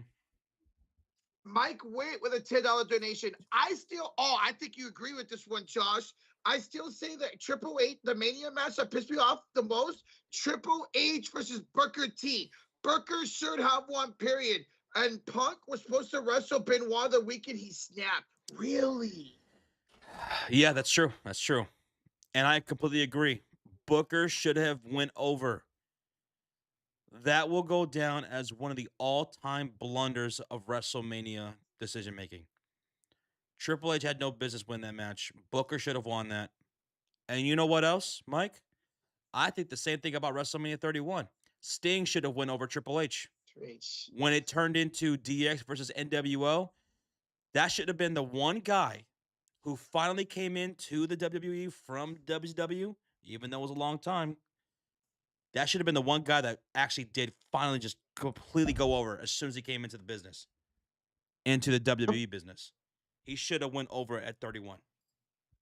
Completely agree with Josh on that one. Booker T Triple H, that was 19. That was when Triple H had the purple trunks. Oh yeah. I just watched that match the other day. That was WrestleMania 19. You're right, Goodman. WWE was never going to let that happen. They were never going to let Sting win that match. That's true, but they should have. They should have. That should have been the one guy they made an exception about. And had been so long. It had been so long since that whole Monday Night War thing. Yes, he was the face of WCW, but not in a bad way. Not in a bad way. He wasn't like Scott Hall or Kevin Nash or Landra Blaze or any of these other people who took shots at you. Like Sting was an upright guy. He should have been the exception. He was never going to go over, but he should have. Also, the fact that we didn't get to see Sting versus Undertaker, man. Oh my God. Like, Oh, good God. Maybe in another life, in a parallel yes. universe that happened. It was right there. Sting versus Taker could have happened at that SummerSlam or something, man. I forgot who Sting faced out. Who the hell did Sting face after he lost to Triple H? Because I know he had. Wasn't it Seth Rollins? Yeah, that's right. He had the feud And he with got Seth hurt Rollins. by Seth Rollins. The buckle bomb. Yep. Thank you. I couldn't remember. Arturo with the 40 months in the Cult of Fury. In hindsight, Sting should have been the lone soldier and never signed with WWE. He knew Vince would fuck him, and he did. Yeah. He did. He did. He did. But, you know, I will give him credit for this. Even though he, like Goodman said, he was never going to go over. He was never going to go over. We were never going to see him win like that on that stage. But he still came through. He still came and did it not just for himself and to be on the grandest stage of them all. Like Sting has been at WrestleMania. We can say that. He did it for us fans because me seeing Sting in a WWE ring, I still get goosebumps. I was there live and I will never, ever forget that. I took in every second of that. It was Sting and Triple H. Seeing Sting come down the ramp, and then later on, when it turned into NWO versus DX, oh my! I'm getting goosebumps right now thinking about it. That just spoke to my inner child, man. That's what we wanted to see so badly: DX versus NWO. Yeah. I'm glad I got to see him, even though he knew he wasn't going to take the win. I wanted to go to that WrestleMania so bad at Levi's, but I was just out of high school and neither one of my parents wanted to take me to go see it, man. I regret that. Goodman says, I still think 2014 Survivor Series match was the greatest one ever. That match is it. Which one was that? That is Team John Cena versus Team Authority. Right? Yeah, that's when Sting debuted. When Team John Cena beat Team Authority and Dolph Ziggler was the final one left and pinned like 3 people to win. Oh my God, that was great. Yep. That was great. Oh, watching that match live, man, was so freaking epic because we knew there was a lot of rumors that Sting was in the building. He was debuting that night, and it was still magical. Jed Locke says, you're making me want to dig out my copy of WWF No Mercy, one of the best games ever, man, on the 64, and make a Sting on Creative Wrestler and record a match with Undertaker for YouTube. That would be a great idea, Jed. Yes. That would be a phenomenal idea. One of the best games ever, man, for wrestling. I would watch that, Jed Lockett. Absolutely, man. And Rozier says, Josh, I just realized that Sting and Taker fought in the 1990s for Sting's title. Was that in WCW when before he was Undertaker in WWF? Because he was in WCW for a while. Yeah, I remember hearing about that. Right? He was Mark Calloway. I forgot what his actual character was, but Mean Mark or something like that. That sounds familiar. Mean Mark. I mean, Undertaker, he also wrestled Bruiser Brody. in He another was. promotion. He wrestled Bruiser Brody before he was murdered. I did not know that. Whoa. I think that actually was his first match. I think his first match Bruce? was against Bruiser Brody.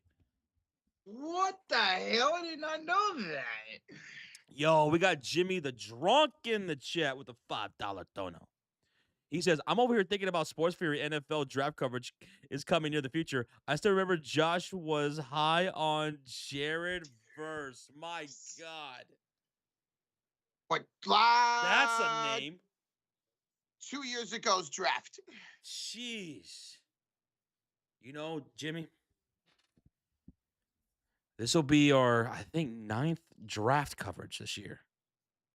Let's see, 2017, 18, 19, 20, 21, 22, 23, 24, 25, 10th, actually.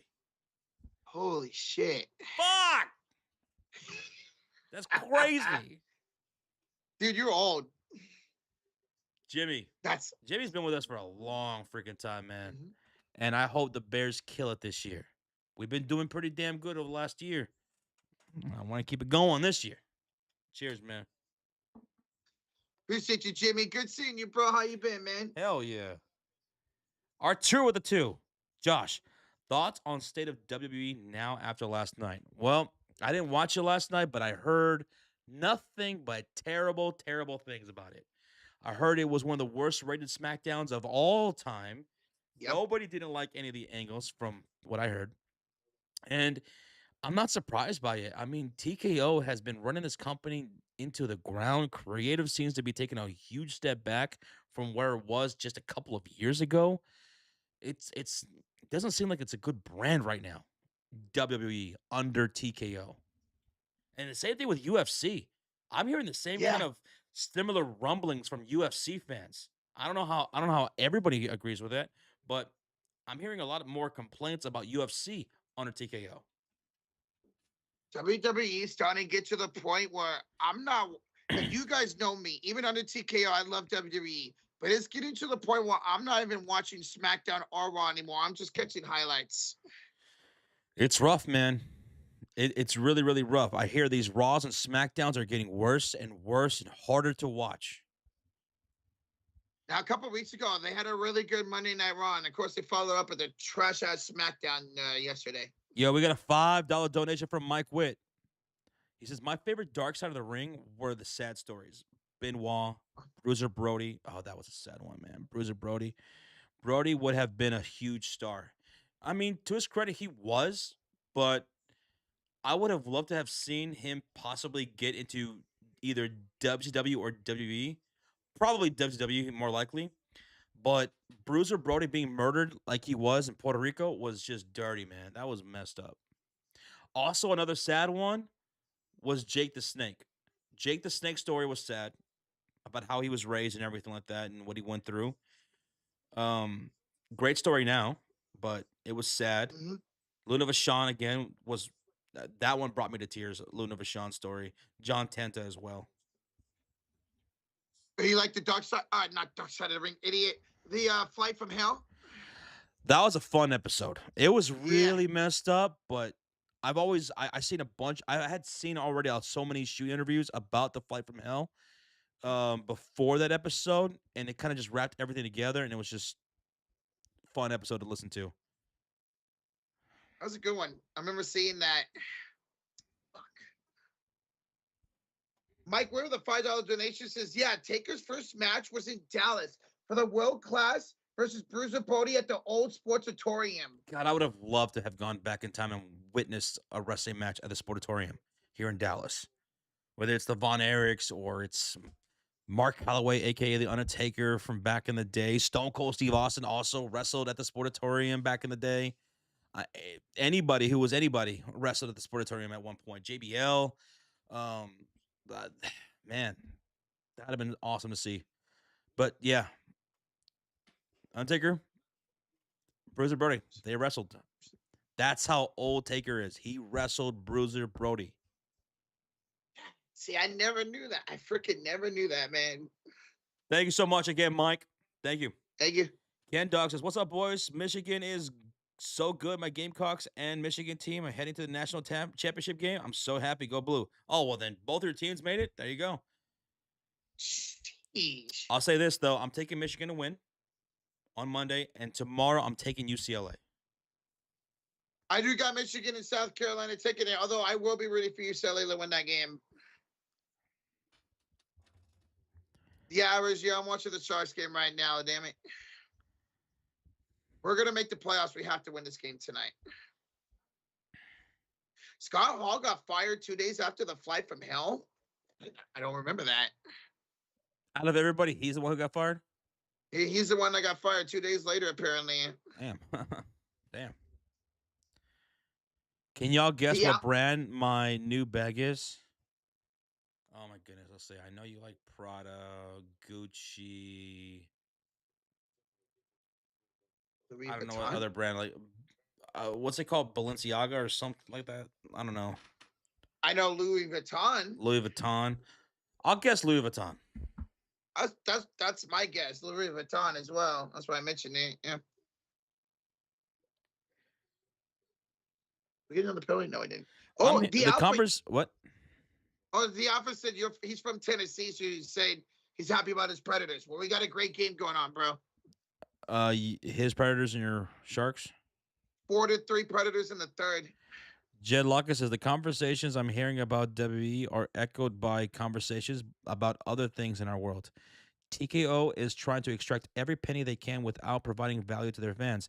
That is absolutely true. And it's spreading everywhere. Whether it's theme parks, it's wrestling, it's even NBA games. The prices are going up and nothing of value is being added to justify the hike in prices. You know what's crazy? I heard about this the other day. I learned about this the other day. Hershey's. You know Hershey's chocolate bars? You know a Hershey's chocolate bar? Mm-hmm. So someone apparently had a Hershey's chocolate bar and they left it out and it should have melted, right? But it didn't melt. And it turned into this rubbery substance. And they were like, what the hell's going on? So what Hershey did was they removed the real milk chocolate out of their chocolate candy bars and they supplemented it with some sort of, I don't know, some kind of chemistry gook, muck or whatever. I don't know what it was. So that way they can save costs and make more money. And now this started going viral. People started buying up Hershey's bars and watching it try to melt. Only it doesn't melt. It turns into this rubbery substance that just does not break apart. You could just do this with it. You can like it's clay or something. You could mold it. And then I think it was just the other day Hershey's announced that they were going to go back to using real milk chocolate in their products after everybody made a big fuss. So yeah, a lot of these companies, a lot of these businesses are trying to cut corners and charge us people more money. Yeah, I did not hear about that. That's so stupid. Look it up. Man. There's still those viral videos that are up. It's so disgusting. It's gross. Man, that makes me think, what the frick's the last time I had a Hershey bar? Hopefully I didn't eat that goop. Even, you don't like regular Hershey bars? True, I love Hershey bars that actually have milk chocolate in it.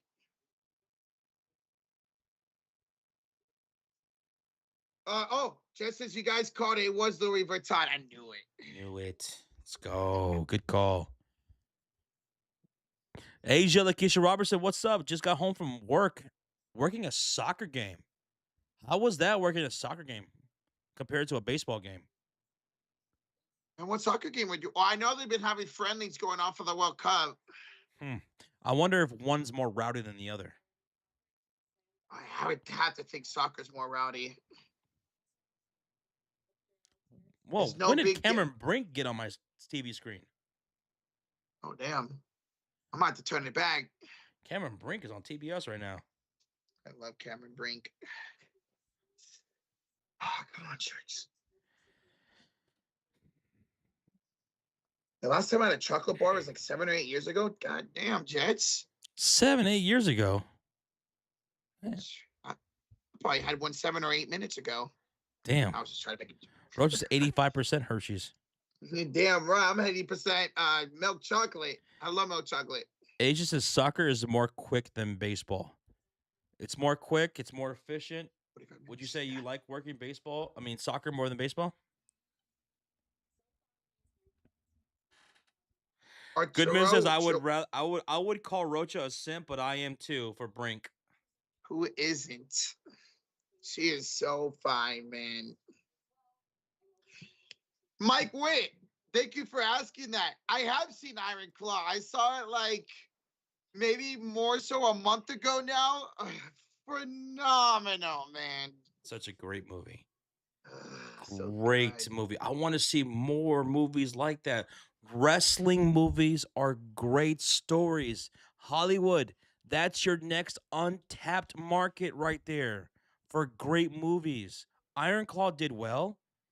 The Wrestler did well. That was nominated for Oscars, right? And that was like 20 years before with Mickey Rooney Mhm. with a made up story, though kind of loosely based on Jake the Snake and other wrestlers. But make more movies like that centered around the wrestling business. There's so many stories, so many. I mean, the Hart family is a franchise in of itself. Uh, um, uh, Pete. Now it's not centered around wrestling, but Peanut Butter Falcon was a really good wrestling movie. Oh yeah, yeah. Even though it wasn't completely about wrestling, Yeah. but it was about a kid who escaped his um terrible upbringing or whatever, right? I forgot he was placed in some sort of like foster home or something Yeah. like that. And he escaped trying to run away to become a wrestler. And Shia LaBeouf, he was this down and out fisherman who Mm-hmm. comes across this runaway and he decides to kind of look out for him and, guide him on his journey to find this wrestler who would teach him how to become a wrestler because his life was crap. That was, yeah, Peanut Butter Falcon, great movie. You recommended me that, and it was so good, man. Muted. Jacob Frederick with a $2 donation. Josh GG's from the Guardians and Cubs game last night. Hey, yo, GG's, Jacob. Too sweet, man. Taking care of business, brother. GG's. GG's. We're down bad right now. Did you guys not play today? Why the? Oh, it got postponed. Okay. I was like, I didn't even hear about the Cubs or Guardians today. They got postponed. Damn, that sucks. I find the best wrestling movies are the ones based in Mexico. Really, I don't know if I've seen any based in Mexico. Because Nacho Libre, at least Goodman, I'm pretty sure we have the same record as the Cubs. Or maybe one game less because they got a game postponed. But Cubs and Giants have both been off to terrible starts this year. Nacho Libre counts, and I have seen a movie based off in Mexico. Go look it up, Goodman. We're about to head out here in a little bit. About, I'd say 5 or 7 more minutes. He couldn't say 6, 7. Nacho Libre counts? Nacho Libre definitely counts. Love that movie. It definitely counts. Josh, I started reading Savannah Bananas owner's Jesse Cole's second book, Fans First, for the third time.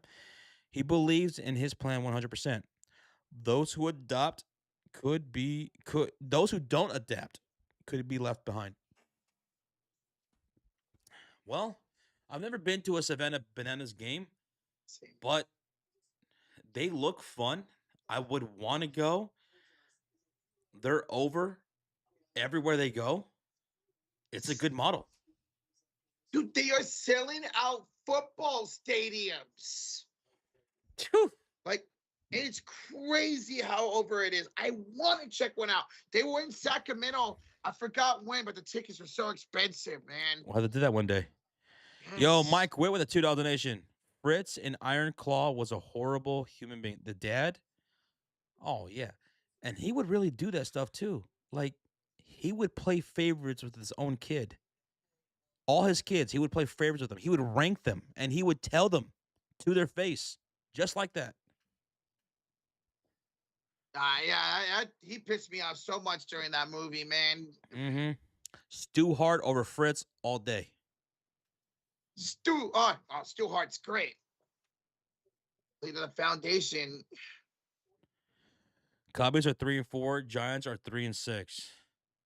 Yeah, we lost again today. Yeah. Oof. And we lost Horton. Oh, yeah. That's tough. Joe Adele robbed through. Thank you again, Mike.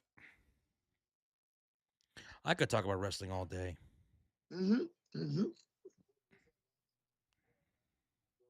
Arturo. Joe Adele robbed 3 home runs in one game. Excuse me? One as in Uno? 3. He robbed 3 home runs in one game. I'm going to have to check this out, Arturo, later on tonight. Jet says, Josh, what would you do if you were in a room with TKO people? Probably a lot of cussing. Probably. Jed Lockett says, it's more than just dancing and trick plays, talking about the Savannah Bananas. Guys, every detail of the Bananas fan experience is optimized in great detail. That's what TKO probably needs to look at. They should, they won't. Because their biggest priority is money, money, money. Yeah. Money. Yeah. They're still in debt. They're going to charge you for everything. I mean, look at it. They're putting seats in the actual entrance stand, like the entrance, like the stage. Right. Yep. They're putting seats in the entrance stage now and selling those tickets. I forgot about that. Oh my God, I forgot about that. That's right. That was crazy to see people on the entranceway. Ever seen No Holds Barred, guys? I've never seen that. I have. Hulk Hogan was in that, and so was oh my goodness, I forgot the actor's name.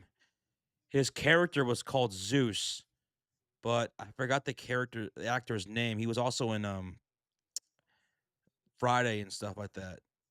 Big time actor. But yeah, I saw that movie, No Holds Barred. I've heard of it plenty of times. I've just never checked it out. I think they even did a match between Hogan and Zeus in WWF back in the day. Dude was terrible. Zeus was terrible. Yeah, brother. Hey. Oh, my stomach. Tiny Lesser, thank you. Tiny Lester. Who did he play in Friday? He was the big bully that would beat up everybody. Oh, okay, gotcha. I don't know why I think he was the father.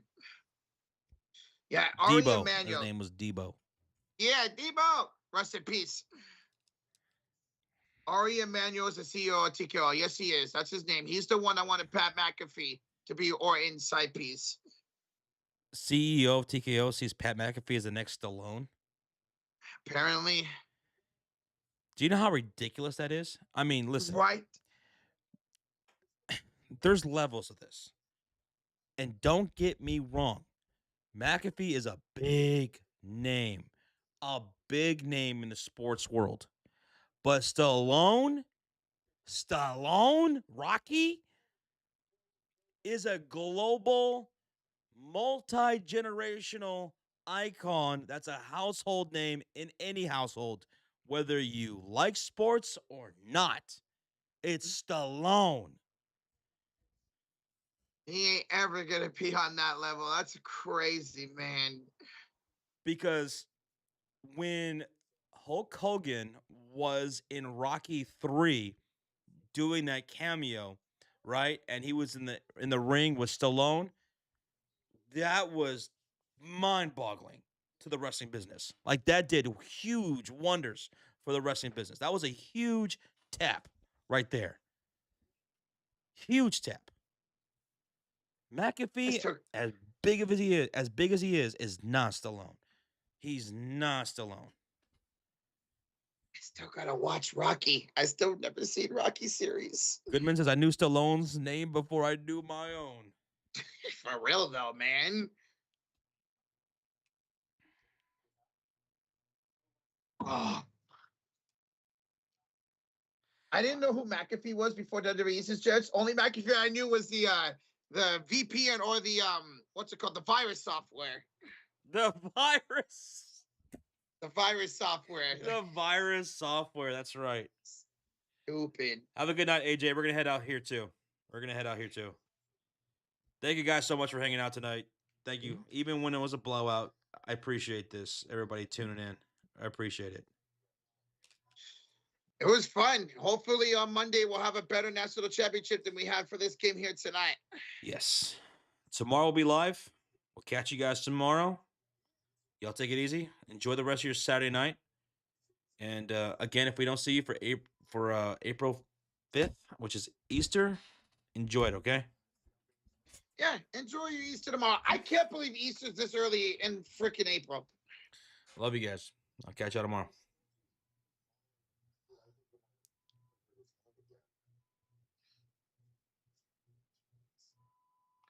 They need to make a Dark Side of the Ring fans perspective. Fans' perspective? A fan's perspective. Of being a fan of TKO's WWE. Oh, this is going to be a Dark Side of the Ring one day. The sale of WWE. That's what it's going to be titled. Bye.